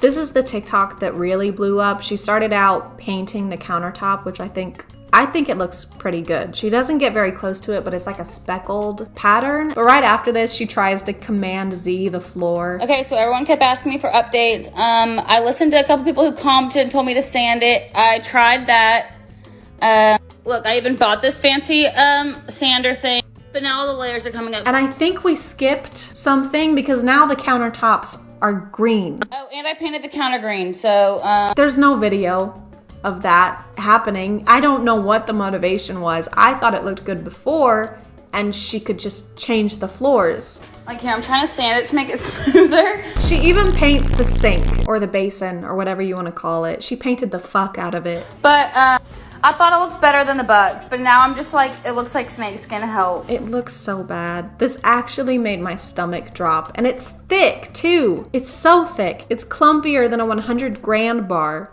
Just stop trying to fix it. Quit putting more layers of green paint on top of it. If this was me, Grace, at this point, I would just move. The amount of money, and I know it's a little late, and this has probably already been said in her comments, but the amount of money spent on the initial supplies for the renovation and then the many trips back could have paid for a professional crew to come in and finish this in like a day. And then each member of the crew and their families could have gone together on an all expenses paid vacation. And I'm no chemist, but acetone, paint stripper, paint thinner, and is that acrylic paint? I'm just waiting for the TikTok where this entire room is melting in flames, which, assuming no one was injured, might be a mercy. I think the next few weeks are dedicated to her getting the green paint off the countertops, and she does.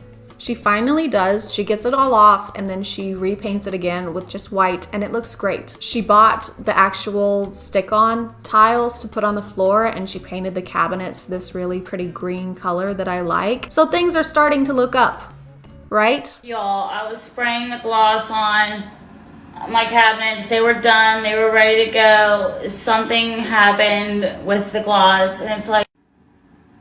She has to strip the paint off the cabinets also. Every time I think it's getting better, it doesn't. I think the fact that the different colors of paint are literally everywhere is making this experience way more anxiety inducing. I mean, it makes sense because she's just gonna redo the floor anyway, but drop cloths, newspapers, I'd accept a single strip of paper towel. She does redo the floor and it looks great. And then she decided that she wants subway tile around her tub, which yeah, that would look cute. Subway tile is cute. Except she already had subway tile around the tub. So she took peel and stick subway tiles and stuck them over the actual subway tiles. It's like she's never seen her bathroom before. Sometimes it's like she looked at a completely different room when she planned this. Hey, architect person, did you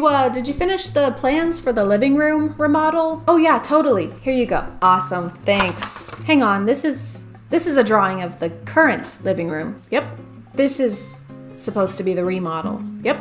So we're just tearing down the current living room. Yep. Then rebuilding it. Yep. Exactly the way that it was. Yep. Okay, well, isn't that just a little pointless, though? Right, so I didn't look at the living room per se, but I did look at the pantry downstairs and just made the plans based off of that. So I think we should just go for it and cross that bridge when we get there. We are what? We're at that bridge right now. Huh. Weird.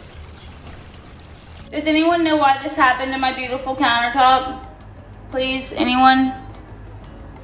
Everything was like literally perfectly fine, and then I look over and this is happening. Huh?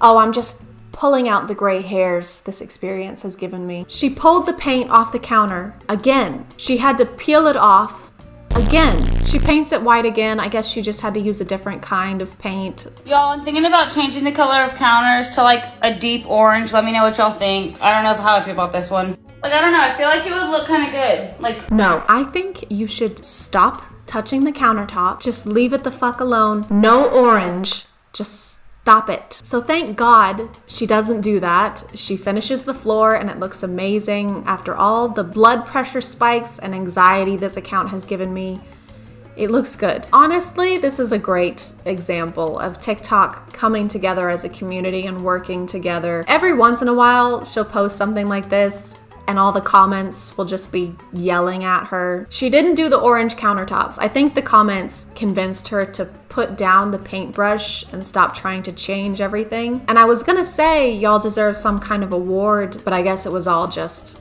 a calm before the DIY storm. She decided, out of all things, to paint the grout gray. She has to have like a personal vendetta against this subway tile. It kind of reminds me of Selena Gomez's list that her stepsisters leave her in another Cinderella story. Paint the pool pink. Regrout the tile. Vacuum the driveway? This is ridiculous. Just slapping paint on everything. And guys, she puts faux wallpaper, faux brick wallpaper next to the tub with the subway tile. I'm not mentally equipped to deal with that this week. Does anyone have any advice on how to put wallpaper on evenly? I'm trying my hardest here, y'all. It has potential. It's gonna match that. It's gonna be a vibe, okay? I don't think it has potential. It's faux brick wallpaper next to real subway tiles. They don't match and it makes them look even more fake. And the flooring pattern too, there's too much going on. It looks like you put Pinterest bathroom DIY into an AI and this is what it vomited out. She pulled the wallpaper off and it looks good again. Grace, it looks good. Just leave it.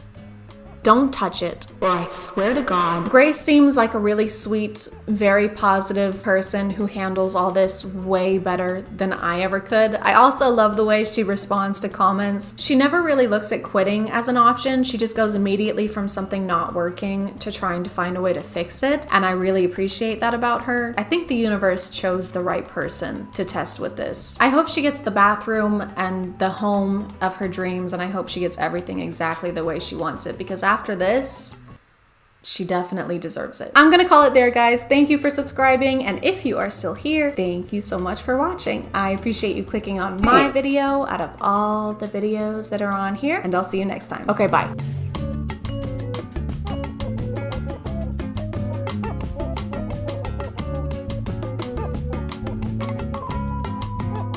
Hey guys, and welcome back to My name is ChadChad. Not really. And today we're gonna have a party. Not that kind of party, but don't worry, it'll still be a blast because instead of dancing or having fun, we're going to find out whether we're a fish he or a fish her.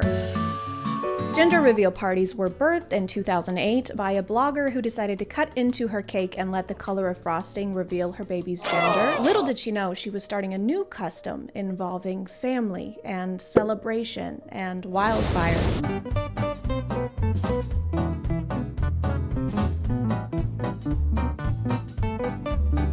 This is actually the TikTok that inspired me to make this video. It went so viral that literal news outlets started writing about it. I mean, it's just her first thought is to go hug him and then all of the boys basically body slam her. But they do eventually include her. Like this guy towards the end hands her a phone, like she's a stranger at Disney World. Hey, you don't look busy. Can you take a picture of us? We just found out he's having a baby boy. I know, I'm the mom. I'm the pregnant one. Oh, no way. Wow, it is so nice to meet you. We've met before. Anyway, just make sure it's in portrait mode. Unfortunately, this is not an isolated incident because I found another gender reveal party where the same exact thing happens.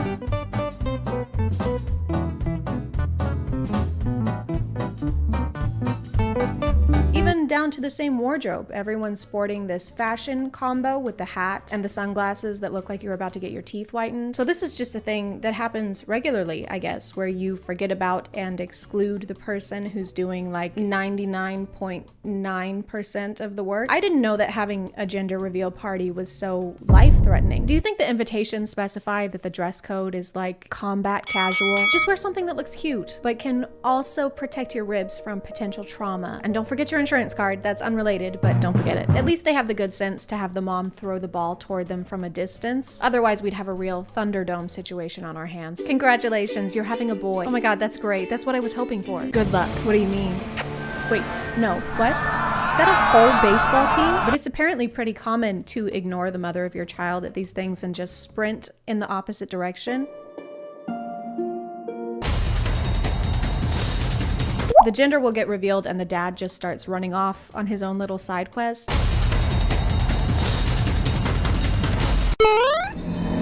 Which there's nothing wrong with. I mean, they're just excited. But sometimes you can see the mom in the background, arms open wide, chasing after him like, wow, I'm so happy. Where are you going? Maybe just a squeeze. This is kind of important.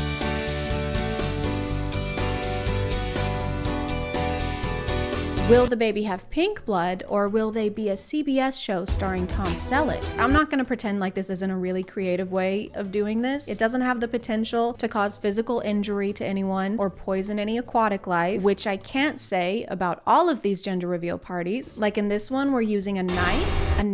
We are using a knife to pop the balloon and pointing it towards the father in the general vicinity of the human that bleeds. And the baby is crying, obviously, because it just witnessed attempted manslaughter. Or you could try and poison all of your loved ones with toxic fumes, huh? Wouldn't that be a gas? Oh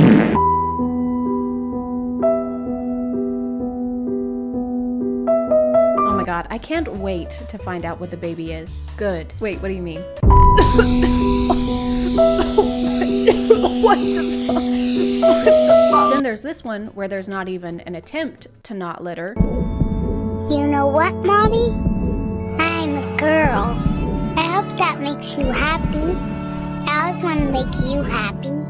I think it was planned, actually. They seem to have gone out of their way to ensure that plastic would end up in the river. What if instead of doing this on the grass, where we would have to pick up after ourselves, like peasants, we put it directly in the water, then we don't have to pick it up, and the world ends a little bit faster. It's a win-win. I'm gonna be a parent. Another popular theme is to use as much water as you can and then put it on a plane. As far as I can tell, it seems to be some kind of competition to see how much water you can waste, and you have to log in how many gallons you used each time you have a gender reveal party. And if you win, they show up to your house with a big check and balloons, which you will throw in the ocean, we hope. Or if you're feeling bored, you can simulate a tsunami just to feel something.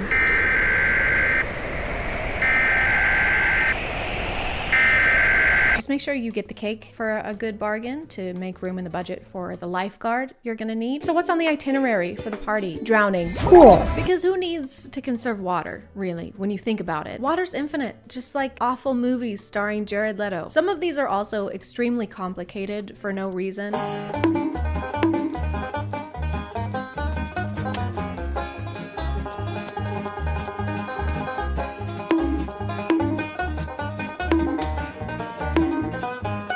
It's like the more steps involved in the reveal, the more gender you get, I guess, just in case you want an extra scoop of gender with your gender. Okay, so you're gonna open that box, okay, and then you're gonna pop each of those balloons individually with a spoon, okay, and then when the balloons, they have legs, start running at 30 miles per hour, which doesn't sound that fast, but Usain Bolt can only do 27.3. And then you're gonna can you just tell me what genitals my kid is gonna have? Or you have others where you build a wall just to demolish it, like an episode of Extreme Makeover in reverse. I know this is probably the dad, but I like to think it's a service you can purchase. Like you can hire a guy on Craigslist just for this purpose. He has to email you a resume detailing his experience in breaking walls. From 2009 to 2012, I personally mediated and oversaw a team of one. Just myself having some pretty bad anger issues. Then 2012 to the present, I have been working as an understudy for the Kool-Aid Man. I guess this one isn't really a problem as long as we don't let him volunteer for Habitat for Humanity. You made me a house? Yes, I did. Thank you so much. This means a lot to me. You're so welcome. Why are you putting on a helmet? I'm sorry. My wife's pregnant. What does that have to do with Cannonball? For this next portion, I want to do a comparative study. I'm not going to say anything. I'm just going to show you 2 videos with 2 different outcomes and 2 different reactions and see if you can pick up on the slight difference in response. Are you ready? Put on your science goggles or you might miss it.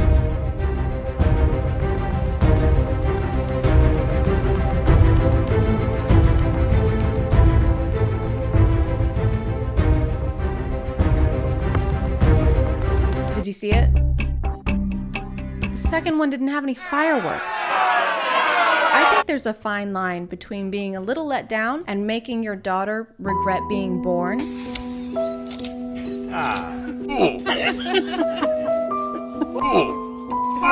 Okay, the second and third time, did you really need to go on that long in front of your other children who are girls? I can't believe we have 3 daughters.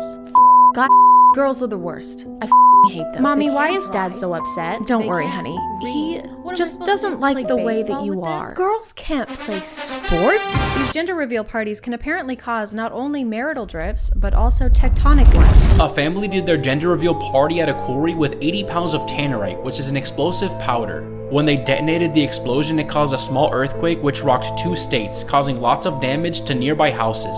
I think we're almost at the point where we need to start adding these to the list of natural disasters. We got droughts, hurricanes, Everlay, Leelay's gender reveal. Can you imagine having to explain why you're in prison after this? I killed a man, and his mom, and his dad, and his entire family. Well, I made a girl bomb. I feel bad for the kid though, because they're gonna have a complicated childhood if this is the length their parents went to for just the gender reveal. I'd be terrified to go to their wedding. Do you, Chad, take Chad to be your lawfully wedded Chad? Yes. Mom, stop it. Put that down. Thank you. I do. Mom, no. No, stop it. Put that down. Stop. Bad mom. There's so many different ways of doing this without endangering the entire state of New Hampshire. And some people do all of them and just go all out. They have the balloons, plus the fireworks, plus the smoke. Some of them even have their own soundtrack.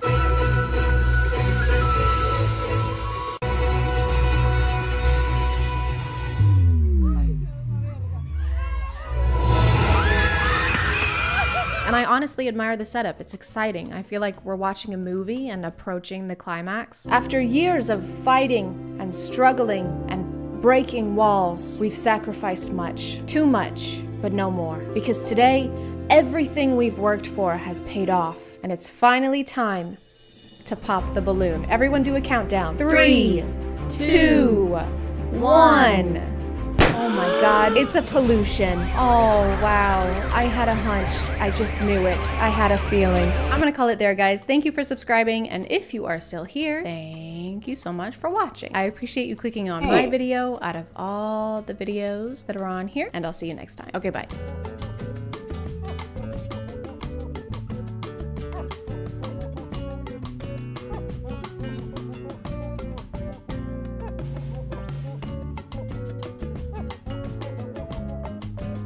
Hey guys, my name is ChadChad. Not really. And every day I wake up, unfortunately, and see a clearly fake video on TikTok like a pregnant woman spending $70,000 to climb Mount Everest. Baby has been kicking a lot. I spent 70 grand getting here and now they're all moving up without me. I don't know what to do. But then I read the comments and to my dismay, they are eating it up. This can't be real. You can't be serious. This just can't be real. You're right. It can't. I've been getting really annoyed with the internet over this, and pretty self-righteous also, because how do you miss the blurred out Sora logo in the corner of the video? Or how do you miss the literal word Sora being in the account's username? But then I had to stop asking myself those questions because the worst possible thing happened. They got my ass too. Couples therapy.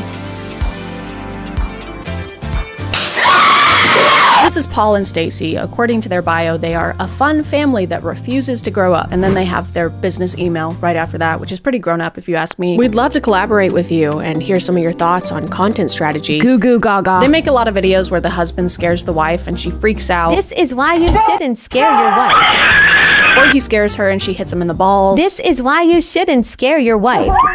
But no matter what happens, she is gonna scream like a boiling tea kettle. Harmless prank is the best. Harmless? He shocked her and then drug her off the bed. She came crashing to the floor. What do you think a harmful prank is? Murder? I have to sit back in this chair because my back is killing me. They're basically the equivalent of those early 2010 YouTube couple prank channels where you had to suspend belief in order to accept that they're possibly surprised by pranks anymore. Oh no, here comes my husband holding a DSLR camera. I sure hope he's not about to dump water on me like he did yesterday. And the day before that. And the day before that. And the day before. Basically every video involves them terrorizing each other in some way.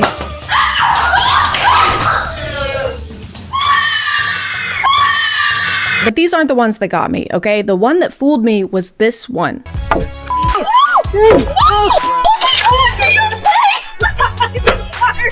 I saw this months before I knew who they were, and I was like, yeah, accidents happen. Plus, this is low-quality security camera footage, and nothing has ever been faked on a low-quality camera, except for the moon landing. This is like something off of a movie. Rom-com IRL. This looks straight out of a rom-com. Why do people keep saying that this is a rom-com? If anything, this is like a crime doc. Look at this. Watch this. Get this man on a stretcher. Get this man to the ER. And back to the video. I don't know what it is, but putting a date and timestamp in the corner of your video increases its believability on TikTok by about 75%. I think it's maybe because having security cameras inside your home is a fairly new concept we're being introduced to, so it's easier to fall for stuff like this when we're not used to people staging things this way. But Paul and Stacy aren't just staging pranks and injuries, they're also staging moments like this. Let the little go so you can hold the big.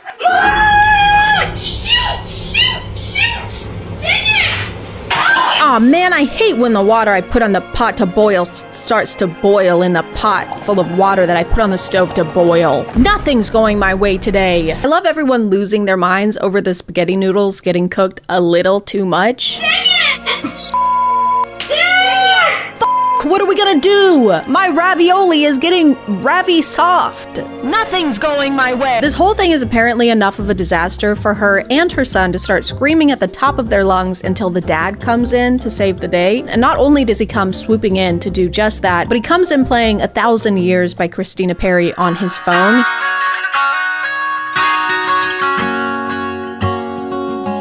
He already had that playing. He already had that preloaded.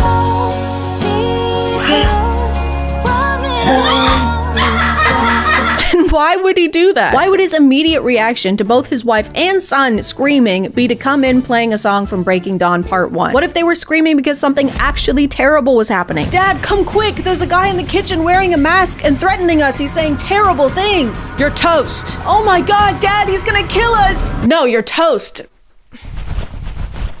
It's burning.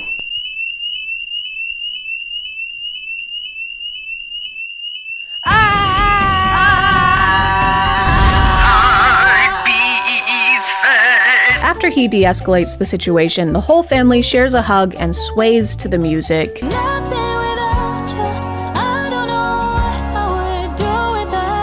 And this is so weird. It's so weird and so strange, especially since their kid is involved. One of their categories of videos is to just sit in the car and smash food into each other's faces while their kid sits in the back seat and fake laughs. And songs we all pretend to know. Right now it feels ordinary. Imagine being a kid and your parents are constantly making you act in TikTok videos where your role is yourself. A version of yourself that's having faux loving moments with your family. Not actual loving moments, but staged ones where there are millions of people and cameras watching you. Imagine how cool that would be. Dude, my life is like a movie because everything is scripted and there's not enough child labor laws in place to protect me.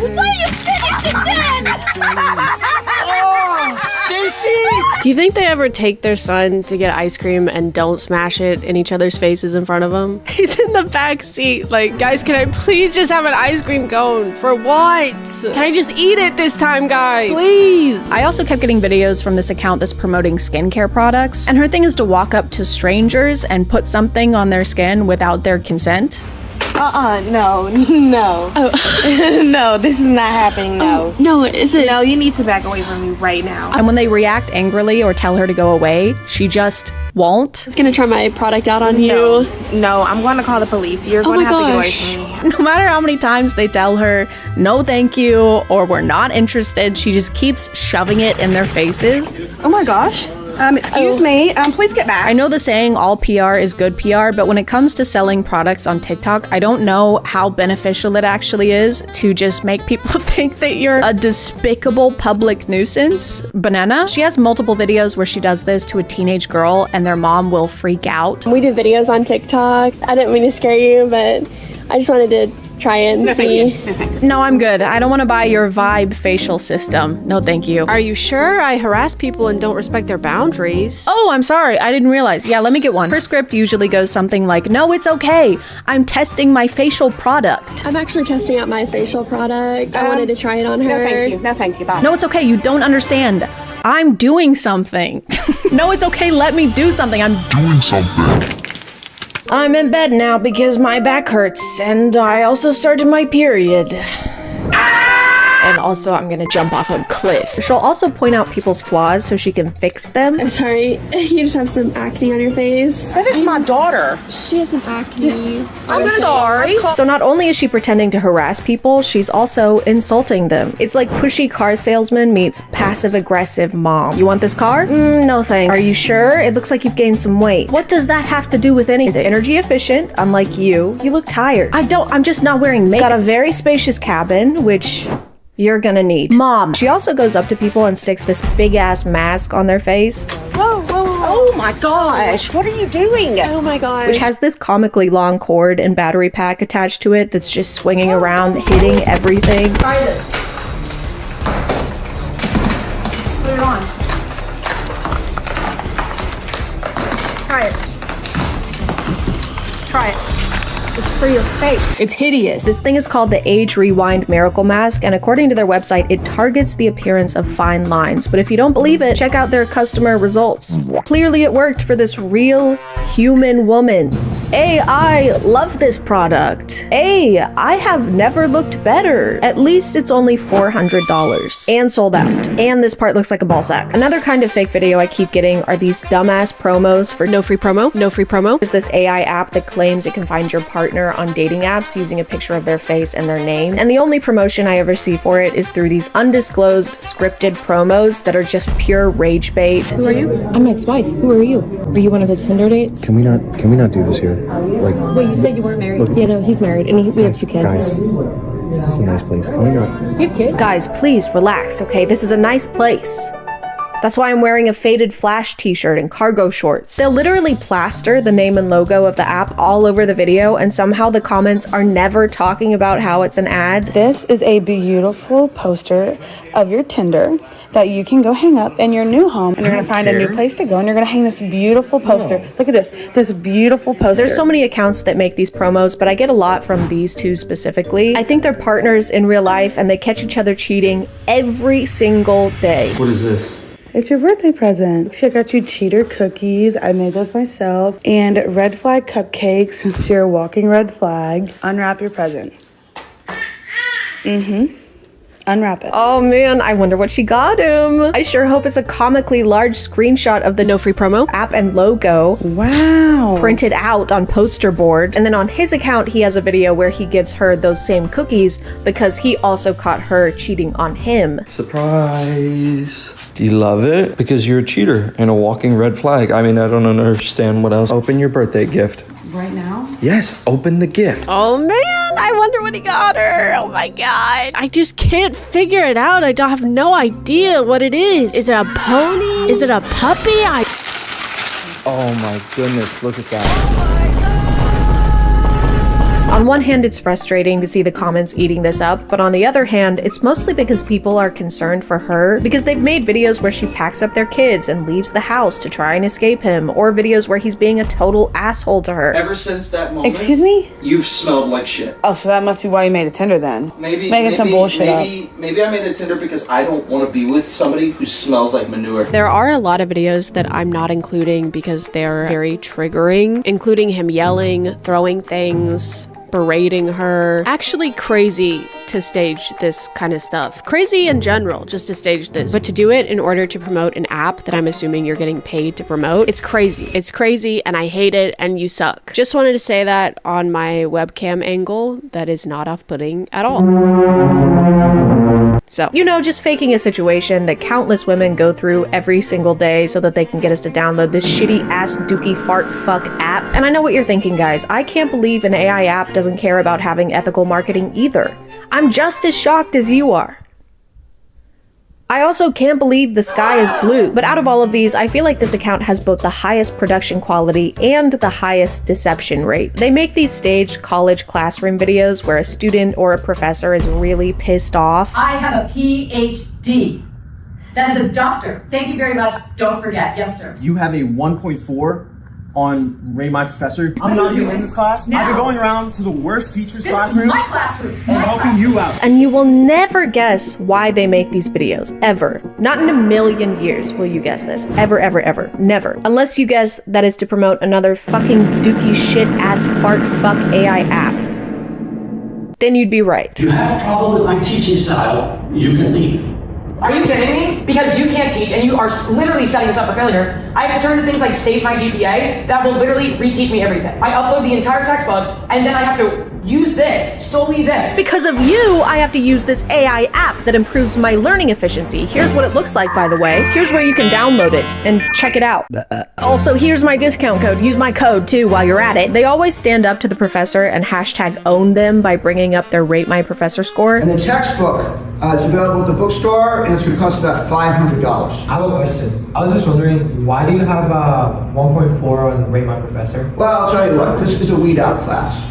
Okay? Dude, this is a weed out class? That's sick. Guys, get your weed out.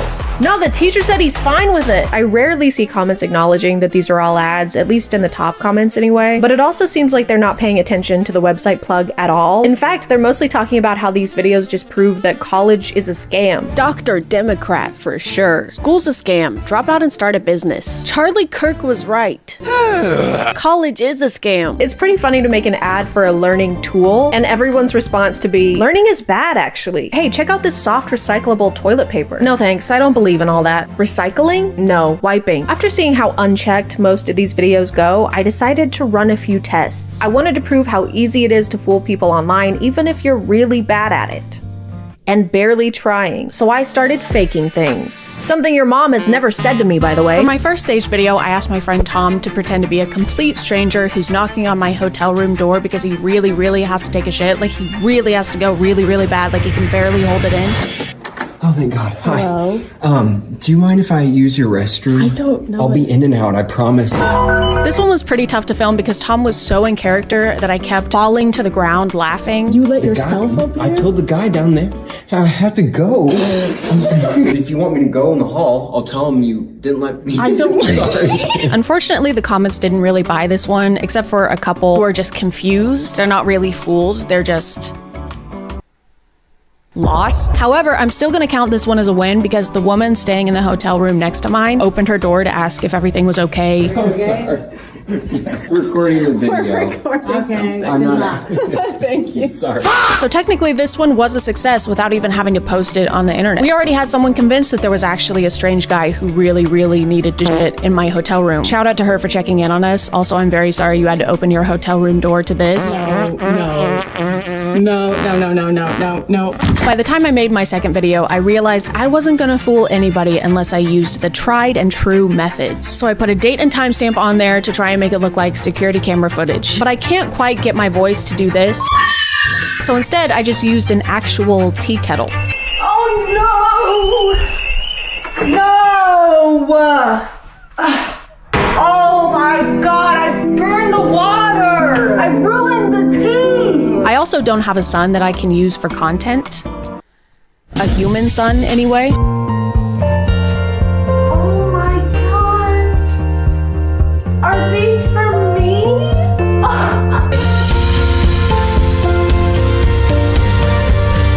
I'm also gonna count this one as a success because this person commented, I know it's not the point of the video and I'm not here to chastise, but wireless cameras in your home is a huge security risk. Your videos are safe and available to anyone via a data breach, and that's putting aside that the cameras. For my last one, I wanted to dip my toes into the classroom genre of staged content, which was gonna take a bit more effort, so I had a brainstorming session with my friends to figure all that out. I had also just finished watching the final season of Stranger Things, but that had little to no effect on anything. I don't understand. Could you say that again in English, please? If this is me and this is you, That's okay, me. This is the classroom. I need that later. No one. I don't understand. Are we This is in a you. classroom or But I are wanna we be that not one. in a classroom? This is the classroom. Okay. I want this goddamn TikTok's heart on a platter. This is the only way. I think this might just be crazy enough to work.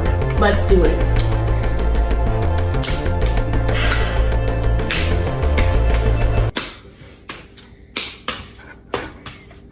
When I was editing this one, I tried to use this format that the classroom video accounts will do, where they put the most interesting part of the video at the beginning, and then the actual video starts. Can you put that away? Are you watching a video in my class? It's a ChadChad video. I have a PDH. Do you understand? You're not listening. None of us like you. And it paid off. Everyone believed this was real. Don't check the comments though. Yet another successful experiment. Being on the internet right now, especially with AI and how quickly that's evolving, it's more important than ever to not take everything you see online at face value. It's very important that we all doubt everything. Because if it's this easy to fake a video about your spouse cheating on you or a whole college classroom, imagine how easy it is to fake a video of your morning routine, or how perfectly organized your closet is, or how this serum on TikTok Shop made your skin flawless and perfect. So if something makes you feel bad or angry or inadequate on the internet, it's pretty safe to assume that it was designed to do so. Because the only thing that's 100% real is reality and my teaching qualifications. I'm gonna call it there, guys. Thank you for subscribing, and if you are still here, thank you so much for watching. I appreciate you clicking on my video out of all the videos that are on here, and I'll see you next time. Okay, bye.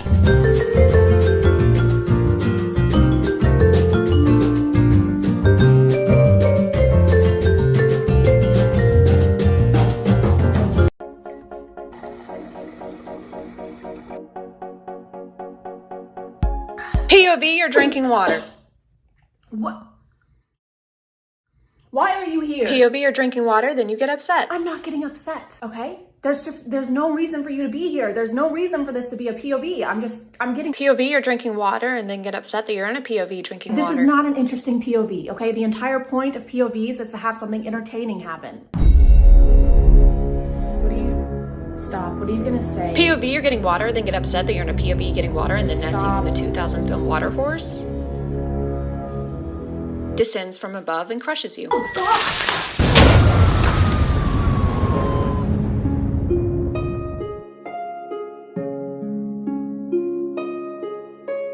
Hey guys, and welcome back to A Twitch. My name is ChadChad. Not really. And today we're going to be looking at another POV TikToker. I think if I had to say what my least favorite genre of TikTok is, it would be this one. Not POVs in general, because I think most of them are pretty creative, but the ones like this. This is just a word made up by someone who's afraid to get too close. Ooh, oh, so close. Ooh. Where there's absolutely no plot, no original idea, just regular, everyday interactions replicated by a man with the competence of Ben Shapiro after buying this wood, this board, this magnificent piece of poplar. This is Dylan Zippay, and he somehow found his way onto my FYP, probably after watching hours worth of Repnik TV's TikToks, and it hasn't. Don't even know why I have a phone, right? Nobody hits me up and I'm stuck. Never had someone I could call my own, right? It just hasn't really recovered from that yet. First, I need to address the controversy he's been in. He's been exposed by at least one girl who provided screenshots of him trying to talk to her despite the fact that she was 13 or 14 years old. He says he's 17 and class of 2021, so he's probably close to turning 18 if he hasn't already. But someone found a Tinder profile where his age is listed as 20. Regardless of which age is accurate, it's disgusting. He posted a half-assed apology video saying that he didn't know their ages, but starting out on his TikTok page, he posted a lot of content like this, where he's reaching out to girls and clearly trying to find someone to have some kind of relationship with. If you're someone with a decent online presence, which I would say he does, and are making this kind of content, it is 1000% your responsibility to make sure the person you're talking to online is old enough to be talking to you online. So yeah, definitely wanted to address that. I have no problem calling his content cringy or basically poking fun at his TikToks in this video. I don't believe in making fun of people's physical appearances, so please keep that in mind for the comments, because I had to delete several on my Gabby Hanna video for that reason. So I think the first video I saw of his was this one. And I think it sets the perfect precedent for his content.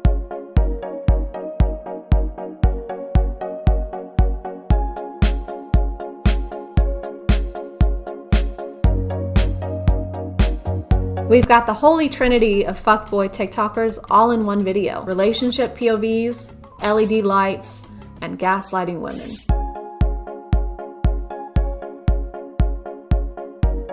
Do I love you? Hell no.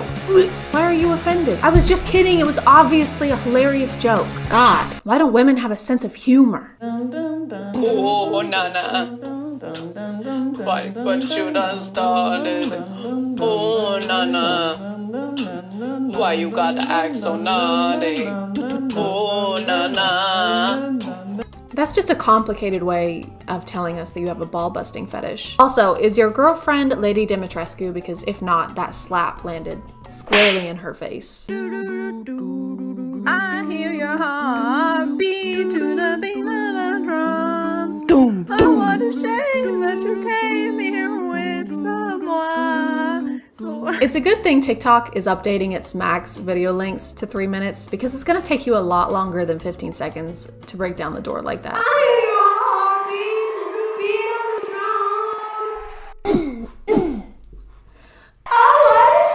We're back again for part 2, and today we're gonna be asking girls if you want to kiss or slap me. Slap? Alright. Yeah. Go ahead. Oh! Alright, look how you can slap. Alright. Oh my god! I love the women that go all out on the slaps in these videos. Kiss or slap me? Slap. Don't do it that hard, please. Okay. Slap them hard. Alright, that was worth it. Okay. Oh, sorry. It's okay, no worries. Like, dude, they just want to chill on the beach. They just want to hang out with their friends. They don't want to have to worry about this strange man with a camera in their faces, recording them as they awkwardly yet politely reject this guy over and over again. I'm sorry. Do you feel bad for him? A little. Do you feel bad for him? Tell me you feel bad for him. Oh, you thought you were just going to be able to go to the beach and have a chill day? No. Validate my friend. Ooh, we love a collab.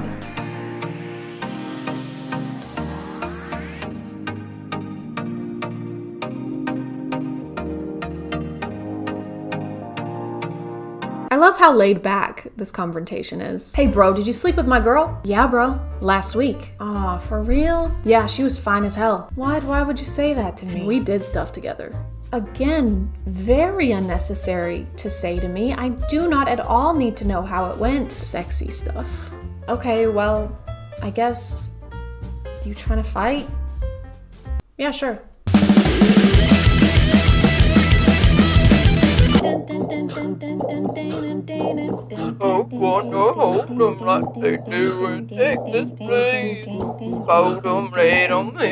POV, you're dating a total asshole. Toxic relationship check. I don't understand what the point of this is. I'm sorry if it's annoying when I try and break down confusing ass TikToks, but I just want to understand what his thought process was, if there even was one. So is he supposed to be a dick in this POV, or does he think that this is an acceptable way to treat your partner? Either way, it's bad. I don't like it. And nothing happens in this. Why is this a TikTok? He's reacting as if he has some kind of aversion to games. Hey babe, I'm bored. Do you want to play some games? Jesus Christ, no! Are you insane? I mean, unless she's trying to play Monopoly, that would make this totally reasonable. Are you insane? After watching most of his TikToks, I tried to find him on other stuff and I could only find his Instagram account, and I wasn't expecting what I found there.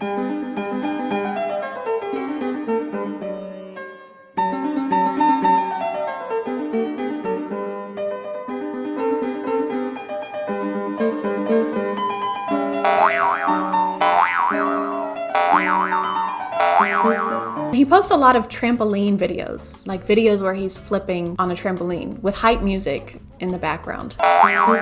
It just doesn't seem that impressive. And I know most things seem easier than they actually are, but I feel like if I tried, I could body this. Okay guys, so I'm just walking around this random neighborhood because I don't know anyone who has a trampoline. In order to learn how to do the flips, I've got to find someone. Oh. Hold on.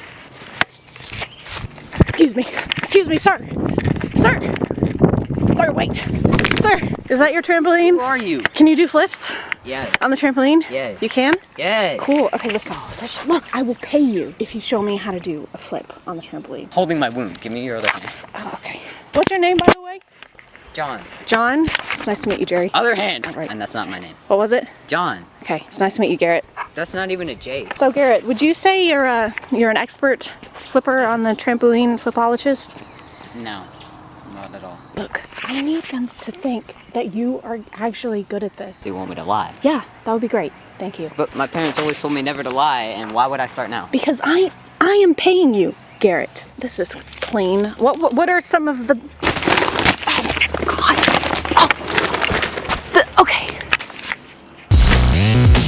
Easy. That looks super easy. I can do that. No problem. Ugh, it's disgusting. You live like this? I don't understand what I'm doing wrong, Gerald. I'm doing everything correctly. Ugh.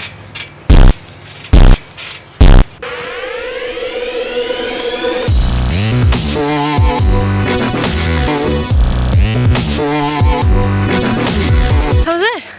Okay, well, I'll take that. Thank you. That's it? I think I've learned everything I can learn. I appreciate it. What's going on? Who are you? Oh, it's okay, Mom. She's paying me. Yeah, I'm paying him Who are you? to show me what how are you doing on my property? to show. I think you show. need to leave. Okay. Do All I right. need to Okay. call Okay. police? All right. Thank you, Gerald. I'm not Gerald. I'm gonna call it there, guys. I made a post about us reaching 8,000 subscribers on Twitter and Instagram. If you wanna follow me over there, I'll put it here somehow. Again, thank you so much for all the support y'all have been sending me. It means the world. And if you are still here, thank you so much for watching. I appreciate you clicking on my video out of all the videos that are on here, and I'll see you next time. Okay, bye.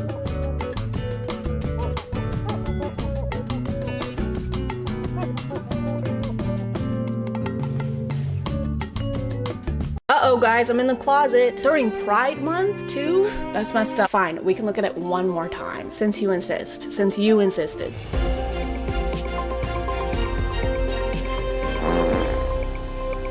Hey Hey guys, today we're talking about men who kick balls and men whose balls we'd like to kick. A twinge of cringe. My name is ChadChad. Not really. And imagine you're a hardworking woman. If you're already a hardworking woman, you can just sit there. You've done enough. Now imagine you've dedicated years to your education, countless sleepless nights and energy drinks, all while working a job, or 2 maybe, or maybe even 3. Who knows? Everything sucks right now, but it was all worth it because today it's finally over. You've done it. Your friends and family surround you, beaming with pride as you toss your cap in the air and celebrate one of the biggest achievements of your life. And then a guy gets on stage and says this. I think it is you, the women, who have had the most diabolical lies told to you. How many of you are sitting here now, about to cross this stage, and are thinking about all the promotions and titles you are going to get in your career? Some of you may go on to lead successful careers in the world, but I would venture to guess that the majority of you are most excited about your marriage and the children you will bring into this world. If you don't know who this is, lucky, this is Harrison Butker, and he is a kicker for the Kansas City Chiefs. More like Kansas Shitty Chiefs, am I right? Haha, good one, ChadChad. Up top. Oh God, ChadChad.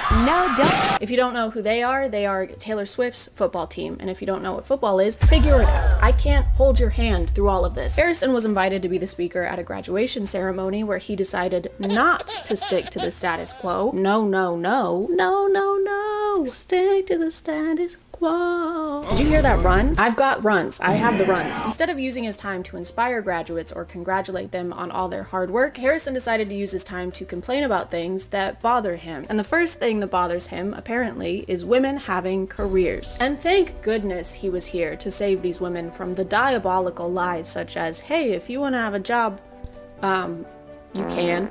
The true diabolical lies at college are typically more like, this will get you a higher paying salary. You're gonna remember a single vocab word from your 4 semesters of Spanish. Harrison took this opportunity to address women and women only. He doesn't mention the importance of child rearing to the male graduates and brushes off their achievements as being kind of a pit stop on their way to becoming wives. And this might be one of the most inappropriate places to do that ever. The best time to try and tell women what they should be doing with their lives is never. But the worst time is when they're actively doing what they want to do with their lives. They're currently making an achievement toward their career, and you chose this one right now to talk about how they should be getting married. Maybe take a break from the balls and kick rocks for a minute instead, maybe. No, this is not a meet and greet. Everybody's got to come in and say hi. Unless you have anything to say. I'll talk to Harrison all year long, man. I just let him do his thing. I'll talk to him. Go say hello. It's not like in the lunchroom. You say hi in the lunchroom? No, we sit right beside each other in team meeting, and I don't say one word to him. Only before the season and after the season. That's the only time I talk to him. I think this is just a variation of the podcast effect where something takes hold of some guys the second they touch a microphone. It's like they've never spoken out loud before and they need to get it all out in that moment while they have the opportunity. All right, thank you. Thank you all for being here at my wedding or baby shower, I don't know. Anyway, this reminds me of how much I hate chunky peanut butter. If I wanted to eat peanuts, I just eat peanuts. Honey, could you talk about our love, maybe? This reminds me of how much I would love for women to never speak again. He makes a comment about how his wife's life didn't begin until she married him. I can tell you that my beautiful wife, Isabel, would be the first to say that her life truly started when she began living her vocation as a wife and as a mother. Which makes it sound like women are mindless NPCs just hovering in a market somewhere until you propose to them with a mermaid pendant. I need Harrison Butker to know that I love my kids, I love my husband, but my life ended when I had them. It's pretty conceited, I think, to imply that your wife's life didn't exist until she was legally bound to you. Before we got married, before my wife had the opportunity of marrying me, she was hovering in this dark plane of incommunicable nothingness. Oh, where is my husband? Won't anyone wed me so I can see the skibbity toilet and taste the watermelon ice disposable vape? I'm beyond blessed with the many talents God has given me, but it cannot be overstated that all of my success is made possible because a girl I met in band class back in middle school would convert to the faith, become my wife, and embrace one of the most important titles of all, homemaker. After telling us how talented he is, he attributes his success to the fact that his wife is a homemaker and primary educator of their children. Oh, hell no, man. What the fuck? It's fine, I don't care. And I've noticed that a lot of husbands like this don't bring up being a homemaker unless it has to do with them and their own success. It's almost as if what they appreciate most about their wife's hard work is the fact that it's helping them do the actually important hard work. The important man job, career man, work stuff, sport stuff. Important stuff. Well, I've just gone and had a little observe of his Instagram, and are you noticing anything? And when I say anything, particularly, are you noticing said wife, mother of his children, in a single post? It's not so much I'm proud of her for what she's accomplishing, it's more I'm proud of her for what she's helping me accomplish. Me, the man who does the man job, sport stuff, work stuff, important stuff. But what she's doing is also work. You two just have different jobs. Except hers is raising future members of society and yours is kicking a ball between two sticks. Sometimes, in Harrison's case. And Bucker is hooking and hits the post for the lead. No good.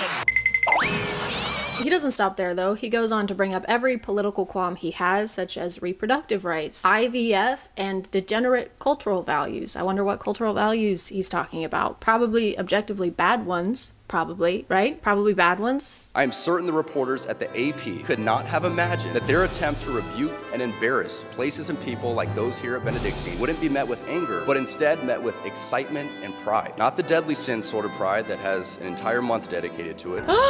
And during Pride Month, Mr. Butt? During Pride Month, Mr. Posterior? I'm just kidding, I'm behind, so this actually happened last month in May, which makes it perfectly fine. I kind of get it though. He and a group of very sweaty men do play with balls every day, so he has to take a solid stance. Homophobia is the only option. I'm always saying this. I've always said that about homophobia, and that I've always said that about that stuff, and I always will. The thing is, he doesn't even go into detail about pride or what he finds wrong with it. He just throws it in there to make sure we know he doesn't like it. Just a quick little on the way kind of thing. All right, can I get you any extra sauce? You're gonna burn in hell for all of eternity. You know that? So that's a no on the sauce then? No.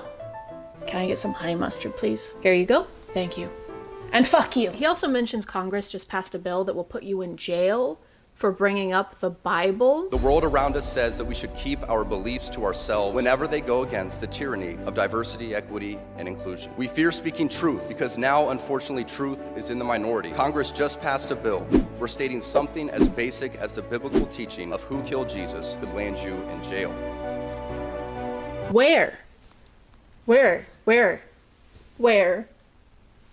Guys, we're in the minority. Guys, they want to put us rich white men in jail. Nobody likes rich white men anymore, guys. What are we gonna do? This entire speech feels like he doesn't know where he was gonna be giving it. It's like someone told him he was preparing for a presidential debate or something. And for my first act as president, I'll be making every man grow a beard like this, like I have. And you can't tell men what to do with their face. That's ridiculous. Well, can I at least tell women what to do with their ovaries? Oh, yeah, that's fine. My name is Mr. Butt, and I approve this message. People started wondering about the process of inviting Harrison as a speaker and why no one reviewed his speech beforehand. And I was wondering that too until I realized that this speech was being given at Benedictine College, which is a private religious school in Kansas. You also have to keep in mind this was at a Catholic and conservative college. So a lot of the men were like, yeah. Not only did it seem to get little to no negative feedback from the crowd, it apparently received a standing ovation. Some of us did boo. Me and my roommate definitely did. There was a standing ovation from everyone in the room, except from me, my roommate, and about 10 to 15 other women. I still have no clue why he specifically was asked to speak. He didn't attend this college, he was never a student, and he even admits himself at the beginning of his speech that he's not a professional speaker. And I felt that one graduation speech was more than enough,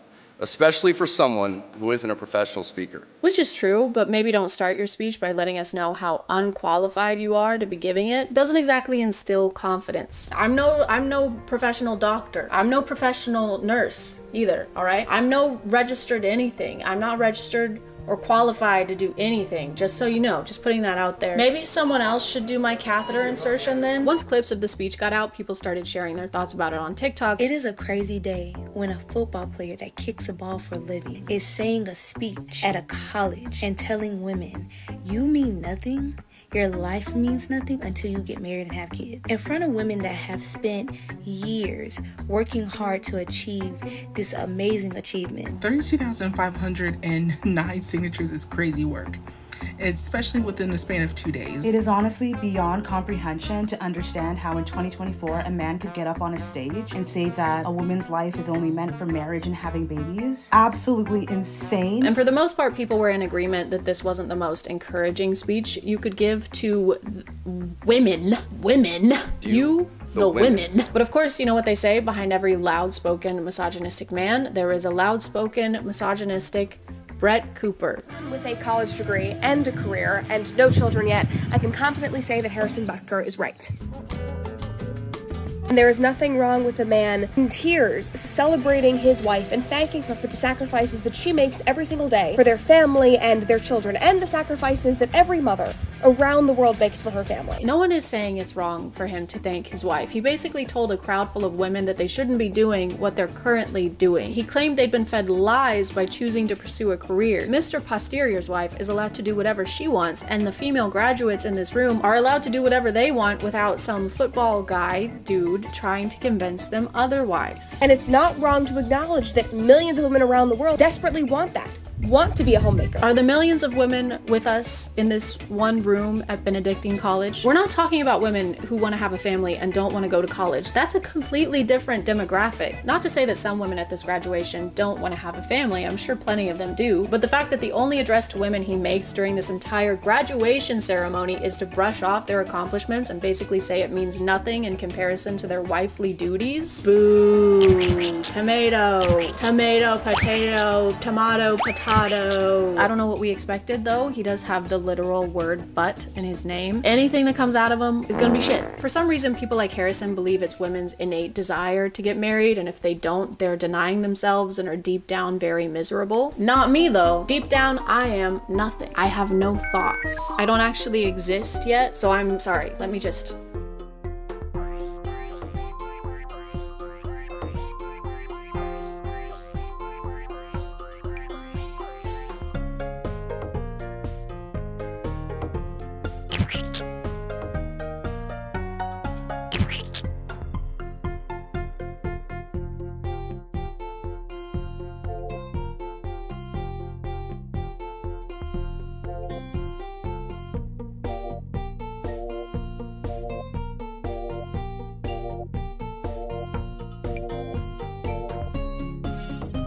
Do you want to help me do the twinge? A twinge of cringe? Basically, you just have to like push every limit of your vocal cords. Nice. Hey guys, and welcome back to Today we're here with the Asher Show, a very special guest. Hello, how you doing? We just filmed a video for his channel that'll probably be up by the time I upload mine, so y'all should go check that out. His videos are great. Today we're gonna be checking out this TikTok page, which is called The Handsome Magician. I'm pretty sure that Danny, Drew, and Curtis, I think they did like a collab on this one like a year or more ago. It wasn't this one, just a similar page, and that was this year because I have no concept of time. Anyway, enjoy.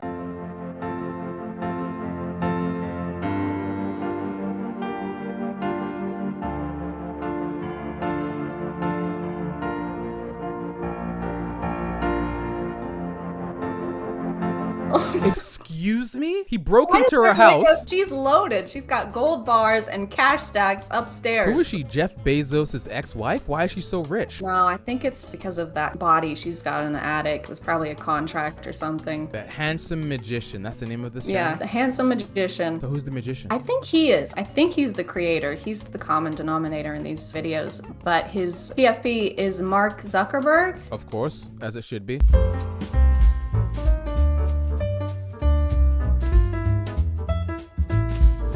Oh, so the friend is now navigating. He actually couldn't see without having someone sit with their back in front of his eyes. Here's the question.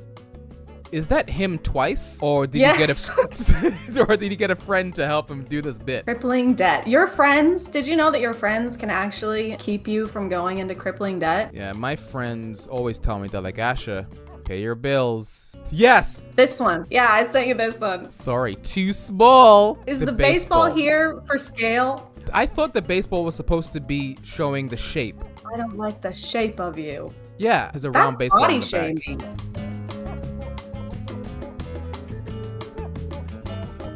The perfect match is out there. Never give up. Dude, I love this guy. They're always trying to portray some sort of message. Yeah, like I mean, this one isn't green screen.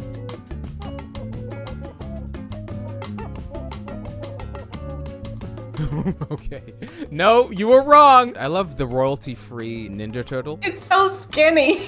So thin. Like, this guy's been doing Pilates. This is the Ninja Turtle that doesn't like pizza. What's that video game where the couple that's like about to break up and you have to talk to them and you like actually type stuff in? Oh my goodness. I know exactly what you're talking about. You knock on the door. Hello, come on in. Yeah, the animation of her face looks exactly like that. Shoot, you're right. Oh, and this is why, okay, so I saw them like last week and I didn't really recognize them. And then I clicked on their page and I saw this one. Oh, they're digging again. But do you see who is doing the digging? No, I can't. Wait, let me enlarge this. It's Danny Gonzalez's head. Is it? Green, like, edited onto this person. Oh my god, this is so meta. Oh, I just realized I was too busy focused on the face. I didn't get the message of this video. If you keep digging... This one is like, don't be greedy. Yeah, because then you'll fall into a pit of tigers. Right. Careful what you wish for, Danny Gonzalez. Danny, you're getting too fucking greedy and you need to stop. Get down there with those tigers. Come on, baby, just one little kiss. Forgot that we're voicing these characters. Oh yeah, we gotta voice them. Okay, I'm not in the mood to kiss you tonight. Thanos snap. I am leaving you. Those who lose their tempers lose their loved ones. I don't know anybody who gets this upset over not getting a kiss. Yeah, he's enraged that he turns into a tiger. I'd be mad too if I had to wear sandals like that. Okay, so I did see this one last night. I don't know what this one is. I think it's like a Roadrunner sketch. It is! Oh my god, look at him run. He doesn't even move his arms. Why doesn't he move his arms when he runs? Who runs like this? What's the message here? They wanted to leave it up to interpretation on this one. It's up to the viewer this time. I think it's your turn to figure it out. Yeah, it's time to use your own head for once. Have you ever had anyone comment on your lips? Because I don't think I have.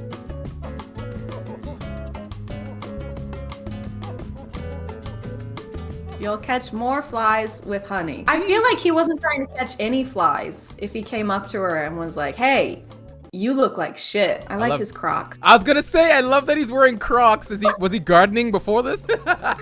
No, he was burying the dinosaur skeleton. Burying dead bodies in his backyard. This probably followed that other video where he asked for a kiss and she said no. And he was like, well, your lips look like shit anyway. I wouldn't want to kiss you anyway. It's like when a guy gets rejected. They were like, well, you're not that fit anyway, yeah?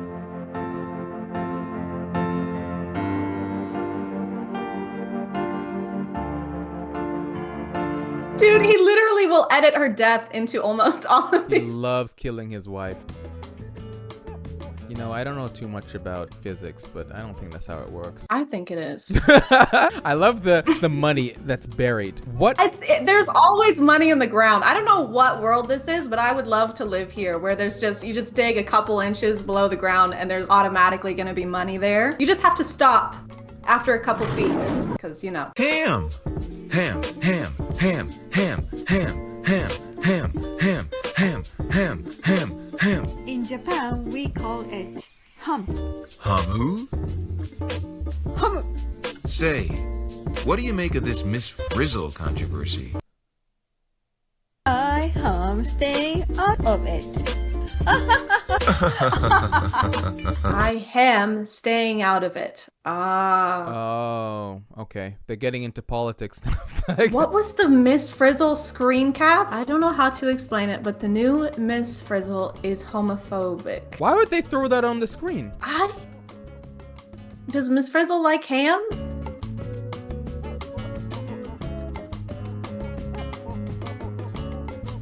Child. This guy has a beard. How is he a child? How do you carry your money around? Do you have a wallet, a purse, or anything, or do you usually carry around burlap sacks with dollar signs on them? Burlap sacks, yeah. I have two, actually.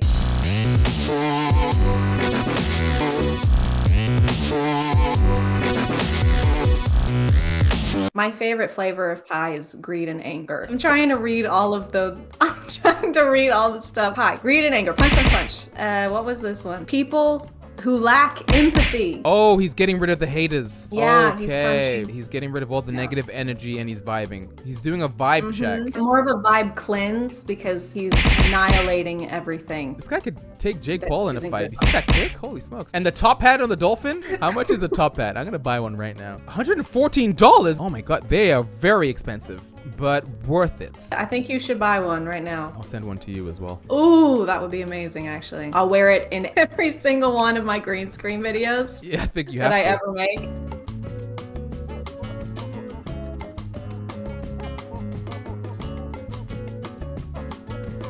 Knowledge is power. Oh. Did he create a coil out of nothing? He manifested a coil, yeah. He asked for assistance. He's like, assistance, please. And instead of this woman getting a rope, she decides to throw him a book. Start reading. You can figure it out. Like, fuck you. Figure it out on your own. Eat this fucking book.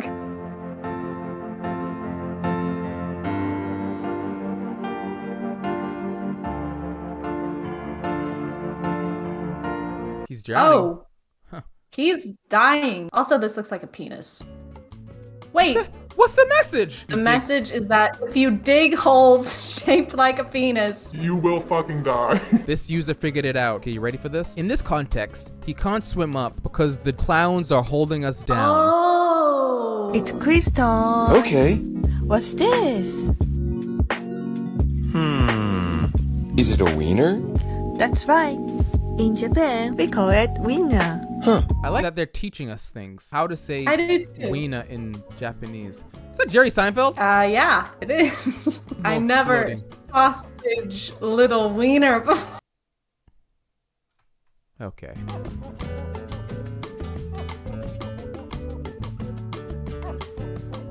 They're allergic to great friendships. Me too. Oh my god, look at the sun! It was George Lucas. The further down we go into the past, the less sense it makes. Do you think this is all one giant audition for a PBS show that he's trying to get off the air? Because this is what it You know seems like. what? I think he'd be good at it. I admire that he's doing what he can with what he has. And he has so many sweater vests. That's a man does. that I would take advice from.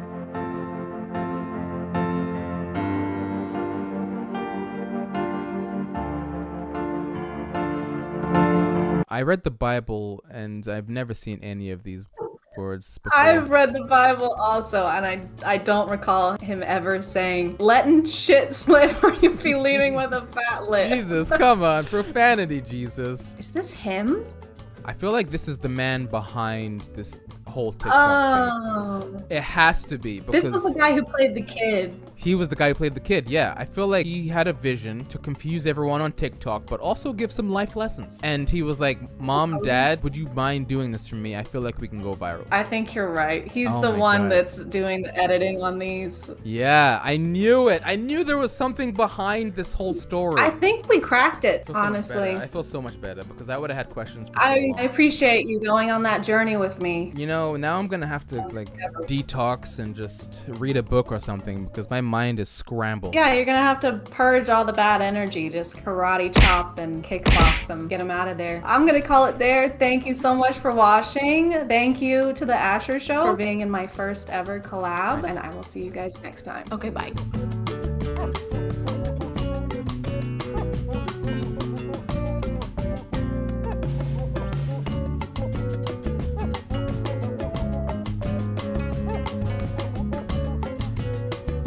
Hey guys, and welcome back to My name is ChadChad.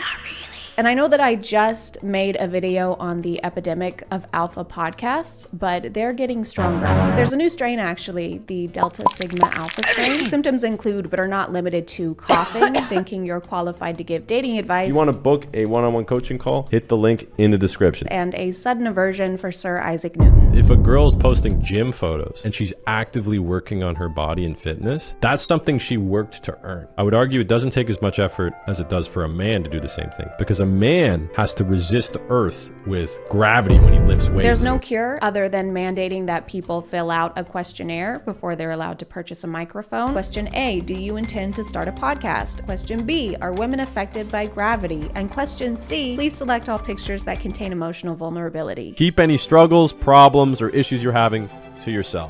If you're so sad that you feel like crying, Never cry in front of your girl. They always need you to be the strong one. They always need you to be the logical one. If you're on TikTok, you've probably seen this clip. My FYP has been full of stitches and duets to it. How many girls do you know actually have hobbies? Like some girls, like they knit or they read or something like that. But, Bro. like, they don't spend a lot of time doing it. Dude, shout out to girls that knit. Shout out to my queens that know how to knit. So I went ahead and watched a bunch of highlights from their podcast because I'm not going to sit through an entire episode of Mina for sponsoring today, and let's get back to the video. This is the infamous Good Bro, Bad Bro podcast. It's like a play on Good Cop, Bad Cop, except neither of them are good, and the only thing they can cop is celibacy. In true alpha podcast fashion, their main focus is on dating advice, with an emphasis on never actually giving any valid dating advice and just complaining about women to each other. Red flags in women. If she wears a lot of makeup. This is a big one. Yeah. This is a really big one. They don't have time to hang out with the boys. Social lives are for low-value men who aren't dedicated to the grind. But if the two of you sit at a table and record your conversations, you're basically entrepreneurs. That's why the ultimate thing you can do is turn your passion into a business. That's what we call an investment. Might as well make them honorary Kardashians because they get their asses up and work. Get your up and work. Since these videos went viral on TikTok, this guy has backtracked and told us all to relax, calm our because this was actually a social experiment. For whatever reason, the toxic feminists on TikTok love to throw your boy out of context and paint me as a evil, women-hating. You know, the experiment where you say dumbass things expecting most people to agree with you, and then once you start to get backlash, you're like, guys, calm down. Jesus, all of these are taken out of context. I'm gonna show you guys a TikTok that got a lot of heat. Basically, I gave instructions to my editor saying, yo, make these as polarizing as possible. I wanna trigger people. I wanna get crazy. Now people take these clips out of context, of course, because of the way they were edited and paint me as some kind of villain. But I did end up watching the entire episode, you know, for context, and it's worse with the context. What kind of a woman in 2022 doesn't enjoy baking? That is the least feminine thing you can do. Not cooking. I mean, are you even a woman? But maybe him saying that this was a social experiment is the real social experiment, and he has us lapping at those drip water dispenser things because we're all just his guinea pigs. If a girl on TikTok says it's, you know, patriarchy that a man and tell him to shut the fuck up. Women need to cook and clean. But who am I to question the inner workings of an alpha's mind, especially one with such ingenuity and a necklace made of ammo? So I will only be showing the clips taken directly from the podcast rather than from their TikTok page, just so that we have that context that we need. Like, what are your hobbies? Oh, I listen to music. I like to travel. You like to travel, eh? Who the f doesn't like to travel? Yeah. Come on. I like going to the beach too. Wow. You're right. I don't know a single woman who has a hobby. They're like Baymax, and they have a charging port. Whenever not in the presence of a man, they go into sleep mode and only wake up when you wave a Starbucks Frappuccino under their nose. Makeup is a hobby, but probably not according to our scientists. Content creation is a hobby. Fashion is a hobby. But I guess when you think the only hobbies that count are watching sports and doing keg stands, then yes, I guess women don't have hobbies. Okay, so let's break that down. Lipstick, right? Mascara, eyeline. So here's the thing with nails. I recently learned this. Girls will pay to have the nails shaped perfectly. It really seems like they've never had a conversation with a woman that they weren't trying to date or sleep with. Probably not even their own mother. So what does your mom like to do? Oh, she's a lawyer. No, I mean, like, what does she like to do in her free time? Oh, cook me dinner, do my laundry. Aren't you in college? Kiss my boo-boos. You're a senior. Kiss my ouchie whittle boo-boos. It's really important in alpha podcasts, alpha social experiments, to have more than one alpha, because you have to have the one doing all the talking, you know, spewing all the nonsense, and then you have to have the other one for the sole purpose of sitting there and going, yeah, right, it's true. Who? No.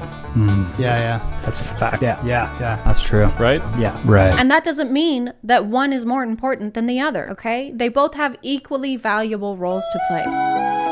It is a major red flag when a girl frequently posts photos on Instagram with the sole purpose being for male attention.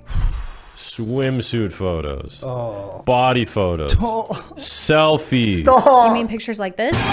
This is about 50% of your skin. I'd say that's pretty revealing. If you're posting a photo for yourself, then the photo's never posted. If I take a photo for myself, That photo doesn't get posted online. Did you post this for yourself or was this for the boys? You know that angle too, where they're on the angle? Sorry, ladies, but this is the only acceptable pose. If your elbows touch your sides, you're a slut. They go on a rant about how much money women waste on cosmetics, like their hair or makeup. And Minion actually explains to us how women get their nails done. Some girls, bro, I saw a video on TikTok. This is mind-blowing stuff. They have a fake nail, and they shove it under like the cuticle of their nail, like a half-inch deep under their fucking skin. And this was a running joke on TikTok for a while, where people would take the fake nails and stick them into the hands that nail techs will practice with. They're shoving like plastic under their freaking skin. But you totally got us. We undergo saw levels of torture just to have pretty nails. Do you want to play a game? No. You must choose the coffin. No, not a coffin. The stiletto. No, not a knife. Or the almond. Like the nut? I have acrylic or gel. Why would you wear makeup when you could get your body looking nice and tight, right? The tissues with like makeup on it, that like the garbage cans like overflowing, there's some on the ground, like Q-tips on the ground. Shout out to the environment getting nuked by girls wiping their makeup off every day. Damn, dude. Did makeup like murder and eat his entire family? I've never seen someone get so upset over eyeliner. If she wants to conceal a pimple, red flag. If she single-handedly destroys the environment by using makeup wipes, red flag. If she takes a piece of fabric and that piece of fabric is rectangular and that rectangular piece of fabric is red, that's a red flag. Looking at this guy's Instagram account, it seems like he's tried almost every type of content at some point to try and get some sort of internet clout. Street interviews, dating coach / pickup artist, and my personal favorite, pranks. Of course, pranks. We're gonna be in here somehow. What's your name? Ishika. Ishika. Holy shit. That's a wild name. Do you like Big Macs? I would definitely buy you a Big Mac, Ishika. Okay, thanks. Yeah. I gotta go meet some buddies, but yeah, you can take my number. Okay. Hey, what's your name? It's a dumbass name. Do you like McDonald's? Anyway, you can take my number, cause you're a lucky gal with a f***ed up name. Okay, yeah, gotta get the phone out. Okay.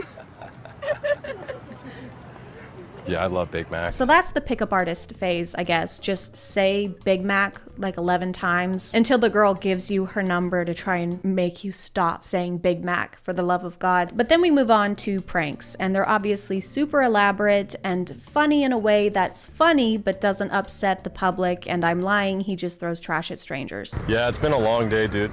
I'm exhausted. So, just gonna have a little nappy poo on the ground.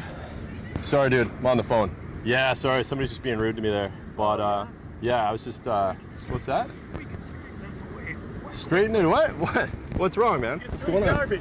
It's funny because he's disturbing the peace and pissing off this couple that's just trying to enjoy their day at the park, and then he posted this video despite this man asking that he not do that. Yeah, that's why I did that. I didn't publish it. Don't worry, guys. It's actually an experiment. It's like What Would You Do? Only if John Quiones jumped you, and then he was like, I'm John Quiones, and this is actually the hidden camera show, What Would You Do? What? We actually have hidden cameras over there and over there. Oh my God. So tell me, what did you think about that when I beat you up like that just now? Well, at first I thought you were beating me up, but turns out you were beating me up on camera. I can see how you might have thought that. Yeah, silly me. Join us next week where we'll be stomping Girl Scout cookies and refusing to reimburse them. And I need medical attention. Whether the podcast was actually trolling like they claim or not, it doesn't matter. In a time that alphas keep popping out these podcasts and cold takes like Dr. Sandra Lee, you still said the things, and now your audience is mainly people who agree with that to some extent. So a great experiment, I guess. You really proved that misogynistic people exist on the internet. Hello, my name is Jack Fart. It's like Jack Frost, but fart. I hope you enjoyed this video because it was actually a huge social experiment. That's right. This entire video was edited intentionally to take the things that I said out of context. It really seems like they've never had a conversation with a woman that they weren't trying to date or sleep with. It really seems like they've never had a conversation with a woman that they weren't trying to date or sleep with. Mission successful. And if the alphas from this podcast get upset over my video or any of the things that I said, then it worked. You got super mega epically trolled. And if you're still upset, try calming down. I've heard knitting is pretty relaxing.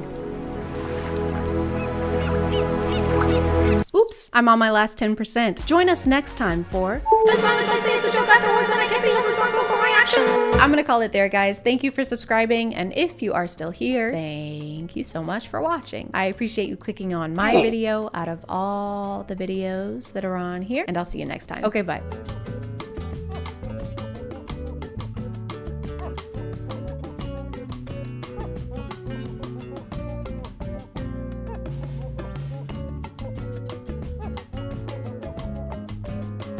Hey guys, and welcome back to A Twinge of Cringe. My name is ChadChad. Says so. Right there. Must be true. And do you remember this guy? I remember him. I remember this guy. I talked about this TikToker a couple years ago when he was posting videos complaining about how hard it is to find someone to date because everyone is either taken, not looking for anything serious, or is 14 years old. Is that a frequent problem you're running into? Does that happen regularly to you? Other than that, I just remember him posting thirst traps with women and always having a belt. Sometimes he would wear the belt. Sometimes he would take off the belt. Because I guess when he takes off his belt, it's hot. But when I take off mine, it's what are you doing? And you're gonna fall off the roller coaster. Make up your mind. You're so up and down. We're going in circles. But I was scrolling on Twitter the other day, and who do I see? Him. It's him. He's back. So now he's kind of changed his content a little bit. Now he fingers food.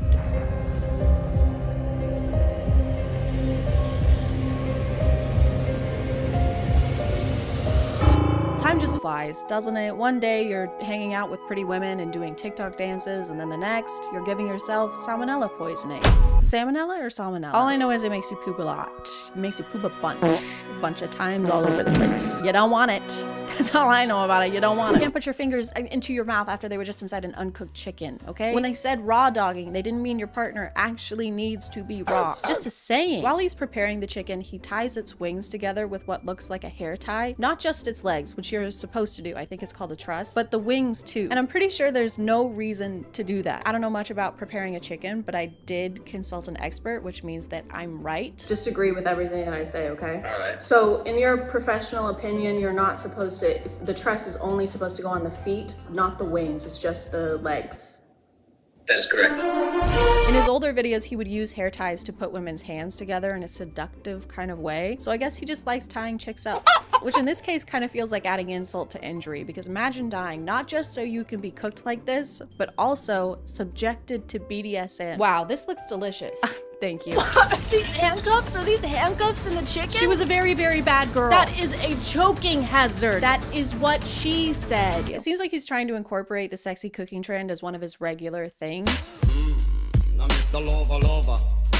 Girl. Which is just something that we do not need more of. That trend is becoming such an epidemic that it's actually making me a misogynist. I agree. Women belong in the kitchen, not men. Do not let them in there. Do not let them cook. He does your typical moves like mixing things with his hands or slapping dough, but he adds a personal touch by using his fingers to mix egg whites and then showing them to us and pulling them apart.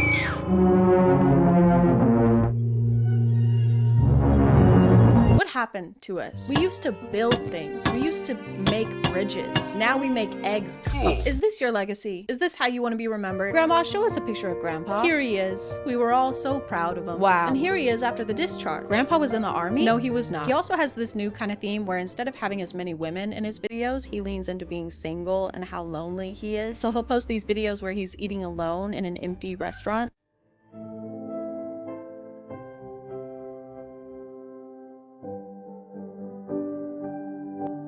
Maybe the restaurant wouldn't be so empty if they hadn't seen how you made that food. Maybe you wouldn't be alone if you just stopped humping the air. You don't have to be a crepe to make a crepe. Even the crepe is uncomfortable. I'm made of dough.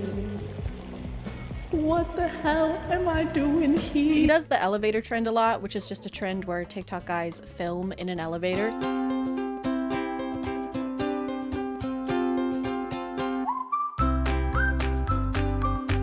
I don't know why they collectively decided that elevators are mysterious and make you look cool, but the ones in LA must have way better lighting, because if I did this trend here in Tennessee, it would be like...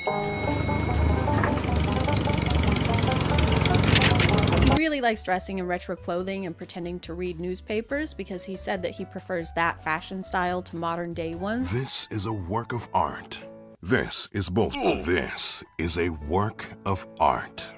But this is bullshit. And it started to make sense to me why he has a preference for that time period when I realized that he's an Andrew Tate fan.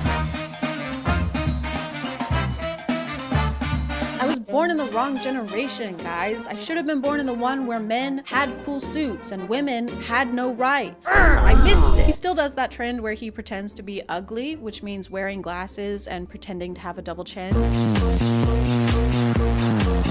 Because those are the worst things that someone can have. Those are the worst things that can happen to people. And then he'll transition into a flattering angle with his hair done. But the character he plays before doing the transition is so confusing to me. He'll try to act nerdy or what he thinks is nerdy. But the most concerning part about this character is that he always has this stain on his pants. Do you want to ask me out on a date? Maybe. Do you have a boyfriend? Every video, in every single one, he has a stain in this exact spot, in this same pair of sweatpants. And it's 100% on purpose, but I can't figure out why it's on purpose. Is it supposed to be water because his character is clumsy? Is it supposed to be pee? Is it supposed to be, you know, egg whites? Whatever it is, the thought of him spilling water on himself as part of his routine is just funny to me. What's up, you guys? We're ready to meet In this video, he walks in as the ugly character and transforms while he's inside. I've never understood why toothpicks are cool to have. It's a dental hygiene thing, so isn't using a toothpick basically flossing? I heard 9 out of 10 dentists love him. He has reduced risk of gum disease. The way he transforms inside the elevator makes me think of those superhero scenes where they run into a phone booth to change into their suit, except he just changes into a fedora. Help! Someone please help! That alien is huge and scary and it's wearing glasses and now it's even scarier. Stand back, everyone. It's me. Fedora guy. Fedora guy, thank God. Ooh, fuck yeah, Fedora guy. He has no cavities or a double chin. To keep leaning into the being alone thing, he'll do TikTok lives where the title is Looking for Girlfriend, which is the worst way to find a girlfriend. The dating pool on TikTok Live is Skull Chef or Jason Nash, a skeleton that can barely speak and never leaves his room, or Skull Chef. What'll it be? If you were missing the old videos where he used to tie people up, he still does that. He just does it to himself. I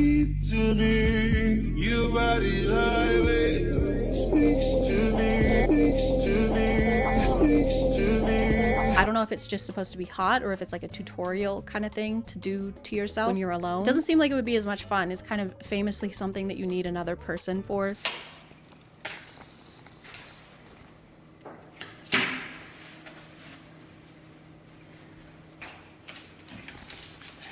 Oh man! He gets a lot of comments saying that he looks like Johnny Depp, so he'll fix his hair or wear a leather jacket to kind of look like him from the 90s. And he does it so many times. I don't care that you look like Johnny Depp. It's the same video again. Don't care. I don't care that you look kind of like Johnny Depp. I don't care. I don't freaking care about it. I don't care that you look like Johnny Depp. I would honestly rather watch the cooking videos. Maybe I spoke too soon. Maybe I judged too harshly. It probably takes a lot of work to make videos like that. I guess there's only one way to find out. Today we're gonna make a sexy cooking video. Oh wait, hold on.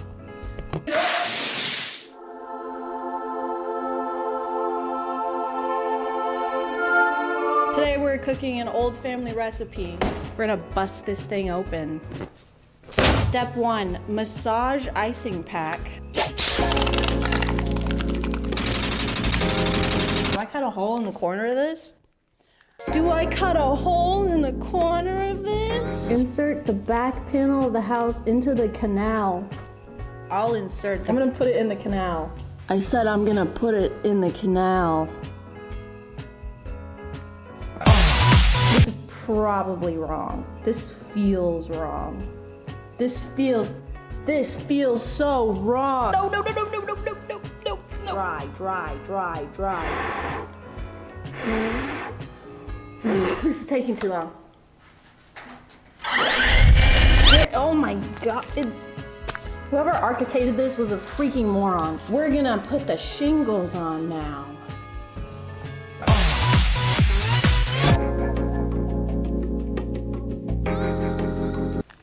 Where's the hole? That's the first time I've said that. No. Every time I touch it, it falls apart. I gotta go wash my hands.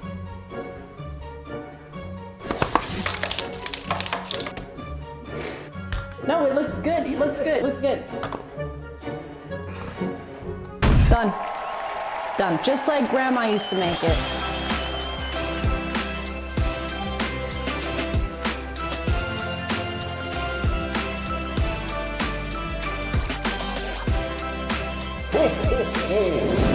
I'm gonna call it there, guys. Thank you for subscribing, and if you are still here, thank you so much for watching. I appreciate you clicking on my video out of all the videos that are on here. Okay, thank you, love you, bye.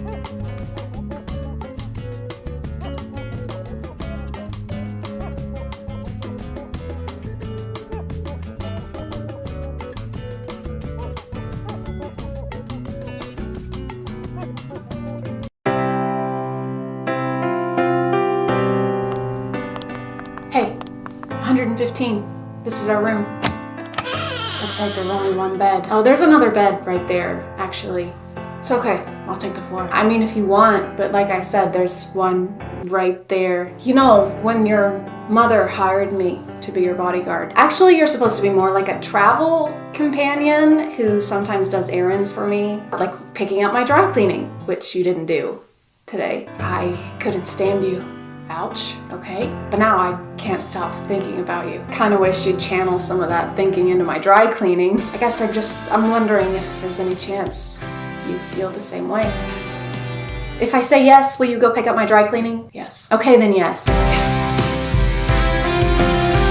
Hey guys, and welcome back to My name is ChadChad. And the hair is red now. If you don't like it, you're gonna have to take it up with the Chadlings. They made that decision, not me. And then go follow me on Instagram so that you can vote when I inevitably am about to make an impulsive decision to do with my appearance. I wanna talk about POV TikTokers again because I can't seem to avoid them. That's probably because every POV TikToker page I find always has millions and millions of followers. For someone who spends so much time on TikTok, you'd think I'd be used to seeing POVs of people falling in love with their bodyguard.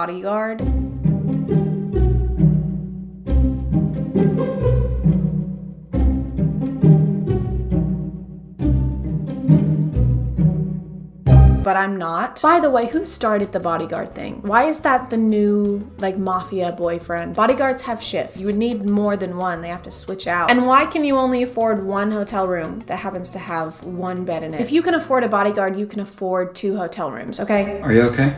You seem a little off. Oh, okay. First of all, nothing to be embarrassed about. Totally natural. Second of all, let's get this jacket around that waist. Don't worry, it's my jacket. Doesn't have cooties. Alright, I know I got a pad here somewhere. Ah, there it is. Okay. This is for you. If you want a tampon, go to the nurse's office. She's got plenty. You're gonna be wanting these. Tylenol and ibuprofen. It helps with the cramps. And, yep. New shorts. They might be a little big on you, and if they are, don't worry, you can take my jacket home. Just bring it to me tomorrow. Okay?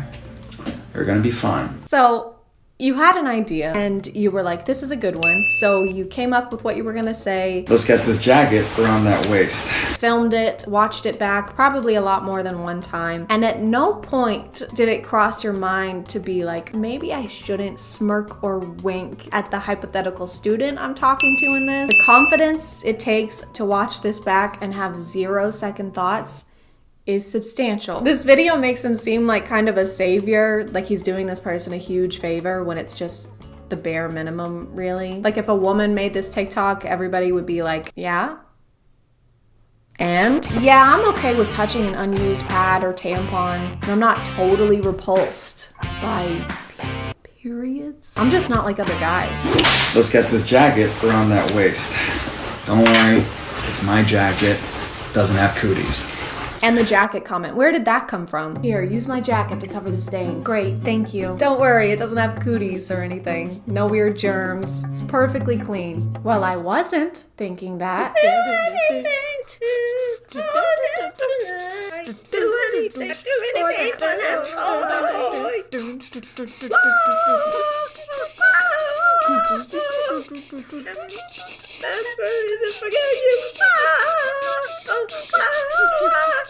Oh yeah, this is another one I keep seeing. POV, a father tests your love for his son. I don't know how comfortable I would be personally with the knowledge that my son-in-law or daughter-in-law was willing to shoot me at any given moment. I feel like it might add some tension to the next few Thanksgiving dinners. Hey, remember that time I made a joke about you killing me to prove that you love my son and you were actually gonna do it? Yeah, that was pretty funny. Yeah, it was. I laugh about it a lot. Can you pass the mashed potatoes, please? Yeah, sure.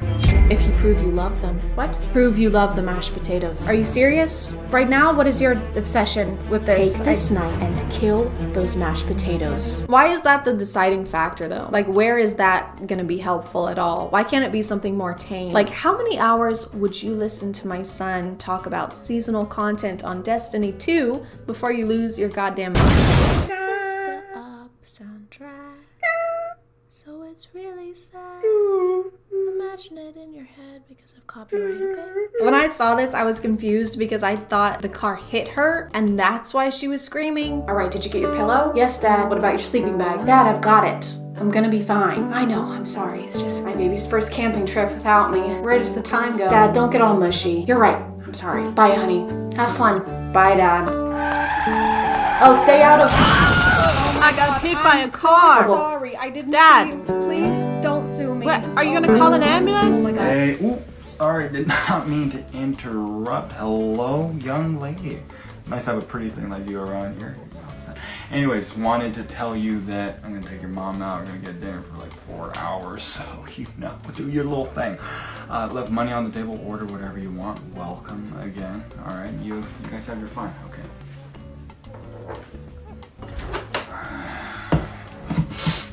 Oh no, act like I ain't even here. Just have your fun.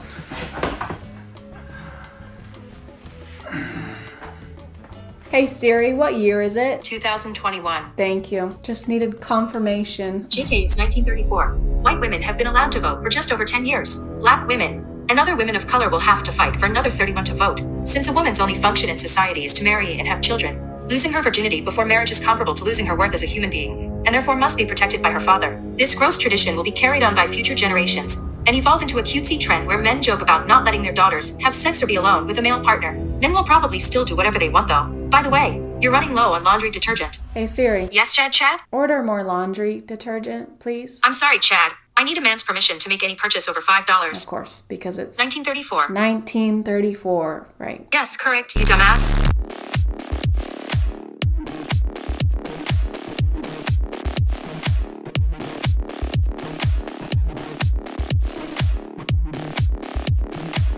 So he just shoots them. I can't say I'm surprised. Most of these POVs either end with misogyny or someone dying. I don't understand though. POV, one of the parents hit on my wife. Which parents? Like, are you at a PTA meeting or do you mean your parents? Because I can't decide which one is worse. Why is she so nonchalant about what just happened? Honey, these are my moms. This is Abby, my girlfriend. It's nice to meet you. Abby, that is such a lovely name. I guess it had to match the rest of you, huh?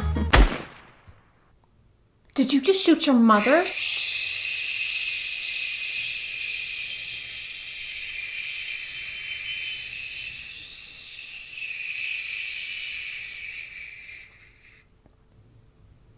Oh well. Back the up. When did this become a whorehouse? Can someone please tell me why these are a staple in POV TikToker content? Every page, without fail. Remember ladies, don't cuddle your boyfriend because that makes you a whore. But ChadChad, it's not sexist, okay? It's not because it's his daughter, it's his child. He would do the same thing if it was his son. He's just trying to protect his child.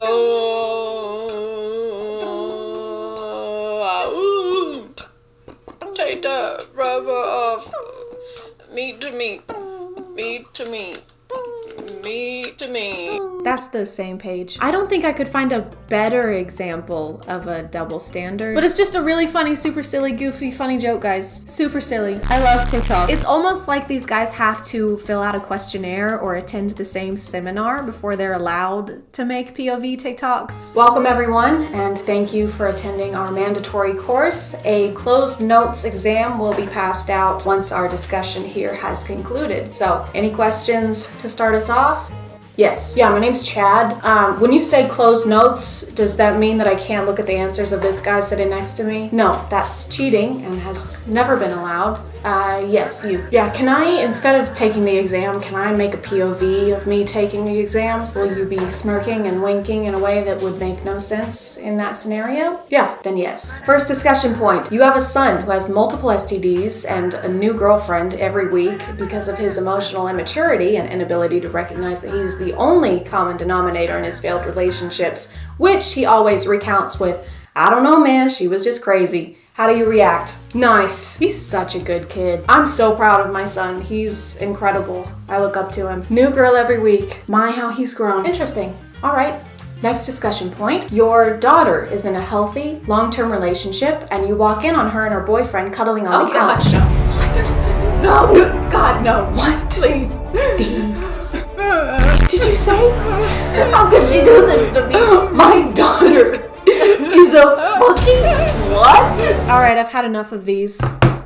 You're welcome. This is typically where people would do an ad read, but I'm still a baby YouTuber. So thank you to you for sponsoring this video by watching it and interacting with it. And if you are still here, thank you so much for watching. I appreciate you clicking on my video out of all the videos that are on here, and I'll see you next time. Okay, bye.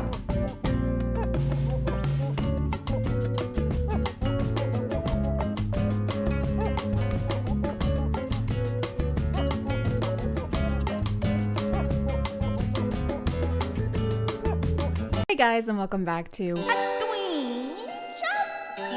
My name is ChadChad, and I love prank videos. And we're not talking those harmless pranks that make people think that they're losing it for a split second in a playful way. No, we're talking throwing things at people's heads over store aisles. We're talking robbing bank pranks. We're talking destroying other people's property. We're talking full-on crime. Prank videos have honestly become like the Raisinets of internet content. No one really likes them, but they're always there for some reason, or for some reason. I really thought that we had come close to ending the reign of pranksters on the internet whenever those twins got arrested very briefly, and everyone collectively online was like, hey, stop, maybe, because we're really tired of this. But no. Prank videos are still here, and they are not getting any better. I found this account. I found a couple like it, but I didn't document them or make any kind of note of it. I do this for a living, by the way. I'm a huge fan, actually, of how TikTok will delete funny videos for basically no reason, but will leave this up where these people are basically just flashing ass at the camera. That's perfectly okay, all right? Actually, that's what TikTok wants. Isn't that right, TikTok? So you guys heard it here first. Go forth and shake ass. This is Matt. As far as I can tell, he's the page owner, since the women featured in these videos alternate a lot. How do you guys keep getting stuck in the car? I don't know. Oh my god, well, good thing I have some scissors. I'll save the day. I have a sneaking suspicion that I'm gonna have to blur out 90% of these videos. Matt's philosophy when it comes to making internet content seems to be, why make good content when you can simply not? When you cannot do that. Do the opposite of that. Thank you. You're welcome. Have a good day. Do you think when he was a kid, this is what he dreamed of doing? Hey, Deborah, what do you want to be when you grow up? I think I'm going to be an astronaut. What about I want to film myself cutting clothing off of women and then post it to kids online? Or a dentist. I'm going to give you 10 seconds to guess what happens in this next prank video. It's a tough one. You might need more than 10 seconds, okay? I'll give you a hint. It has a common theme with the last video we watched.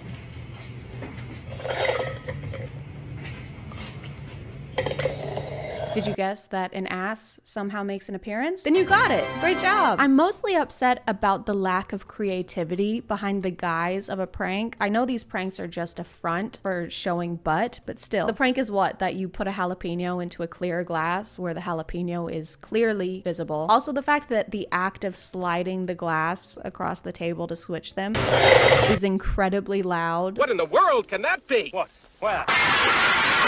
If you're looking for a prank to play on your friend, then look no further. For this one, all you will need is gumballs, plastic margarita glasses, tape, and blue Gatorade. Yum.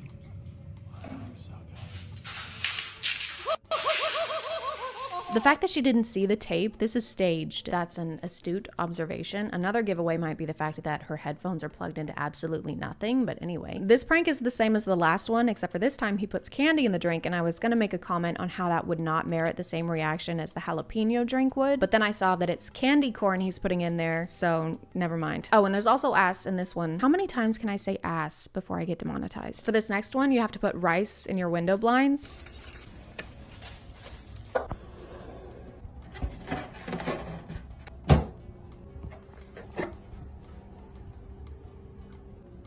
It's bright in here.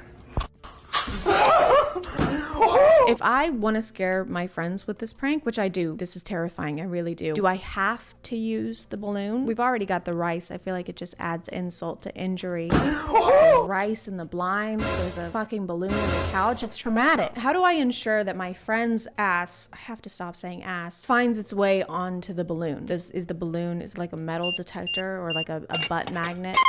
I guess I could just tell them every detail of the prank beforehand. That's probably what I'll do. If nothing else, I'll get 9 million followers out of it. 9 million of them. For this. And then there's this, which I forgot was a thing on the internet for like a week.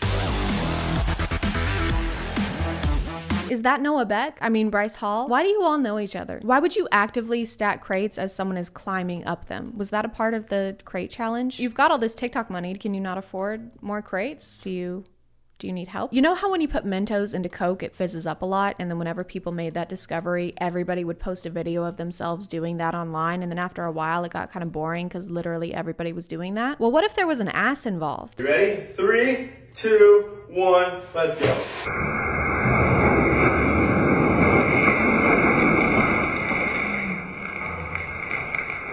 I mean, what were you expecting? An explosion? You can't have an explosion and ass, okay? Don't get greedy. Also, you're telling me you can afford all this soda, but not more crates? I think we should set up a GoFundMe just for the crates, guys. All right, here we go. I'm sorry, guys, seriously. All right, here we go. Wow, this is fun. TikTok, it was completely safe. How? You just dumped basically explosives on their faces. It looks like they're being tortured. TikTok did let this one slide though, so it was probably because of the disclaimer. Let's drop it. Uh-oh. What's it look like? Oh, not that bad. This is a great video. I especially like the part where nothing happens. How do you make a TikTok that is so pointless but still gets almost 20,000 likes? It seems like before he discovered the secret to unlocking the TikTok algorithm, it's ass. He did a lot of videos where food is just wasted. Gumballs, Skittles, cereal, even green beans.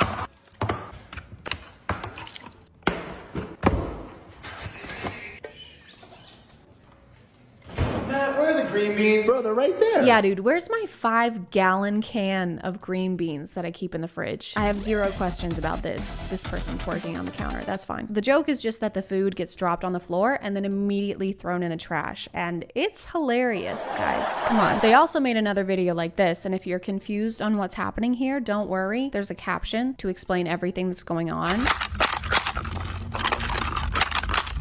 So what he's doing is he's actually breaking a frozen water bottle on the ground. Do you want to watch it again or no? You've got it? Okay, good. Why? Come on, put it over your head.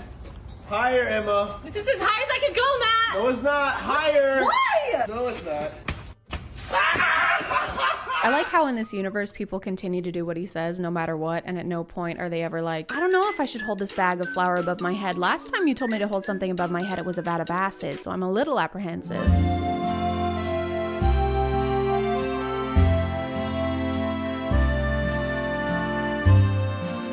Okay, girls, new rule. You're not allowed to wear booty shorts or revealing clothing because you shouldn't show your ass off to people unless it's on the internet and it's to millions and millions of people. What is this wall that just says gassy? It kind of looks like the background for a podcast. I would love to see how an episode of that would go. I guess before the page really started blowing up, not that many people wanted to collab with him, so he would have to improvise and prank himself. So he would think of the prank, set it up, and then act like he was the one being pranked. Very impressive. It's a one-man show.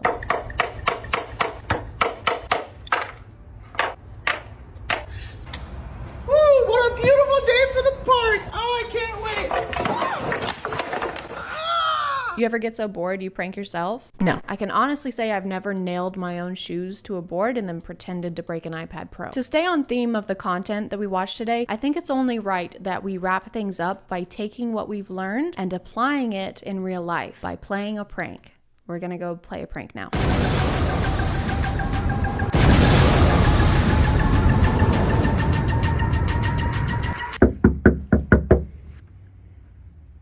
Hey. I'm very scared of what's gonna happen to me when You just got pranked.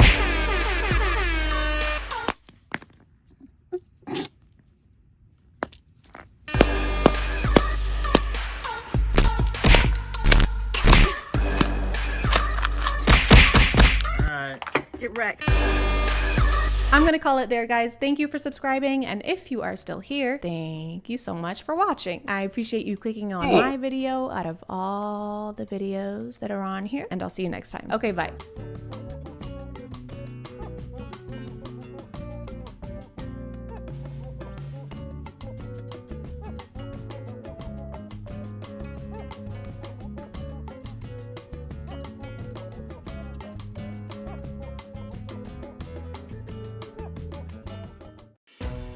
Colonel, we are approaching TikTok Island. Praise the gods, Captain. I thought we'd never see land again. Hoist the sails! Colonel, take a look at this. What is it, Captain? They're dancing. Dancing? Poorly. Well, it's not a crime, Captain. They're shirtless. All of them? Everyone. Well, it's also not a crime. Perhaps it should be. Take a look. Well, that one's not shirtless. Now he is. Alas, I fear we are not equipped to survive such an environment. Nonsense, Captain. You think we can't handle these creatures? They couldn't even find the beat after Beyonce sneezed on it. Thank you for listening, and thank you to Atlas VPN for sponsoring this video. Captain, you need to see this. Now, turn the ship around. We're leaving. Hey guys, and welcome back to My name is ChadChad. And today we have less a twinge, more a bucket full of why does this person have 6 million followers on TikTok and isn't currently maybe being investigated kind of cringe. You may recognize this guy. He's been making his rounds on TikTok and not for good reasons. If you were like me and you saw any of his content before the past week or so, I'm so sorry. At some point last week, I think he privated his account in the hopes that less people would talk about his content. But here we are. Where there's a will, there's a way. And where there's deleted cringe, there is a Reddit thread. It's a hard knock for us. It's a hard knock for us. Static says we get strings. Static says we get kids. So this is a lot, but I figured why not start off strong. This is the TikTok that spiraled him into some deserved criticism. I think it's pretty obvious why some might take issue with this video, and I also think it's pretty obvious why he can't get anyone to date him. This is a fake rose. You can't base a potential relationship on a lie. No, but I'm amazed that bigger TikTokers still don't seem to have some kind of support system where they can like send a draft for review before they post it to millions of people. Why do they keep, like, how do they keep posting this stuff thinking it's okay? If he does have somebody who's supposed to be doing that for him, they should be fired. Post haste. Hey, do you think it'd be okay if I post this video where I basically say I can't tell when someone is underage? Yeah, I see no issue with that. What about this video where I wear normal clothes and don't show my entire torso and most of my hip bones? You have a cupcake. I like you have a cupcake. Smack my ass like the drum. Did you think the first TikTok was bad? Don't worry. He made it way worse. This TikTok has obviously been deleted since then. Based on the time it was posted, I think it was supposed to be like a joke response to the people criticizing the initial TikTok, saying it was inappropriate. So instead of acknowledging that he made some people uncomfortable and that it was made in poor taste, he doubled down, made this video, and got his account suspended, which is like jumping out of the frying pan into a bigger, angrier frying pan that suspends your TikTok account.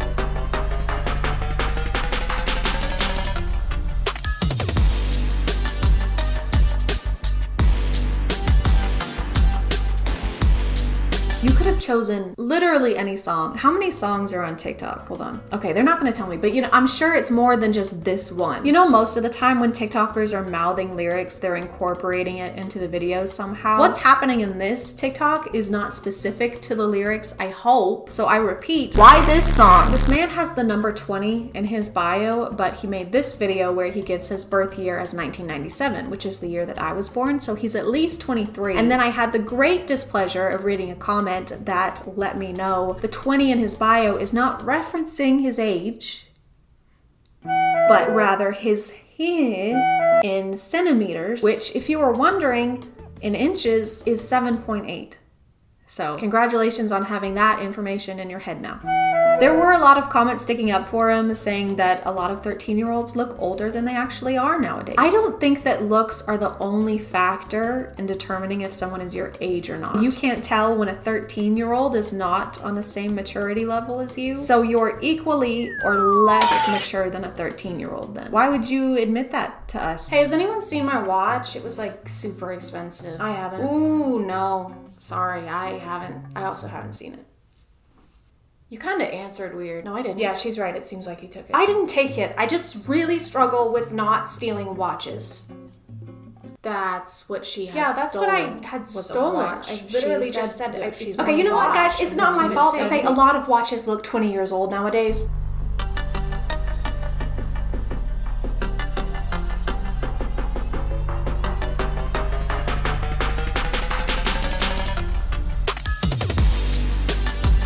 This is basically what you were missing out on the suspended account, just variations of this video, which is such a strange thing to continue doing. Like, okay, yeah, first time you were trying to make a hot TikTok and you just happened to only have a hairband around, but then you kept choosing it. These do nothing. They snap more than this guy's hair will if he keeps using 40 volume to get it that blonde. Ask me how I know. Don't ask me.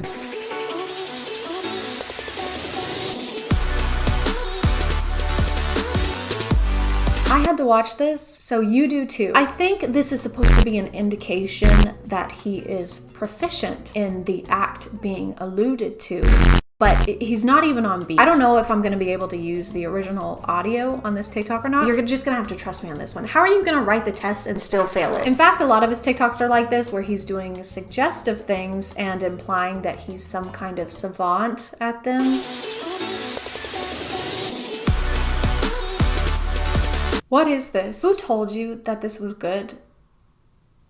Because they lied to you. It looks like he's digging for the last chip in a Pringles can. It's not just the fact that he's wrong, it's the fact that he's so confident in his wrongness. Every day I wake up and pray for just a speckle of the confidence TikTok dudes have when talking about female anatomy.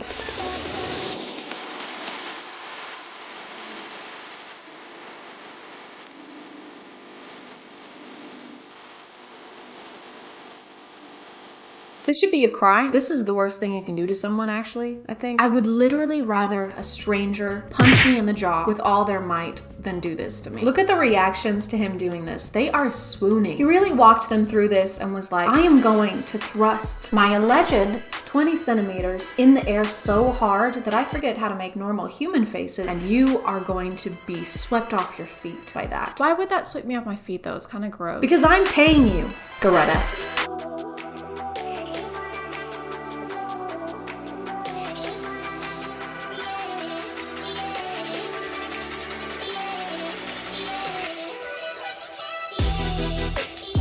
No thank you. Call me shallow, cause no diving allowed. I haven't gone through menopause yet, but from what I've heard, there isn't much of a Red Sea. If anything, I think it's like kind of the opposite of that issue. So this is, again, incorrect. I don't know where he's getting his information from. It's probably the same place that this guy is. They should collaborate or something. Just get together and let us know how we work. Welcome back to the ChadCast. We have a lovely lady guest here today with a question about menopause. Ooh, menopause, huh? I know, right? Hot. Emma, what's your question? Yeah, I just feel bad all the time. I'm either freezing cold or sweating. It's just miserable. I don't know what to do. Have you tried adjusting the thermostat? Ooh, that's a good one. Thanks, Chad. Yeah, no, it doesn't really matter what the temperature is outside my body. I believe in this situation, and Emma, correct me if I'm wrong, but that you would use tampons.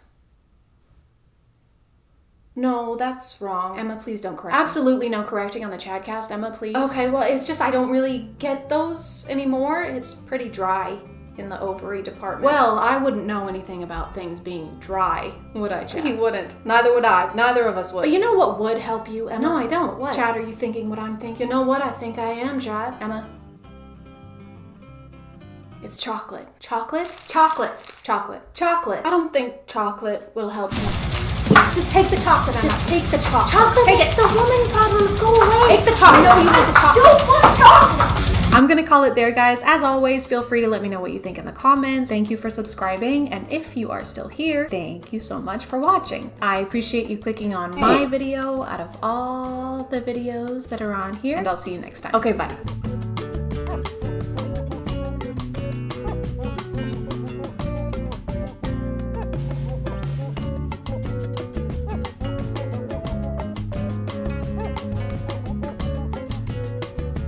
Hey guys, my name is ChadChad.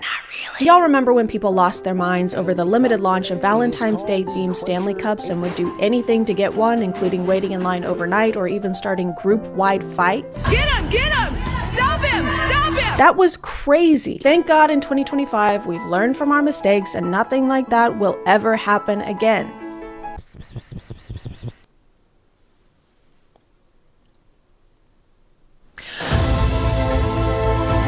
Over the last 5-ish years, it seems like drinkware has become less about staying hydrated and more of a collecting hobby for some. Whether it's Hydro Flasks, Stanley Cups, this tumbler from Buc-ee's, I would walk barefoot over hot coals for this thing. That's not a joke, I'm not kidding. And as of a couple weeks ago, the Bear Cup from Starbucks. This thing was announced on Starbucks' TikTok page on November 4th and it got crazy interaction. It had about 2.3 million likes. You'd think that might tip them off that there would be a lot of interest in this cup, but I guess they don't understand supply and demand, especially when the demands are to give their employees a better work environment. The cup is a pretty basic glass bear with a hat on top, which is pretty cute. Putting hats on top of things that shouldn't have hats on is always gonna be cute. They got us there. But for $30, I don't know, maybe it could have a handle. Maybe you could hold it in any other way than grabbing it by the neck. Bears don't like that when you do that to them. Trust me, I've tried. Or maybe it could fit in a cup holder. Any cup holder. But despite the price and the impractical design, these things sold out basically everywhere in minutes. The store is now open. Run. Or sometimes in seconds. Oh. That's it. We only had 6. And I guess that makes sense for a high-ticket item like this was. Everyone wanted to get their hands on it. I mean, their paws on it.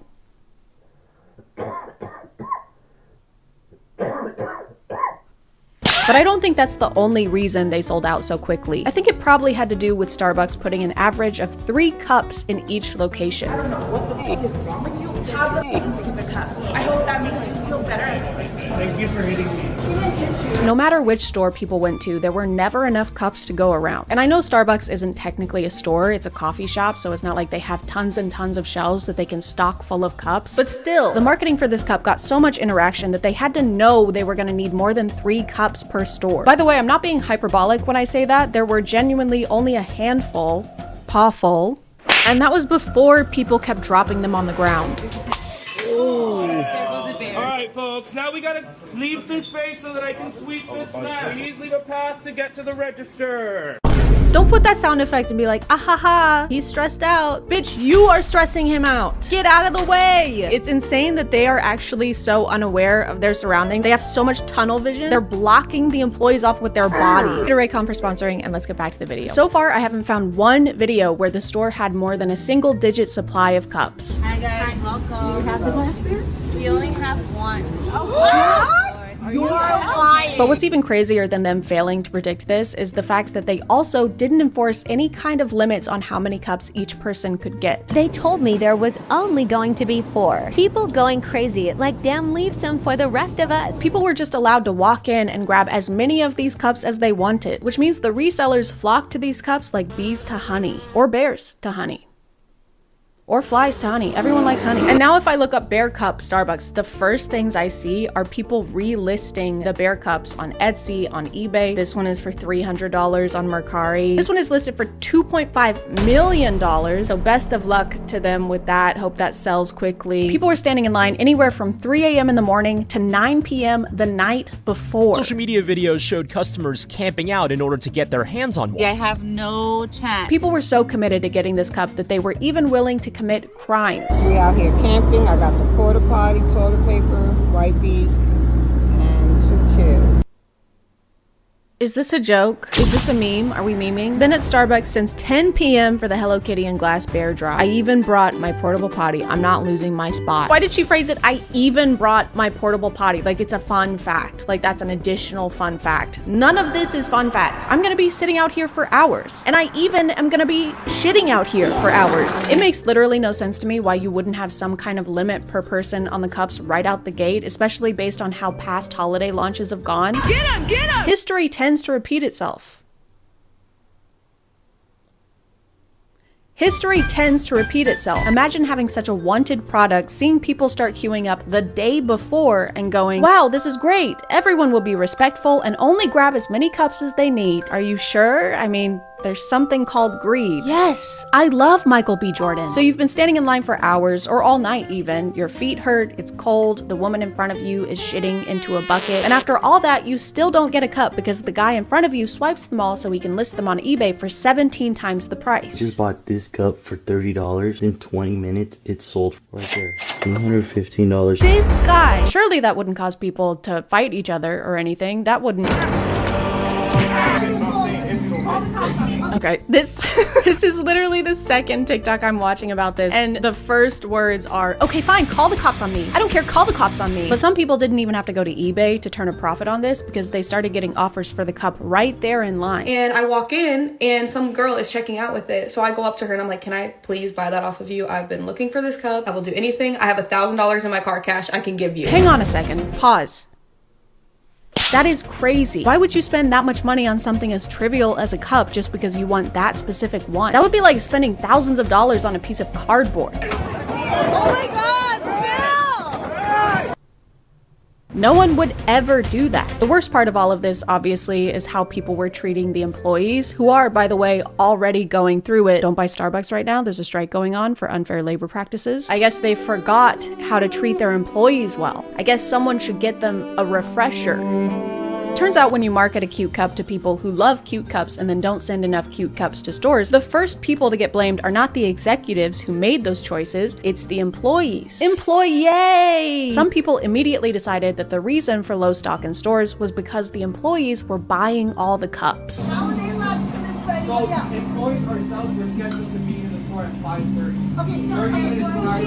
It's so cool that all three of these people are yelling at this guy at the same time. It's also so cool that we're filming this so we can try and get him in trouble later. She's not allowed to work. She's on the clock. So she's shopping on Starbucks clock. Thank goodness this woman is here. I was beginning to worry no one was around to advocate for the billion-dollar corporation. She's shopping on Starbucks clock. And you're hopping on Starbucks' clock. Hop off of that thing. Stop riding them. Trying to get an employee in trouble and potentially messing with their livelihood because you didn't get the product you want is slimeball behavior. I'm sorry. Slimeball core. I saw so many TikToks where people were claiming the cups were gone because the employees probably bought them all. The barista mug was never on the shelf. The employees props bought it, annoyed emoji. Which I think is a pretty unfair conclusion to come to when the employees had nothing to do with how many cups were sent to each store. It was the company that decided to use scarcity marketing for this entire campaign and make people feel like they missed out on this one so that next time they'll be more likely to try and get one. It's not like they sent hundreds of cups to each store and the employees stashed them all away. The employees aren't napping in the back rooms on a big pile of bear cups like Smaug. I feel like a more accurate metaphor for this would be throwing a big juicy steak in front of a group of starving lions. I'm so hungry, by the way. And then turning to the squirrels and being like, okay, don't let them eat any of this steak or you're fired. I haven't. On top of all of this, employees had to deal with people like this. I was here at 5:30. I've been sitting in my car. I sat in car. Stop talking over her. Yes, I Oh did. my I was god. at the- This is giving me PTSD, like flashbacks to working in a call center. This is terrible. Show me the cameras, please. I can't show you the cameras. But you can. You're claiming. Bro, something she like- just said she can't show you the cameras. can, Oh my though. god. Okay, we're not going to serve you, unfortunately. Well, you have to. No, they don't. I cannot show you the So cameras. go look at the cameras. There was maybe like 9 people lined up, but they were lined up at the exit. So I walked up and stood at the entrance. It doesn't matter if the line is over here or if it's a few feet over here. This is still the line. It doesn't matter if you walk up and you just decide to start your own line based on the sign in front of the doors. The doors both open. People enter through the exit all the time, every day. It doesn't matter. So everybody pushes through, all right? I was one of those people, but I was in the front. You were in the front because you created your own line. I'm on his side. Who forms a line at an exit? And then he replied to that comment and said, people that use a lot of pronouns. How I'm sorry, but if they lined up at the wrong spot, he's right. No, he's not. What is, I'm so angry. It looks like they're not going to be restocking the Bear Cup because, like I said, they're trying to make you feel like you missed out so that next time you get in line a week before launch. That's a lot of poop buckets. Things are going to get pretty grisly. I do feel kind of bad for the people who really wanted a Bear Cup but couldn't get one, so I decided to recreate it right here in my home so that I can have it, not you. You still don't have one. Hey guys. Hi. We have 10 minutes to make a Bear Cup from scratch. Also, we weren't allowed to make a plan before this, so we're going into this blind. Call us mice with no tails because that guy's wife cut them off with a farmer's knife. Start the timer. 3, 2, 1, go. Okay, we have 10 minutes. Okay, 10 minutes to make a Bear Cup is easy. Here's That's the 9 plan. minutes. Hold on. We're Okay. going over here, actually. This is what Minto does to all of her toys. She tears them up and she rips everything out of them. So I think we can use something like this and we can put the cup inside. Wait, okay, so look, here's one with a hole in the top This already. kind of feels like really This is promising. basically a bear if you take away the P and the inguin. Wait, okay, so here's a squid. Okay. Wait, this is like a perfect hole in the top, like that. It is, but does it resemble a bear enough? If you take away the S and the quid. Yeah. Me when I'm British and I'm robbing you. Take away the quid. Take away the quid. Take away the quid. Sorry. There has to be something This one. bearish. This simply won't be. Me when I'm a stockbroker and I'm looking at the S&P 500. Wait.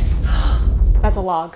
Yeah, but it's close. Wait. It's close to color. Whoa. That's a monkey. Okay. Well, this is a bear. Okay, actually we could use this. Now that I'm thinking about it, this is a bear. We have 5 minutes left. We have to go. This has a hat on it. I feel like we could use the hat. That's important. All Can we right. get the bill? This is very wait, hold on. Me when I'm trying to decide who's paying the check at dinner. Don't film her for this part.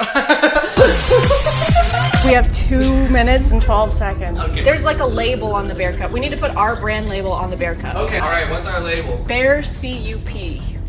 Bear, I'm assuming the letters. Boy is drinking water to show solidarity. Okay. 5 seconds. 4, 3, 2, 1.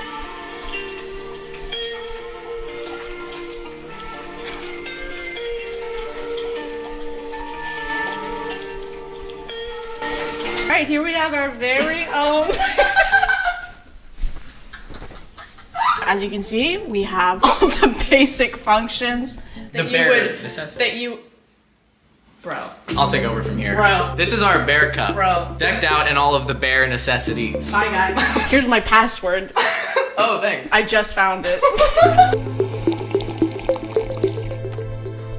I guess we should fight over the cup now. I don't really want to fight over this. I think I This one, dude. Give me the cup. It's spilling. Give it to me, bro. It's spilling. Give it. I'm trying to finish my. You know who really deserves this bear cup? Is that little lady right there. There you go. Oh, sorry. Excuse me.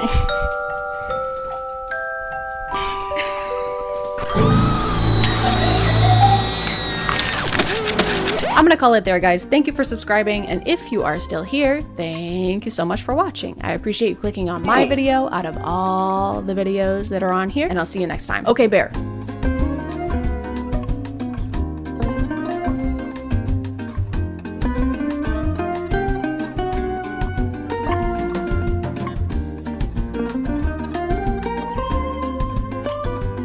I got a new mic. It's wearing a sock. But the good thing about it is that I can move wherever I want and you can still hear me. See? Look, you can even talk to this guy. She forgets to put on deodorant. She smells like and I don't even have a nose. It makes me sick. Never mind, don't talk to that guy. A twin job. My name is ChadChad. Not really. And today we're gonna talk about sauce. Small sauce, big sauce, blue sauce, pink sauce. You can eat it in the car, or you can eat it in the ER. Chances are you've heard of the infamous pink sauce on TikTok, and if you haven't, what's it like? Outside, are there still trees? I remember those. Pink sauce blew up a few months ago, figuratively and then literally. And yes, I said months. ChadChad being late to a topic? That doesn't sound like me. You're thinking of bad ChadChad. Hey, what's up? My arch nemesis. She just learned about pink sauce because she only watches reels. Have you heard this? I have seen that. Yeah, I have. She's a fucking monster. The creator of pink sauce, who goes by Chef P, invented what a lot of reviewers are calling pink ranch. It's a dipping sauce for salad, fries, your pregnant wife at a Nickelodeon-themed gender reveal. I think the main appeal was just the novelty of it. Dipping sauces aren't usually pink, and so when they are, we're curious. It's kind of like those ketchups from the early 2000s that were like purple and blue. It's still ketchup, but now your poop looks like it belongs in the Blob Opera. The initial recipe for pink sauce had pitaya or dragon fruit, garlic, raw honey, lemon juice, oil, and milk. And a little known fact about milk is that it goes bad. The shelf life for milk is barely. You have to shoot milk from the udder straight into a fridge, otherwise it sours mid-squirt, like a 3 a.m. Tinder hookup. Some people's orders showed up like this, with the bottles popping open and dripping all over. Yes! It don't even say pink sauce on this bitch. Oh my, it's gone. There's nothing else in here. Like, it's gone. The pink sauce Cause y'all cancel. waited this long for nothing. This is, no ma'am, we're not trying this. It stinks like throw up. No, not gonna work. And some of them looked like they had maybe been shipped out in just a piece of paper with the label slapped on top of it. Hi, I'm editing. She's also almost showing people's addresses and information during this video, so that's good. I looked up the type of parcel that she's using to ship these. Blah, blah, blah. They are handled more often. This makes it more important to properly package items that are more easily damaged. Just because the sauce is bubblegum pink doesn't mean you can ship it like chewing gum. This is how it feels to chew 5 gum. This is a wet envelope? Stimulate your senses. Is that honey mustard? Stimulate your senses. No thanks. Go on, stimulate yourself. Right here? Yes.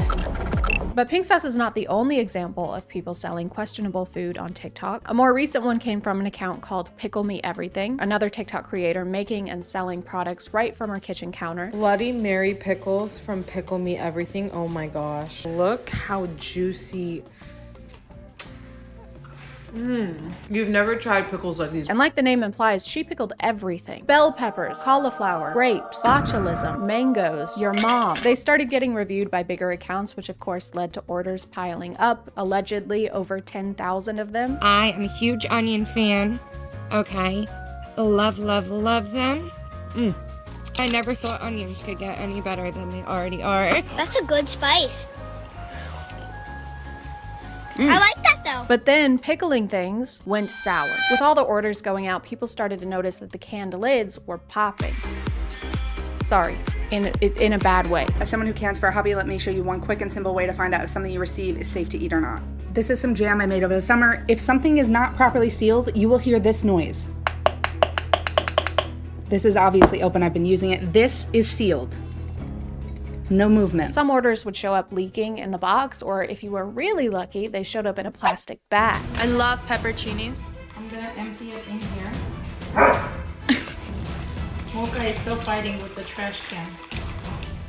Would you like an improperly sealed can or a condom full of mixed veggies? Both will kill you, and both of them glow in the dark. So to address the leaking and people's concerns that the jars seem to not be sealed, she went on TikTok to clear the air. If it comes minor leaking, it is hand sealed, not pressure sealed, not pressure cooked, no can, nothing involved. Alright, so this person is selling pickled vegetables off of TikTok, off of their Etsy shop, and not only is she clearly not canning them correctly, but pickled and canned foods are actually not even allowed under cottage law in California. Don't worry guys, if your jar is leaking, it's because something is terribly wrong. Enjoy your pickles.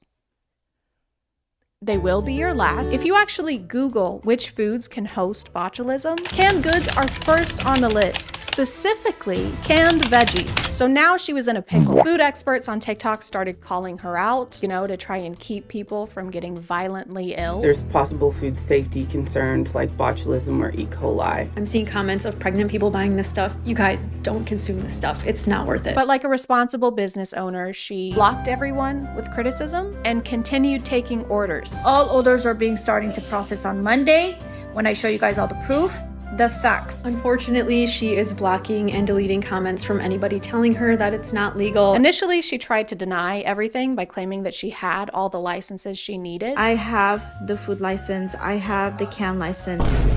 Guys, just give me some time to put everything together as a video and show you guys all the proof and all the facts. But then a couple days later, she posted a TikTok video claiming that she didn't know anything about needing all these licenses. I'm so sorry for all of this. It just happened so fast. I want to thank Food Science Babe for bringing awareness to teach me things that I didn't know about this food canning license, about a lot of things. Which it's fine to not be an expert on FDA regulations or how to properly make canned goods. Unless you plan on making canned goods. I'm working on getting all the license, the permits, whatever it is that I need to get done to get this properly done. Why are you working on getting the permit or the licenses after you've already sold the jars? You've already done the thing that they're trying to prevent by making you get a license. Can I get your license and registration, please? This probably isn't a big deal, but I don't have those. That's illegal. Well, how was I supposed to know? Single internet search. Come on, who am I hurting by not having a license? That guy. He was already like that. I'm one person with all the hate, all the messages, but just please consider being a little bit nicer. It does hurt people. Do you know what hurts more than getting angry comments on the internet? Dying. Botulism is not like a joke illness. It can be fatal. You can't slack when it comes to selling food. There's more rules to it than if you were selling like candles on TikTok, because candles don't go inside you unless it's a Saturday. This was such a hazard that eventually the California Department of Public Health stepped in and issued a warning on buying anything from Pickle Me Everything and recalled all of their products, even saying that if you already bought a product, to dispose of it in doubled plastic bags while wearing latex gloves. They don't even want you to touch it. The recalls for anything that was sold on or before December 18th. The recall reason, possible Clostridium botulinum contamination. Essentially, if you bought a jar of pickled sauerkraut, why? But also burn it, bomb it, code 2319 it. So that seems like the end of Pickle Me Everything for now, which makes sense. Somebody was selling food that wasn't up to code, and so they were shut down and prevented from putting more people in harm's way. And you might be thinking that something similar happened to Pink Sauce, but that would make you an ass. And me an ass. I can't remember the saying, but we're both donkeys, and you can bet your ass on that. Somehow Chef P got invited onto a talk show along with a fellow TikTok creator who had reviewed Pink Sauce in the past. When I went to go open it, something is not right. The smell that's coming out of this bottle, something is wrong. It's rotten. Alex had sent a sample of her sauce to be tested at a lab after concerns that her bottle had gone bad during shipping, because milk tends to do that, and she found loose glitter inside the sauce. There is a piece of glitter inside the bottle. Pretty reasonable. If my dipping sauce seemed like it had been made in a bovine strip club, I would also have some concerns. Like, how many bras do they wear? And do they take debit? But for some reason during this whole interview, the talk show host and the live audience are all on Chef P's side. Okay, but why would I contact someone who's fabricating something on the internet? But nothing was fabricated. To be honest, you're not special. You're not special. okay? So why should I? Because of her review, Chef P accused Alex of harassing her online. So apparently Alex had contacted the show beforehand and requested not to be seated next to Chef P. So of course the show accommodated by seating them right next to each other. Now before we go any further, I do have to ask this, Allie, because my producers did tell me that the reason that we had to separate the couches is because you didn't feel comfortable in sitting next to Chef P. We know you had some concerns about sitting next to someone that you have a negative relationship with, so we separated your chairs by 2 whole inches. Oh, and also she's gonna hold your hand. Actually, you know that thing that your siblings do where they pin you on the ground and the spit slowly falls out of their mouth and onto your face? She's gonna do that too. Hope this is okay. Kind regards. I think this is a moment of reflection. Absolutely, and I think it's a moment of learning on both parts. I think the learning is more on your part. Yes. And that's being real. The host chastises Alex for affecting Chef P's safety by posting a negative review of her sauce. Her business, her livelihood, her safety is being affected now. And I forgive you. But has nothing to say about the health and safety Chef P affected by selling food without knowing what FDA stood for. What do you mean FDA approved? I don't sell medical product. The pink sauce is not a medical product. Not only is milk unsafe, but garlic and oil at room temperatures can also lead to botulism. At some point, Chef P claimed that the milk being used in the original recipe was powdered milk, but she also claimed that the garlic in the recipe was not raw garlic, and I guess forgot about the video she posted where she's using raw garlic. And then to finish off your homemade apple juice, I just like to add 2 shots of freshly ground urine. Did she say urine? I think she said urine. Hey, I don't think you're supposed to put pee inside the apple juice. And by the way, there's no piss in this apple juice. Chef P also chastises Alex for posting her review on TikTok instead of coming to her directly. You could have contacted me directly. No, you could have reached out to me like, hey girl, you know what? Take this step.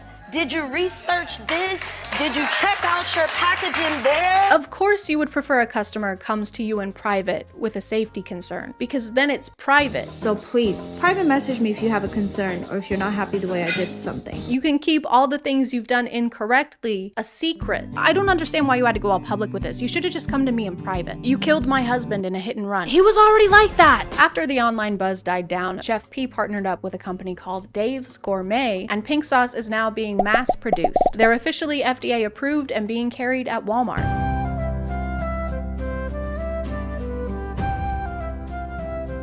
Some of them aren't even pink. Some of them are beige. This is beige sauce. This sauce just told me it collects postage stamps. I rest my case. But I guess not all Walmarts carry it because I ended up having to order mine online.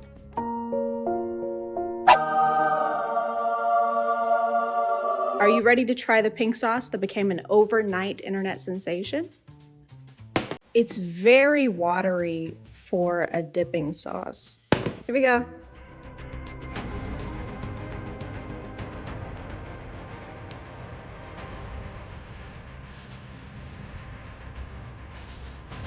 I think the only reason people are gonna buy this is because they want it to be bad, and it's not. It tastes okay. Sweet and tangy. There's not really any sweet. It's just tangy. But my favorite part of pink sauce is that it tastes like ranch. It even has ranch flavor listed in the ingredients, which is kind of like Coke listing Pepsi as an ingredient. But you know what they say, if it looks like ranch, it smells like ranch, tastes like ranch, it's made of ranch, it's pink sauce. I'm gonna put it in my mouth.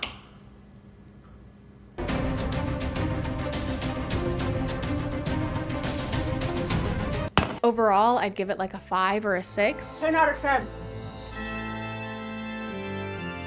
Did you hear the queen died? Unfortunately, since Pickle Me Everything's products were recalled, I wasn't able to get my hands on those, so I decided to take my pickle into my own hands. Hey guys, today we're gonna be making some pickles with Pickle Me Pink. That's the name of my company. It's official, look it up. But hold on, safety first. Absolutely 100% safety first. But wait, don't forget to customize your gloves because it's really important that your personality shines through no matter how many safety precautions you're taking. So take the time, take care of yourself, just add a little pizzazz. There you go. Just added some more finishing touches and there we go. We're all set. This is standard workspace, but it's a little hot today, so I'm gonna take it into this room. This is another workspace, and then you're just gonna add some, that's a pickle. This is another pickle. This is a pickle.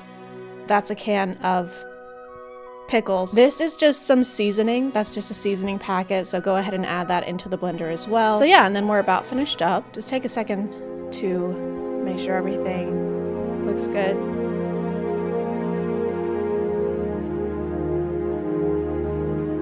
So then you're just gonna add your liquid, but you don't wanna use the sink water. You wanna use this water. It just has more flavor. Make sure you stir everything up, give it a little taste test if you want, and then there you go, bam! You are all finished. There she blows. That is my Pickle Me Pink pickles, and they are all finished and they are ready for sale. We have made so many sales, by the way, and it's been going great. Okay guys, so the cops are here. Not really sure what they're doing. I'm gonna call it there, guys. Thank you for subscribing, and if you are still here, thank you so much for watching. I appreciate you clicking on my video out of all the videos that are on here, and I'll see you next time. Okay, bye.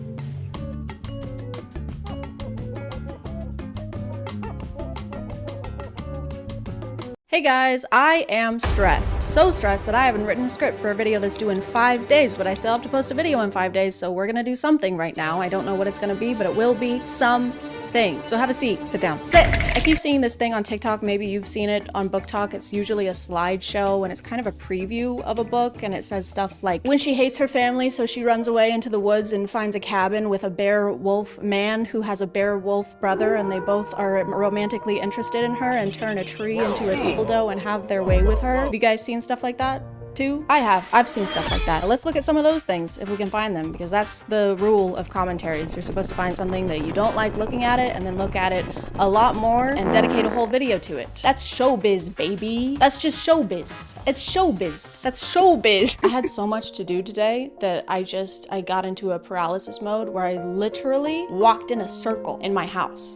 I couldn't figure out in what order I should do things, so I did none of them all at once. My ADHD medication is not strong enough. It will never be strong enough. Ever. I found one. When she finds out her online best friend isn't who he says he is. He's the same person she's been obsessed with for 8 months and has been trying to forget about. Turns out he's just as obsessed as she is. And he's her ex-boyfriend's dad. Oh, father. Oh, okay. All right.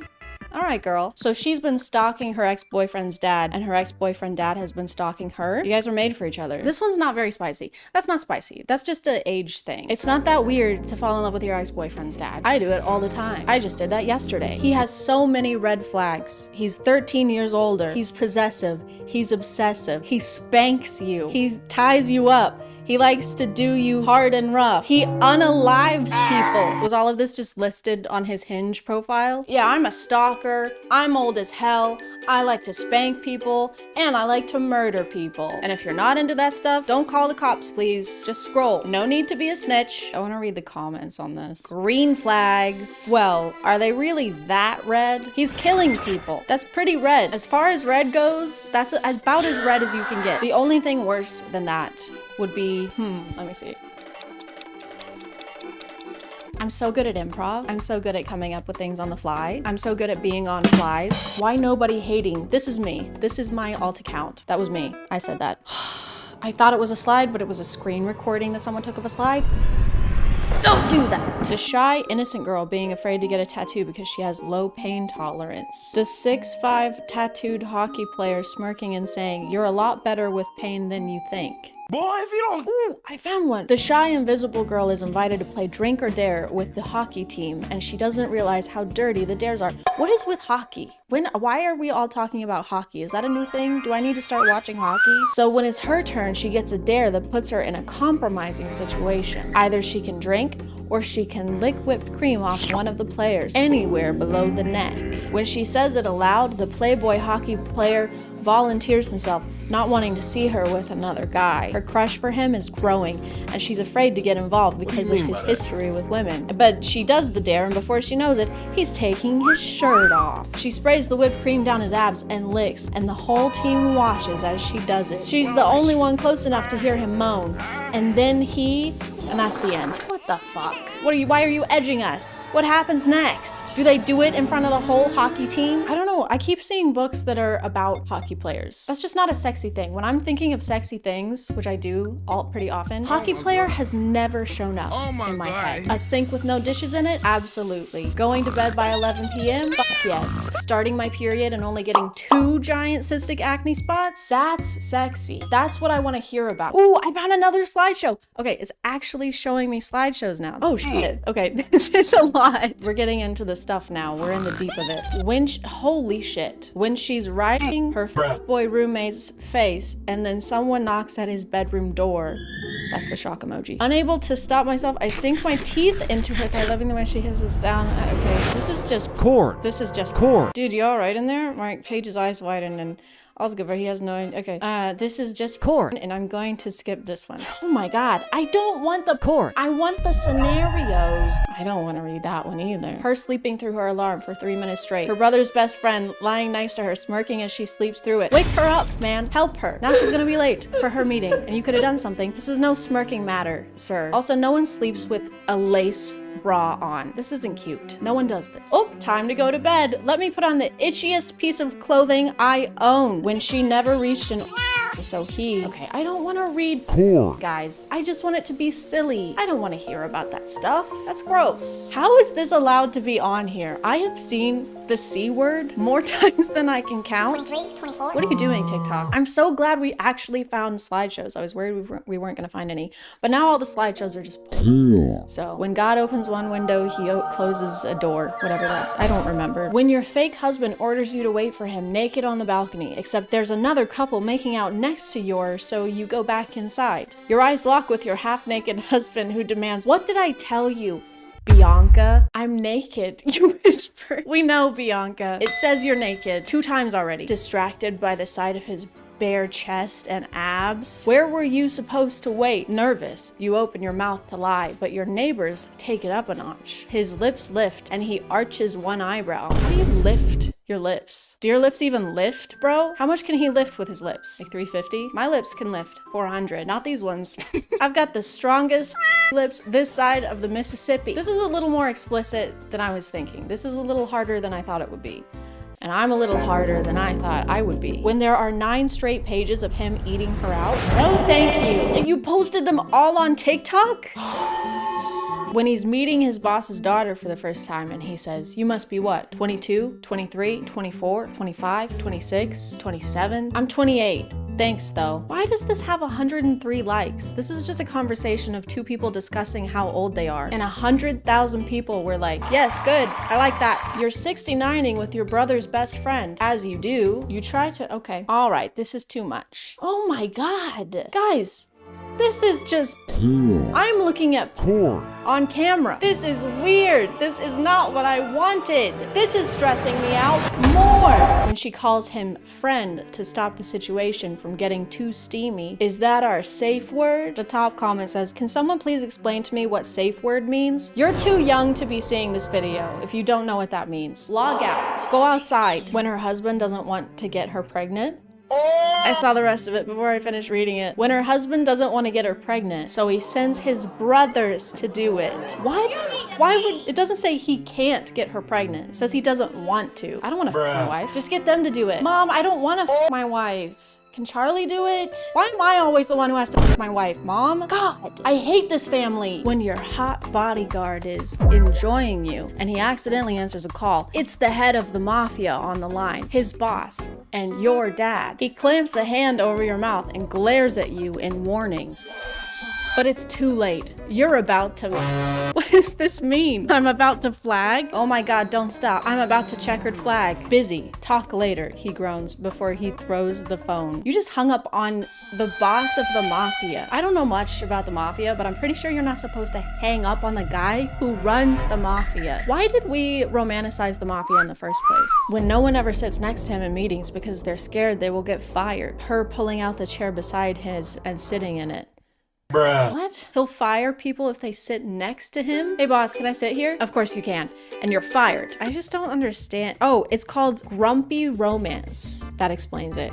He's just a little grumpy. He hasn't had a snack. We either have boring or hardcore core. There is no in between. That's it. That's all you get. Let's go. She's staying at her enemy's house because only he has an open room, but she decides to fix the place to make use of her time. But while she's fixing the shower, he walks in with nothing on. That's okay, and that's it.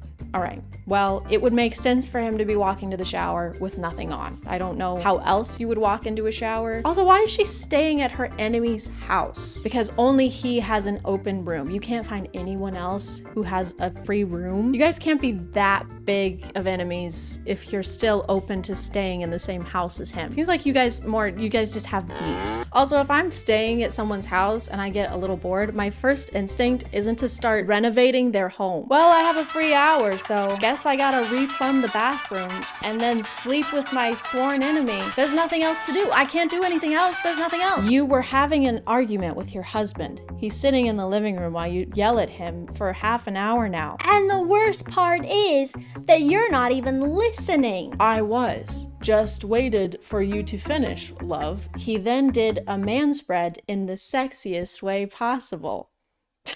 I'm all ears, babe. Babe, what's wrong? I'm listening. Go on, love. Yell at me. You weren't going to yell at him anymore because you could have seen the way he looked at you. Okay. You could tell he was turned on. I mean, did you see how he manspreaded? He's turned on, for sure. I know you too well. Oh, love. Just thinking about you yelling at me while I do the most unholy things while you scream my name. The recommended search is manspread scenarios. Don't encourage them. We're trying to nip this in the bud. We're trying to get rid of this. We've been complaining about this and now you guys are sexualizing it? Cut it out. It's not sexy. Imagine you were in a Uber coming from a club with your friends. There was no space left and you had to sit on E.N.'s lap. Okay, I did read some Wattpad when I was a kid. Not enough to know what E/N means, so I'm just gonna say Aaron. Kind of looks like Aaron. Let me put the seatbelt on, Aaron said. There was so much noise in the car from the loud music and your drunk friends, so no one was paying attention. While Aaron put the seatbelt on, he was barely touching your body. Are you afraid to touch me or what? Hey, are you afraid to touch me or what? What are you, a little bitch? What's the problem? No, of course not. It's just, he said as you cutted him off. Oh my god. She cutted him? Stop. Oh my god. You're hard, you said, with a smirk on your face. You guys are in an Uber with a bunch of other people. Keep it in your pants. Literally. Put it back in your pants. Why in? Okay, I do know what this one means. That's my name. And my name is Chad. Really? Chad, he said, surprised. If that helps, This is not helping. This is not helping the day I'm having. If that helps, I'm too, you said.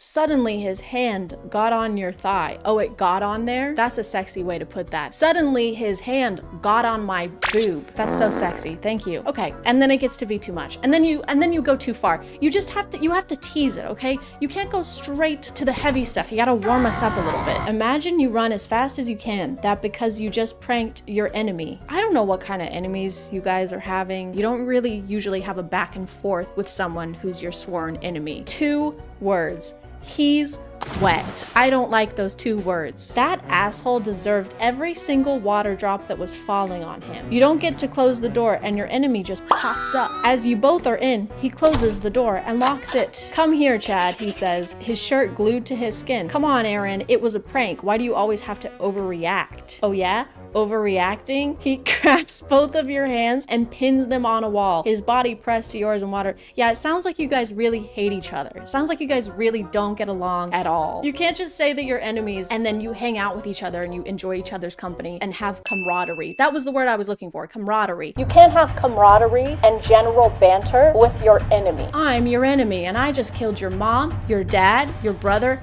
and your sister. Oh yeah? Well, I just got your note. Stop, give it back.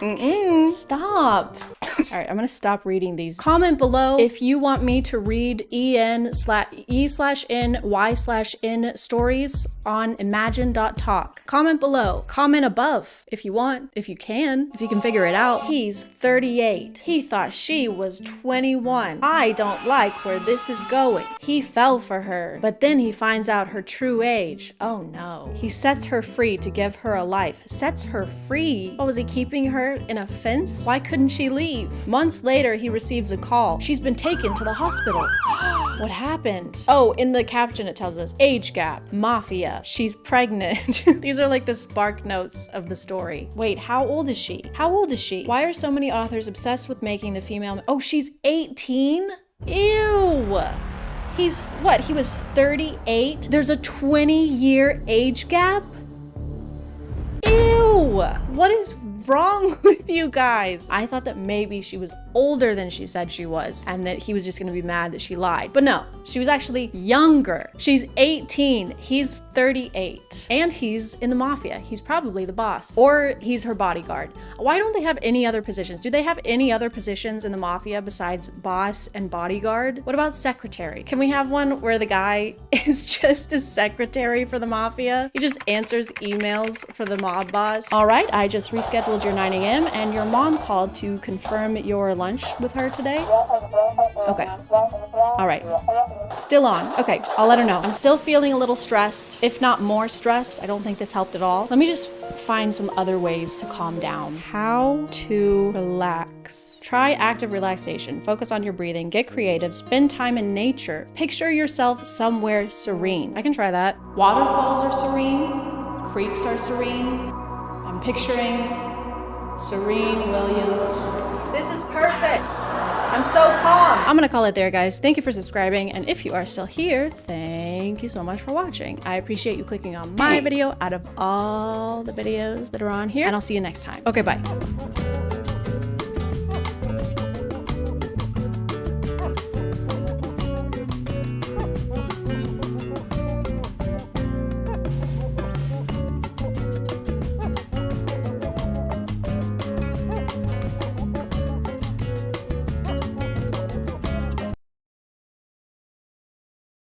Hey guys, and welcome back to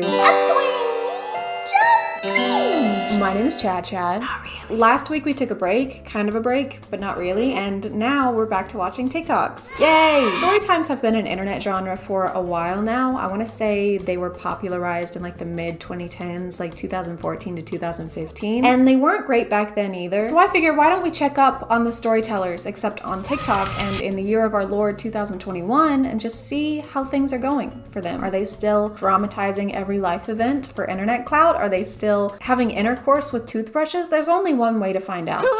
And unfortunately, it's by watching more stinky TikToks. And they are stinky, very stinky. November last year, I gave birth to our first baby. It's the first in my family and the sixth in my husband's family. Firstly, if you're not aware, a lot of TikTok story times are basically just substitutes for music or voiceovers now. I'm not sure what visual I want while you're telling me a story about how your boyfriend's mother's grandfather's sister's ex-boyfriend's son cheated on you, but I don't think watching slime makers have a very poor grasp on color theory is one of them. We told my mother-in-law we were having a boy, but she was still convinced it was a girl. She told the whole side of the family that it was a girl. I wanted a healthy baby. I didn't give a damn about the sex. What was that noise? It sounded like somebody getting jabbed in the stomach, or like that blowfish video. I didn't give a damn about the sex. She told them that we are naming the girl after her mom, which we will never do because my hubby hates his grandma. Can we get a story time on that? How did he develop a hate for his grandma? Did she get you the root beer candies instead of the Werther's? The story's told by the grandma and she's just making slime with denture glue and mashing Werther's candies into it. The problem, for them at least, is that now the baby has plenty of girl clothes that we plan on putting on our son.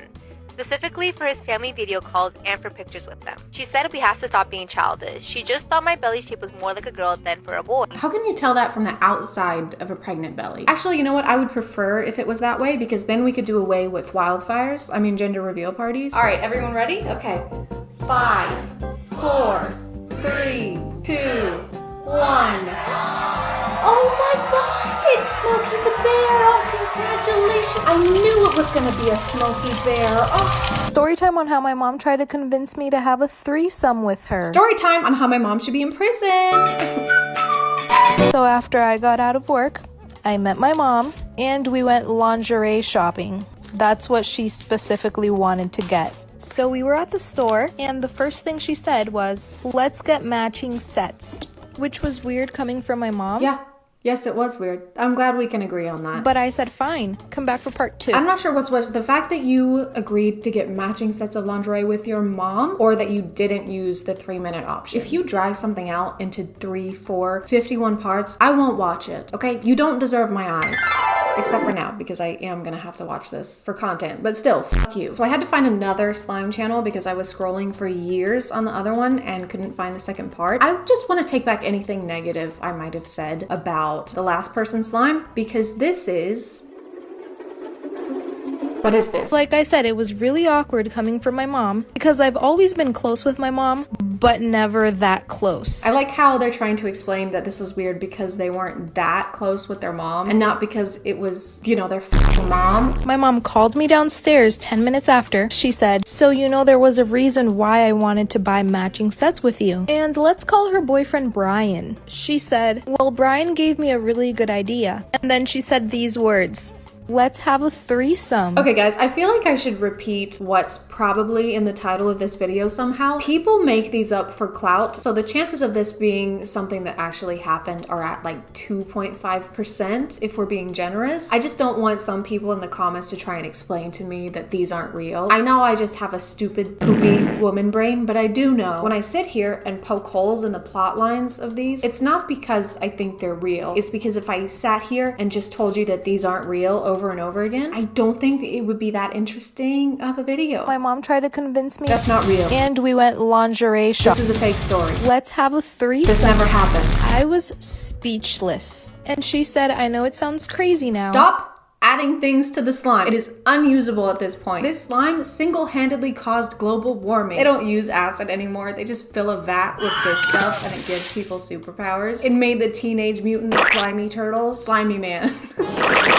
And then Brian jumped in and said, it's not an actual threesome. What we really want is for you to watch us. But we want you to wear your mom's same lingerie. Oh, thank God. I thought it was gonna be something creepy. They tell their mom no and that it's weird. And the mom goes, you know what? Now that you said something, this is really weird. And then they break up with Brian. Thank God, because he seemed to be a pretty bad influence. Okay, on to the next one. Lucifer was a baby born in 2020 and most of his life seemed normal, except one thing which was unexplainable. Every time Lucifer's dad came near him, he would immediately start crying. It might be because you named him Lucifer, like the synonym for Satan. I like how a lot of these TikToks have to have something flashing on the screen or in the caption, like 100% real, true story, this actually happened. Like, okay, I maybe would have believed you, but now it just feels like you're a salesman trying to sell me a car that used to be owned by a 17-year-old boy. Never been in a single accident. One accident minus one is how many accidents this one has had. That dent is from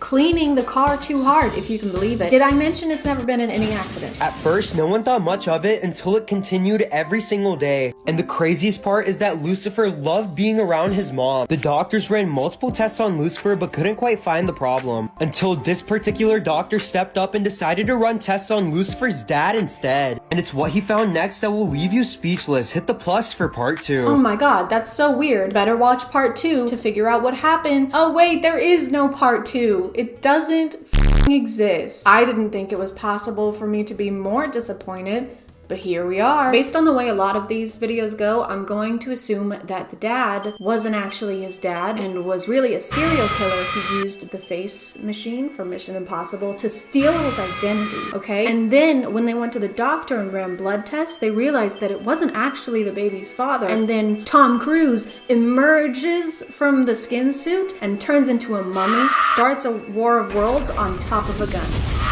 I don't know, I didn't see any of the movies. This is why you should always keep your phone charged. A girl named Marissa came home from school at around 3 p.m. She walked in the door and told her mom that some random number kept calling her all day. Her mom told her the person may have the wrong number and just to ignore it. Marissa said okay and begins to do her homework. A couple hours later, she receives a phone call from the same number. Marissa answers it this time and says, "Hello?" The man then says, "We finally found you. Don't worry, Bunny."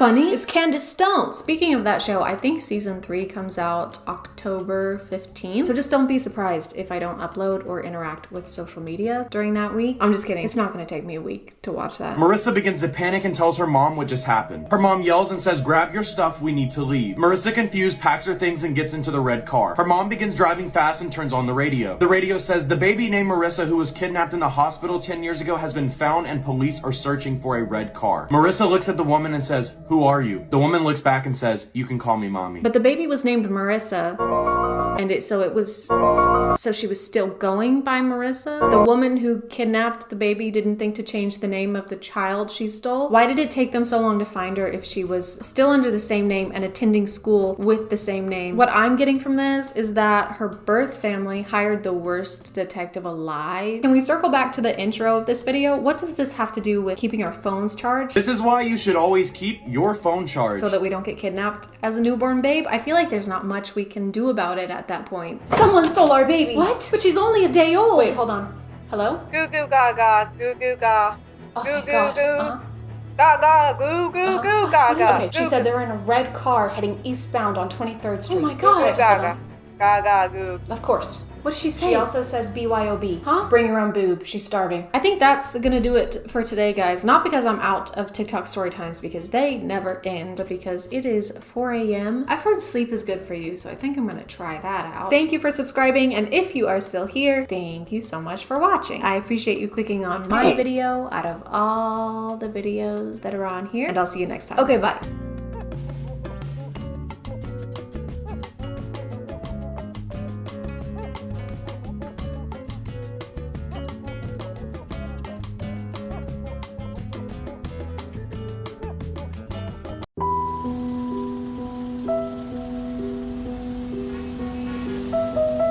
Judith, please don't do this. We were meant to be together. You need to accept that this is over, John. I'm sending the papers to your lawyer tomorrow.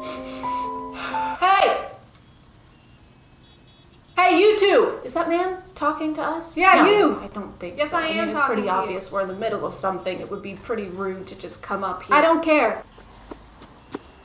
Hey, what do you want? Punch or slap? What? Punch or slap? Would you punch or slap me? That's the same. Don't you mean kiss or slap? No. Please, no. We're in the middle of a conversation. Okay, fine. Kiss or slap? Neither. Thank you for listening, and thank you to Filmora Go for sponsoring this video. You know, John, maybe we're making a mistake. Really? Yeah, I mean, I think we should choose punch. Judith, I agree.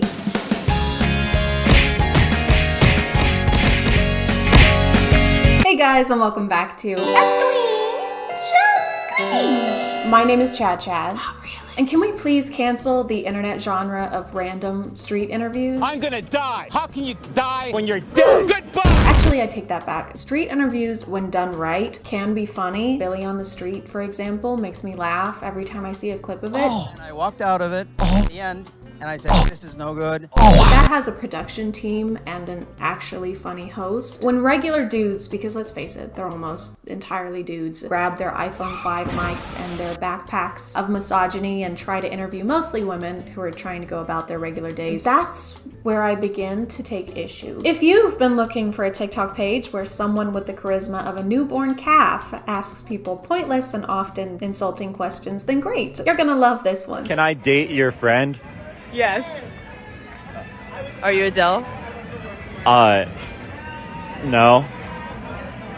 I'm sorry. Oh. You would think with the amount of people doing videos like this and the volume of videos like this that exist, that they would get somewhat less awkward, but no, they don't. She's only into dope, sorry, mate. Oh, DILF? Yeah, she's really into dilfs. Yeah. You have a kid? Not yet, but I think it's a pretty well-known fact that people are the most awkward when put on the spot like this. So it's your job as the interviewer to lead the convo away from that and not just repeat what they're saying back to them with random exclamations. Yeah, I only like DILFs. Oh, you only like DILFs? Yeah, that's what I said. Oh, snap. So, oh, is that the end of the interview or? Oh. Do you have a kid? Not yet, but... Not yet. Maybe, I don't know. We can figure it out. Yeah. Might be able to work around it. Oh. I love how it's so awkward that the person in the middle tries to carry the conversation themselves. I appreciate them for that.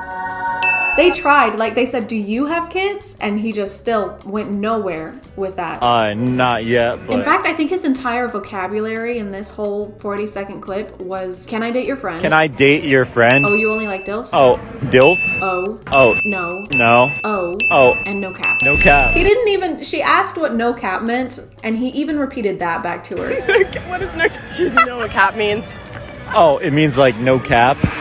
Thank you so much. That cleared it right up for us. Mary Poppins, what's supercalifragilisticexpialidocious mean? Well, silly, it means, of course, supercalifragilisticexpialidocious. Right, but I just want to know what it means. Well, I mean, you know what? I can spell it for you. No, that's all right. You don't have to. U-P. No, that's all right.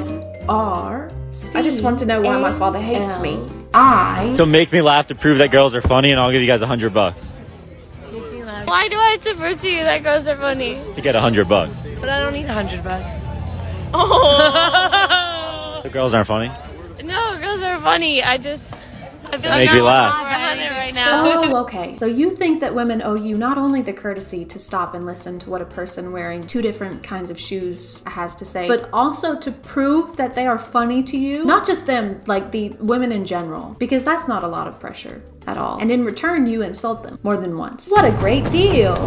Make me laugh to prove that girls are funny, and I'll give you guys $100. If I'm funny? Make me laugh to prove that girls are funny. It's not like it's just a silly prompt or a fun way to compete for $100, because he does this all the time. And the second they don't respond with some kind of joke, he goes, so I was right, girls aren't funny?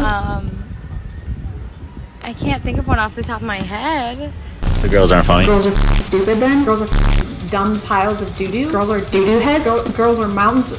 Girls are doo-doo mountains of dumb?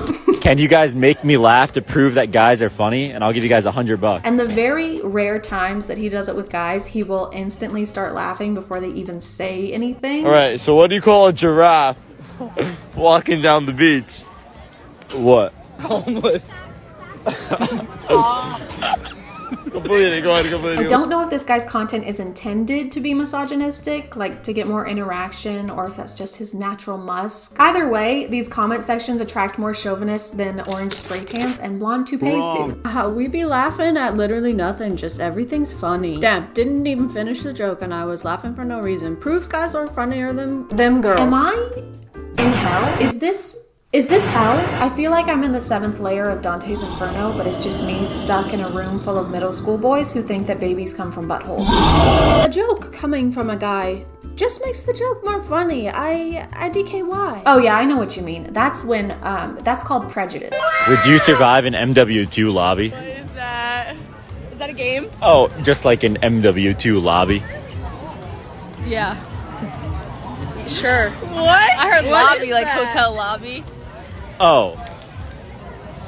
Okay, what are the other questions? Oh, yeah. Oh. Yeah. Yeah.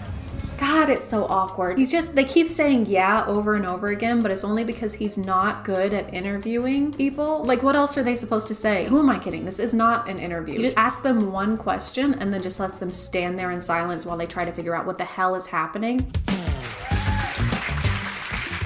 So I've been hearing rumors that someone is dating Taylor Swift now, huh? Yeah. Yeah? Yeah. Yeah. Yeah. Yeah. Yeah. Yeah. Yeah. What? Yeah. Yeah. Yeah. Yeah. Yeah. Yeah. Yeah. Well, yeah. Yeah. Yeah. Yeah. Yeah. Yeah. Yeah. Yes. Yeah. No cap. No cap. Can I date you guys? No. I don't know. Yeah, I'm the only single one. Oh. Yeah, let's go. Okay, perfect. Oh. This is kind of worse than the stuff I usually make videos on because usually it's TikTokers not interacting with real people in real life. They just make stuff pretending to do stuff in real life. This is worse. TikTokers in the wild and it's not good. Yeah. Well, I didn't really want to date you. I wanted to date the other ones, but thanks anyway. I don't want to date you either. They were like going to hug him to be nice probably, but he wouldn't move. And then he said he didn't want to date her and insulted her. A good interview. You're driving 80 miles per hour. How long does it take for you to drive 80 miles? 8 minutes. An hour. No. Wait.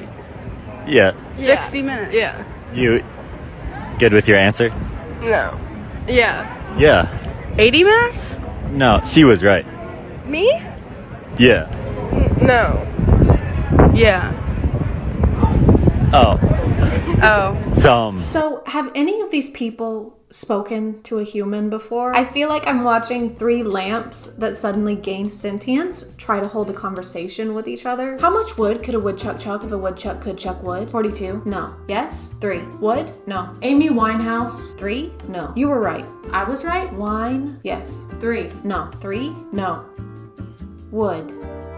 Wood? Yes. So make me laugh to prove that girls are funny, and I'll give you guys $100. Yeah. All right. Why'd the chicken cross the road? Oh. Because.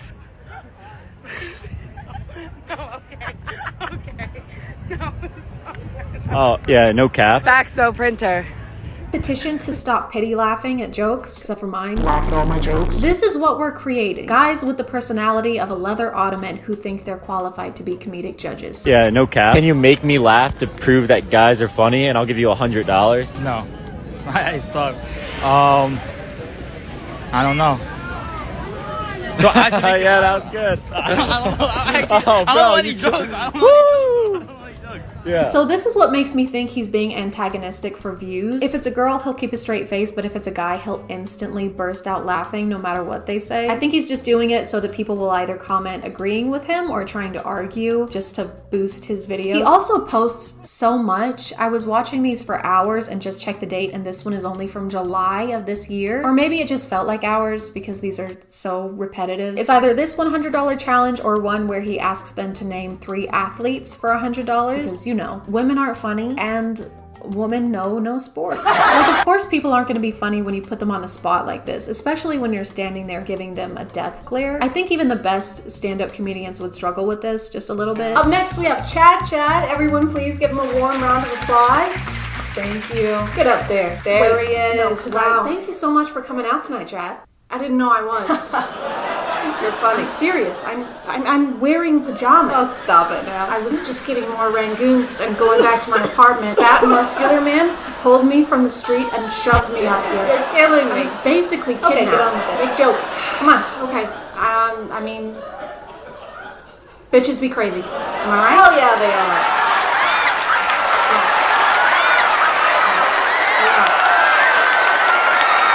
I'm gonna call it there, guys. If you want to follow me on other stuff, that's my Instagram, that's my Twitter. I keep the links in my description. Thank you for subscribing, and if you are still here, thank you so much for watching. I appreciate you clicking on my video out of all the videos that are on here, and I'll see you next time. Okay, bye.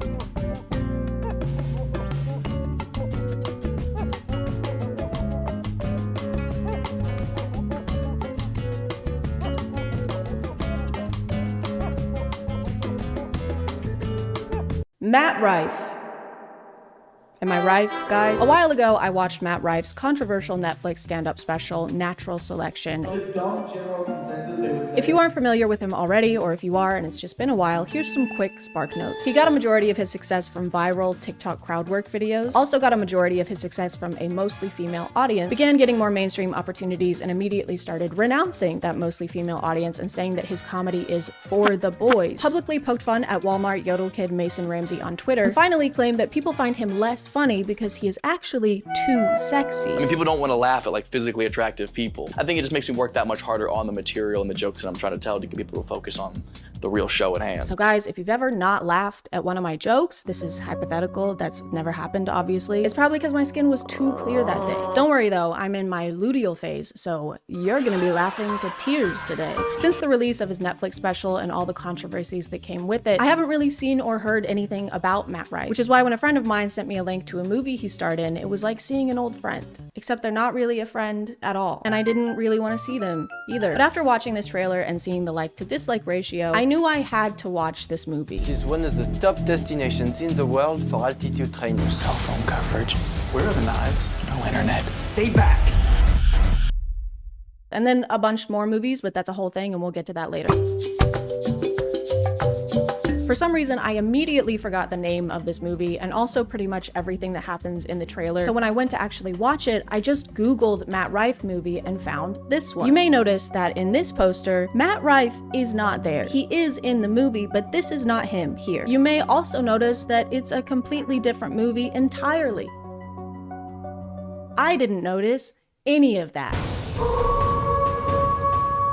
Our main character, AJ, has been having nightmares about the traumatic death of his parents that he witnessed as a young boy. They never caught the guy, and AJ can't really remember any details, so his flashbacks are pretty blurry. So based on those, it appears his parents' attacker was probably Sid the Sloth. AJ has been trying to revisit these memories in order to remember more details, but his therapist urges him to take things slowly. There could be dangers in unlocking these memories, AJ. We don't really know how the system will react. Don't rush the process. But right after this, he suggests that AJ go back to the place where it happened. Well, isn't there something else we could do? Just one thing. Go there. So it kind of seems like his therapist hates him. Hey, you know that place where your parents died brutally to an unknown danger that for all we know could still be there?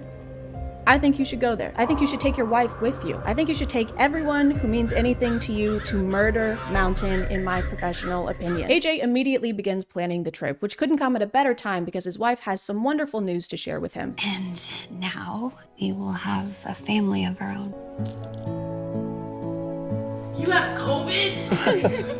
And you let me kiss you? Thanks to Rocket Money for sponsoring, and let's get back to the video. His wife, Sam, has no character depth and no personality traits, not even one. Anytime AJ and her talk, it's AJ talking and her listening in a supportive wife way and agreeing to do whatever he wants to do. It's a red-tailed hawk. His dad's favorite bird. Oh. Man, do I miss that guy. He loves you so much. You know I support you either way, but I'm here for you every step of the way. Aside from listening to him talk about his problems, she'll also fetch him beverages and food. It doesn't even feel like she's a person even. It's kind of just she's an extension of AJ's character. It's like wife is something in his inventory that he equips for perks. I cast wife. Hey hun, had a bad day. Aw honey, I'm here for you. Thanks. Do you want a PB&J? Yeah. Okay, I'm gonna make that for you while you sit down and don't ask me a single thing about my day, okay? Okay, don't forget to cut out the crusts. They tell their loved ones about the pregnancy, and at this point it became very clear that this was directed by a dude, because in order to celebrate Sam being pregnant, they have a pool party with slow motion bikini dancing and a drinking montage. This is a baby shower? Oh my god, you're pregnant? We have to celebrate. Without you. This is also the scene where we meet Matt Rife's character, who is the boyfriend of AJ's brother's wife's sister, who is played by Musically star Malu Trevelyo. And her character seems like she fully hates Matt Rife's character the entire movie. Doesn't remember any of it. Just put this away, dude. Like, can you like stop? He's part of a legend. Oh, he's so stupid. Sam finally makes an appearance at her pregnancy celebration to bring the guys a dessert, but not the one that they wanted, apparently. Hey, lemon cake, anyone? Okay, that is not a cheesecake.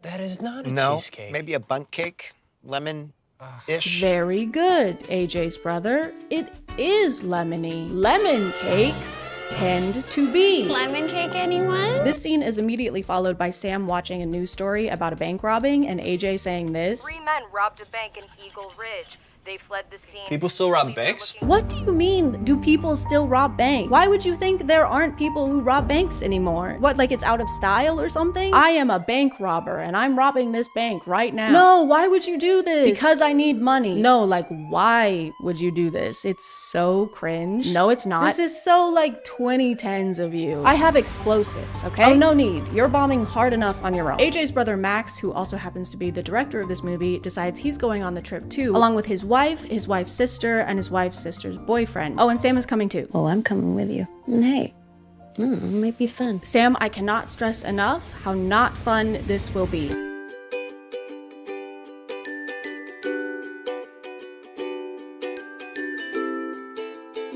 Why is this shot so long? Why does it go for so long? On their way to the mountain, they drop their dog off with their cousin, and there's a good 30 seconds where it's trying to escape. Yes. What's Hey, up, man. cuz? So, looks like a little family event. Should I go check them out? Hey, let that dog go. I'm no body language expert, but his body does not want to be here. While they're hiking up the mountain, they run into a couple leaving, and they literally try to warn them not to go up. I'm gonna be honest, I don't think you should go up there. It's pretty shady. I mean... Yeah, we were hearing all kinds of weird noises. I don't know. You think the woods are pretty shady? Yeah, it's full of trees. There's gonna be shade. Yeah, we're not too worried about it. See, we brought these 2 guns, and they're good to go.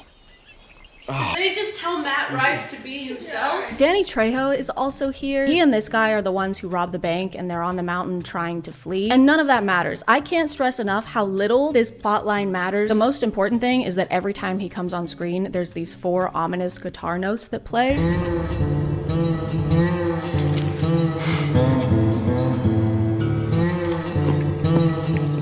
And that's only important because I think it's cool and I think it should happen when I enter a room. Hey, you guys want some lemon cake? Hey, there's nothing wrong with the lemon cake, by the way. Seriously, I didn't do anything weird to the lemon cake. I don't know why it seems... I promise I did not piss in the lemon cake, okay? Matt's character, who I keep calling that because I don't think I ever learned his name during the movie. I think they literally introduced him as Idiot Boyfriend. Yeah, I hope it's okay. I brought along the sister and the idiot boyfriend. Oh, pool time. More pool. So Idiot Boyfriend does some online researching about the mountain and realizes who AJ is and why he wanted to come here. It was you. The kid from those stories. Yeah? For some reason, he's excited to make this discovery, like it's a cool thing he just learned. You really don't know what happened to your parents? What? Dude, that is awesome. Wait, you're that kid whose parents got brutally murdered? Lucky. Mine are just alive and enjoying retirement, so that fucking sucks. After settling into camp and meeting bank robbers while being very casual about the fact that one of them is covered in blood, everybody goes to bed and starts doing the dirty and squirty very loudly. No! And while this is happening, Idiot Boyfriend gets stabbed in the neck. As if there wasn't enough penetrating going on in this campsite. Sam and AJ hear the scream and he gets to prove his mettle. Go check it out. Me? You're right, AJ. Your pregnant wife should be the one to investigate the murder sounds. When they get to the tent, they find no one inside and realize that AJ's brother and his wife are also missing. Sam is obviously stressed, and this is the first time in the movie where she's needed AJ's support and not the other way around. Babe, I'm starting to get worried. Hey, you know the song Freebird? That's Max's philosophy on life. Babe, don't worry about them being missing. Think about the song Freebird. They spend the next big part of the movie wandering around trying to find everyone and eventually finding them, just not in the most optimal condition, being alive wise, because they're all dead. Oh, and there's also bear traps in the woods for no reason other than for characters to run into them and it be scary. Why would there be bear traps in the protected forest? They live there. That's like the mouse in my walls setting traps for me. And I'm not gonna fall for it again, no matter how much Mountain Dew voltage you put in there. Mark my words. Eventually, the cousin who was dog sitting for them tries to come and help because they managed to get service long enough for a phone call and decided to use it to call him instead of someone like the police. This guy can't handle a serial killer. Okay? He can't even handle dog sitting. Hey, cuz? So, in a shocking turn of events, the cousin gets immediately captured by the killer, and AJ tells the last surviving bank robber to stay behind while he and Sam charge forth to try and help him. Let's go. Stay here and cover us. Come on. Or maybe have your pregnant wife be the one who stays behind at a safe distance instead of this guy you don't know. Maybe have him run at the dangerous killer with you. It's whatever though, Sam ends up being fine, and by fine I mean she gets stabbed. While everyone has been getting viciously murdered, the 2 park rangers have been lollygagging. I don't have any other words to describe what is going on with them. They're driving to check on them because something suspicious was reported, but they do not have a single shred of urgency. Ah!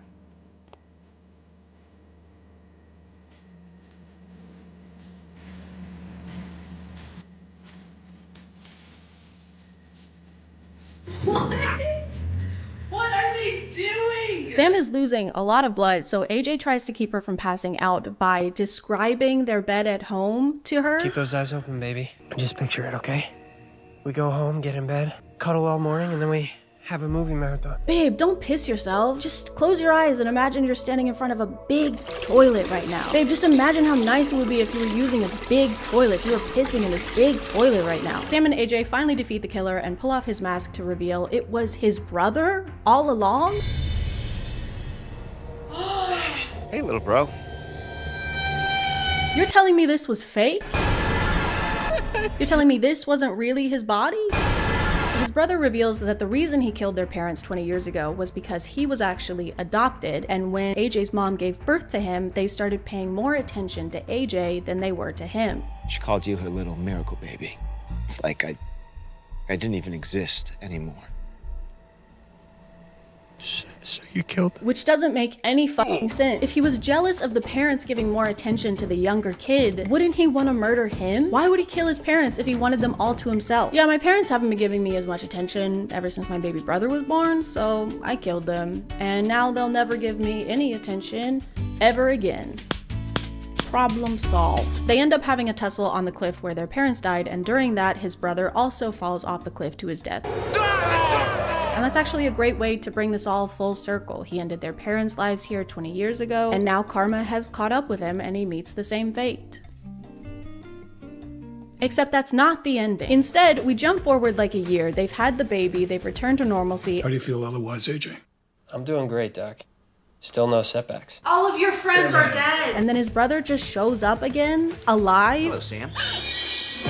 AJ says he sees him driving past while he's on the way to a business trip, but I think they forgot to film the actual shot of the actor, so it's just this. We could get a chalupa. What's happening? Hey, you see that guy driving? What? So they turn around and go back home with the least amount of urgency possible.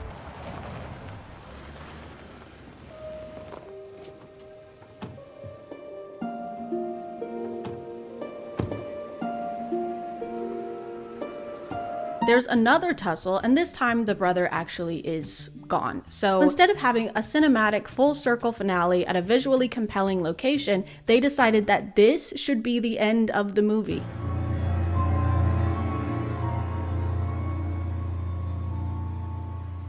That's the end? Not only were the last 20 minutes of this movie completely pointless, but I started to pick up on something very strange. Notice how we haven't seen any alien spacecrafts in this movie, or how not a single person has rode a bike, ridden a bike, rided a bike. It suddenly hit me that I had watched the wrong movie and that the last 2 hours of my life had been a complete waste. Do you have any idea how productive I could have been with that amount of time? I could have played 6 rounds of Fortnite with that amount of time, or 4 if I consistently made top 10, which is less likely. Moving on to the Matt Rife movie I was actually trying to watch. A renegade film?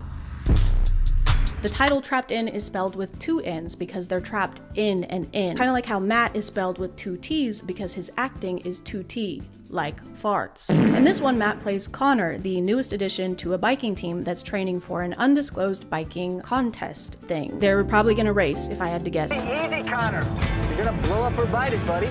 Connor and Greg are pulling away. That was awful. Connor seems to have some anger issues and also some beef with the team captain, Greg. Rolling with the pros now, pretty boy. The whole team and their coach traveled to Andorra for a training trip at this isolated inn with little to no cell service and with innkeepers who are weirdly horned up. One of the innkeepers has clearly dubbed audio to the point that it sounds like she's in a video game cutscene. Welcome to the Auberge Piage. My name is Jean-Luc, and this is my lovely partner, Nathalie. Bienvenue. Welcome to a little inn. Welcome, my name is Jean-Luc, and this is my partner, Natalie. It's me, Mario. They give the team a tour of the inn and they get to meet the other guests. Over here is the pool. You see, we have still a few guests. Oh my god. As you can see, our inn is very isolated, so we don't get many guests, aside from 15 of the most gorgeous women you've ever seen in your entire life. We then get a pool party scene that goes on for way too long.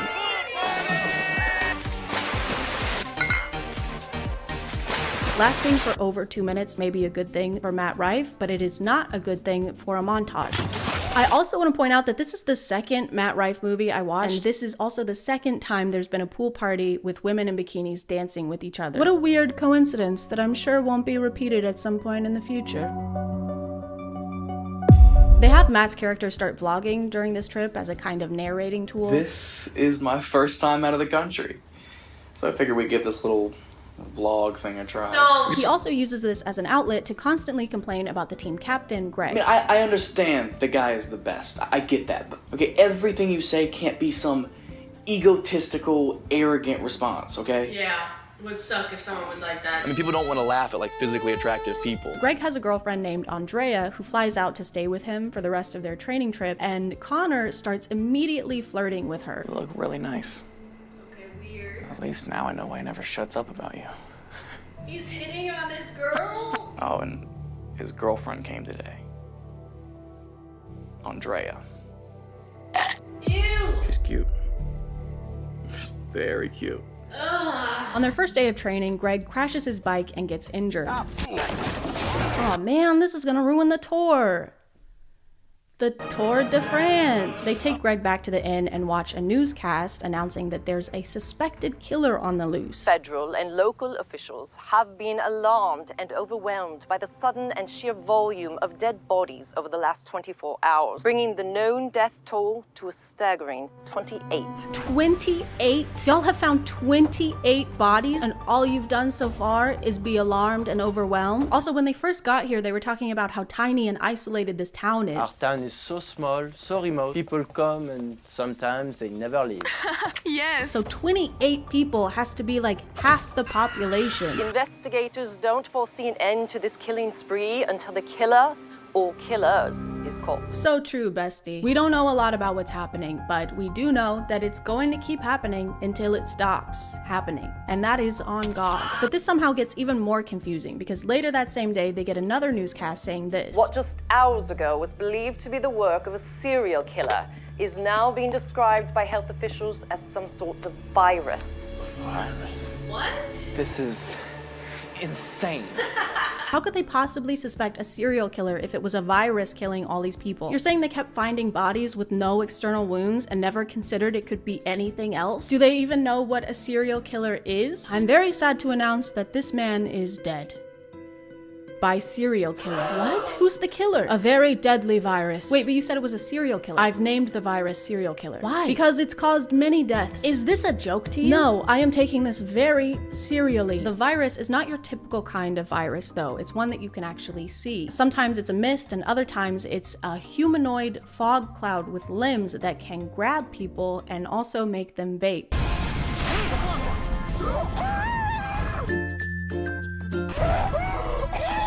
Oh no, watch out, it's a virus! And it's gonna make you lit as hell! They stay in the inn for weeks, waiting for some kind of news that it's safe to go out or that the virus has been contained, during which Connor keeps making vlogs that are usually spliced with him doing workouts furiously. I'm losing my shit. I don't know if anything matters anymore. Is today the day we die? What is he doing? Eventually, he moves his camera to a shelf in the bathroom so he can vlog while looking at himself in the mirror.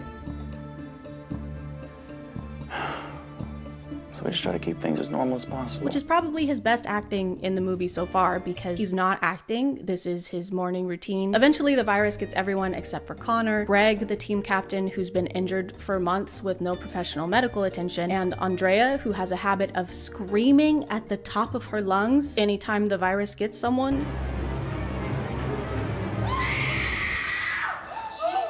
Coach.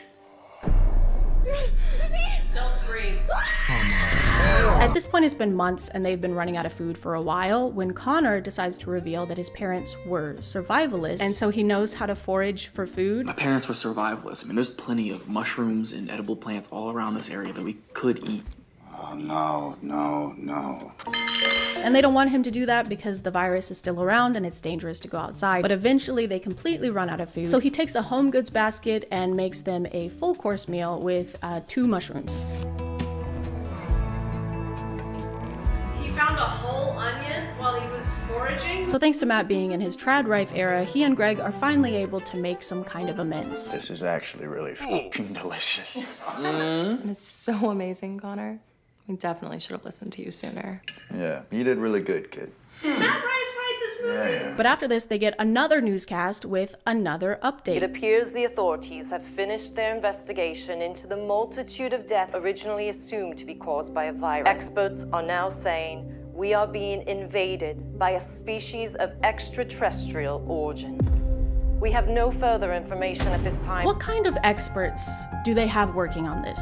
I don't think they have their greatest minds on this case. It has been months, and they just now realized that this can't be fought with a vaccine. We've tried NyQuil, we've tried Dayquil, I don't know what else. That's what's been behind the mist this entire time? Fucking aliens? Well, no one said you have to do that. I really don't know how Greg has made it this far because, again, he's had open wounds on his back for months.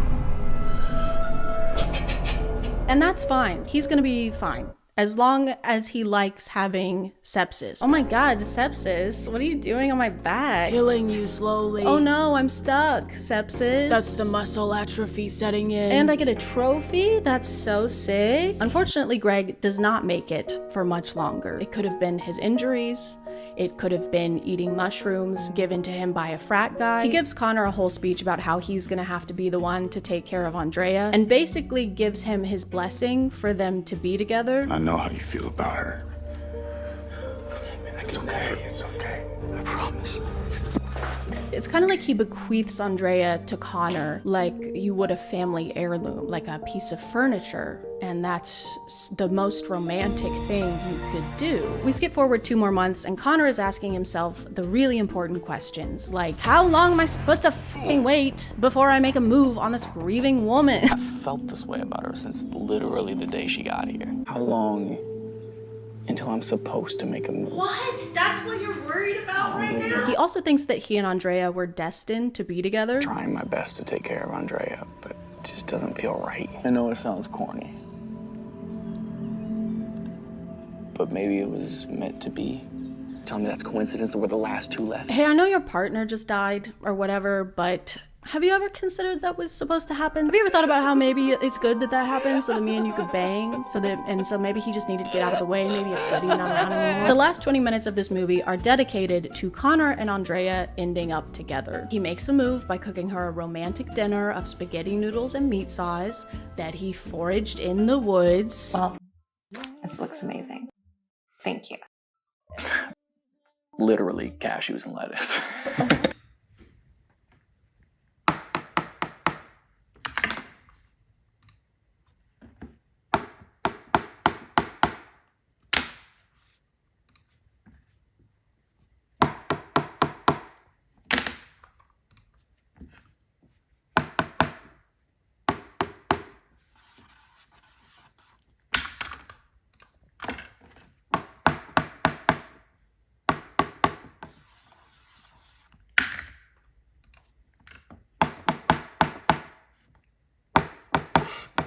They spend the night dancing and smooching and kissing. Those are the same, the last 2 are the same thing. This is crazy.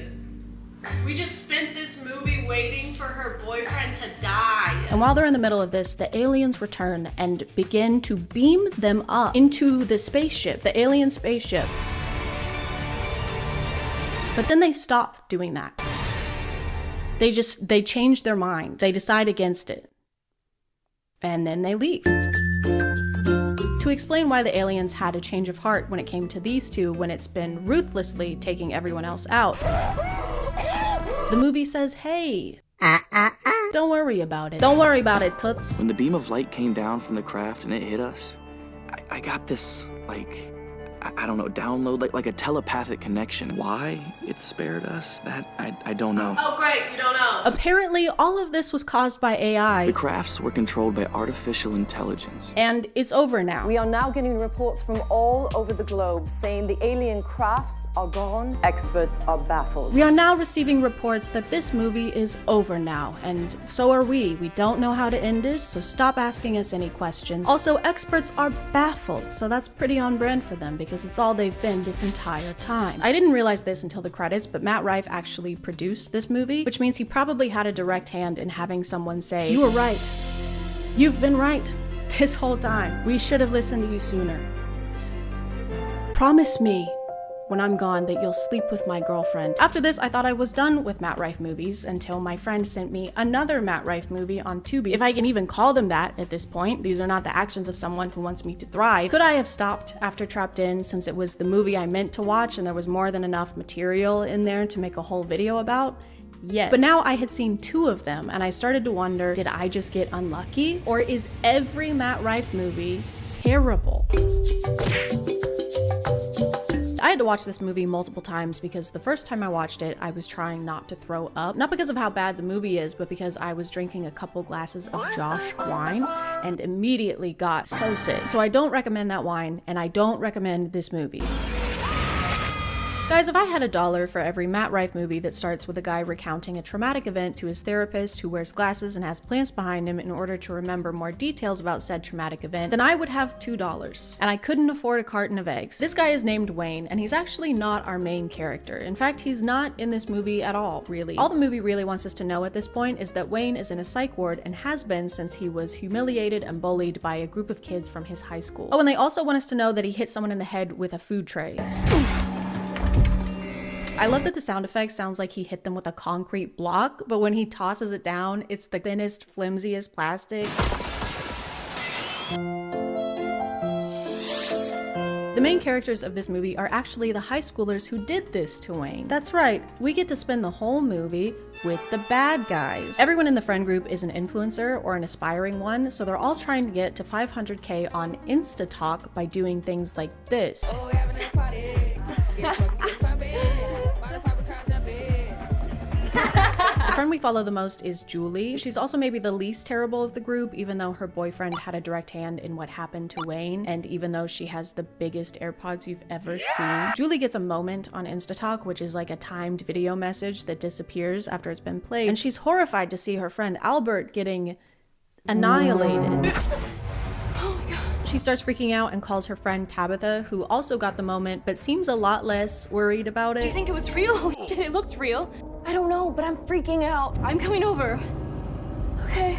Okay, I just gotta do one thing. Dude, I'm losing my shit right now. I mean, that makes sense for you to be losing your shit because one of our best friends literally just got stabbed, so it would be weird if you had any other reaction. Albert, the friend who just got eradicated, was apparently an internet prankster, and I'm not saying that means he deserves what happened to him.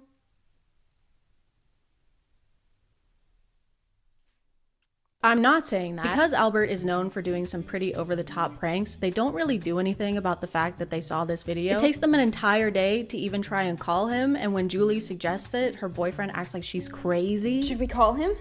Call him? Yes. Be serious. This is an emergency. We need to call him. Call him? It's 2021, okay? We don't call people unless it's a matter of life and death.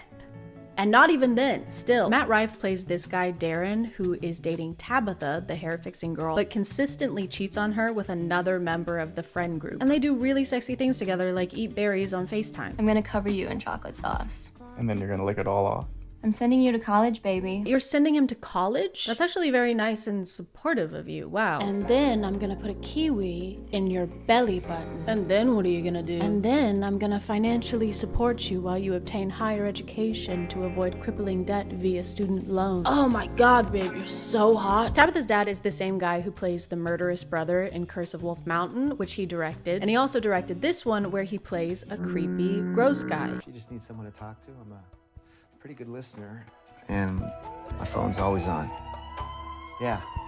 Julie's boyfriend thinks he sees Wayne one night, so he does some digging and finds out he's been released. 2 days ago, I hacked their site. Just get your ass over to Skyjacks, okay? Fine. My mocha! The movie really wants us to believe that Wayne is the one killing people off, but they don't do a very good job of convincing us. The only thing that makes it somewhat believable is how much damage he can deal with a styrofoam tray.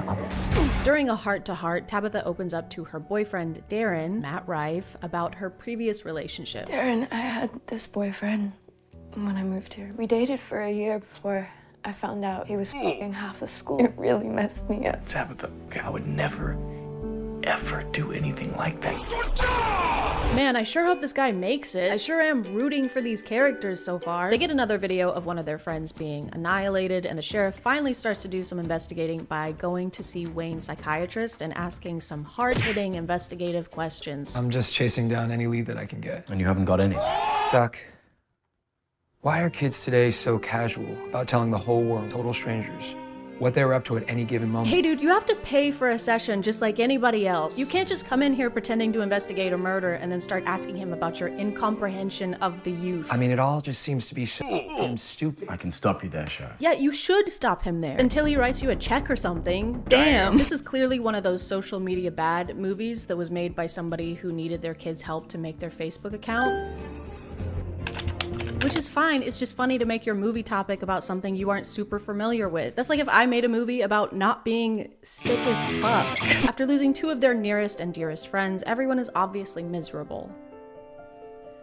Lee in need of a pool party. I cannot make this up, guys. There is another pool party montage in another Matt Rife movie. That's 3 for 3 Matt Rife movies. That's all. If I had $1 for every time this happens and $1 for every time a guy opens up about his past trauma with the psychiatrist with the glasses and the plans behind him, then I would have $5. And I still couldn't afford a carton of eggs. The movie also seems to want us to believe that Beth, the girl Darren is cheating on his girlfriend with, is the reason he's cheating on his girlfriend, as if he's not actively making the choice to do so. I care about you, okay? We've had a lot of fun, but I don't want to do this anymore.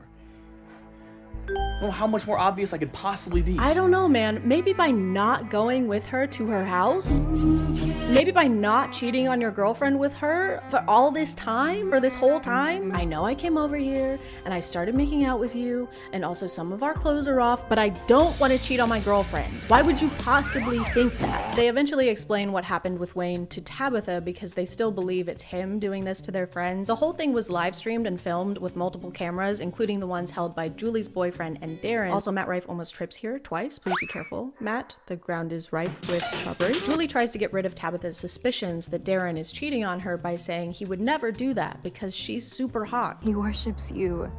He's really vain and you're the hottest girl ever. And as we all know, guys only cheat on ugly girls. And that's proven fact. After Darren ends his affair with Beth, is that an affair if you're not married? It's not a fair either way. After Darren ends it with Beth, she wants some kind of revenge, so she goes to Tabitha's house to do things with her father. Once again, Beth is a high schooler.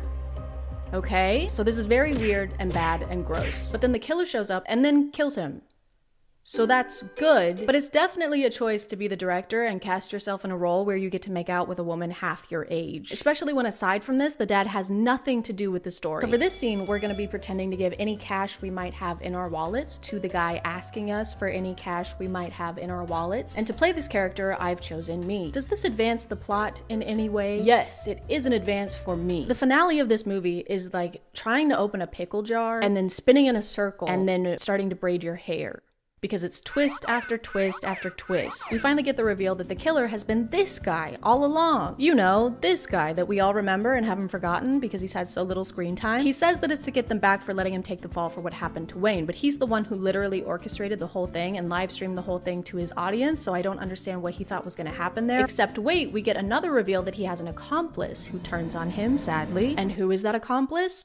It's Tabitha! And her motivation is that she knew this entire time that Darren was cheating on her and thought that the friend group was lying to her about it, which they were, except for Julie. At some point in all this chaos, Wayne finds Julie to try and warn her about the killer. Not the best timing, Wayne. There's been some signs, and she's scared at first, but she has the realization that it's not Wayne doing this to them, just in time for her dumbass boyfriend to burst through the door and kill Wayne. No! They made his life miserable, and then you have him die at the hands of the guy who did the life miserabling. And what's even worse is that the only two people to survive after defeating Tabitha are Julie and her dumbass boyfriend. That's right, Jeremy makes it out of this alive. Isn't that amazing news? Doesn't that feel right and good and balanced and balanced? They even get a happy romantic ending scene together.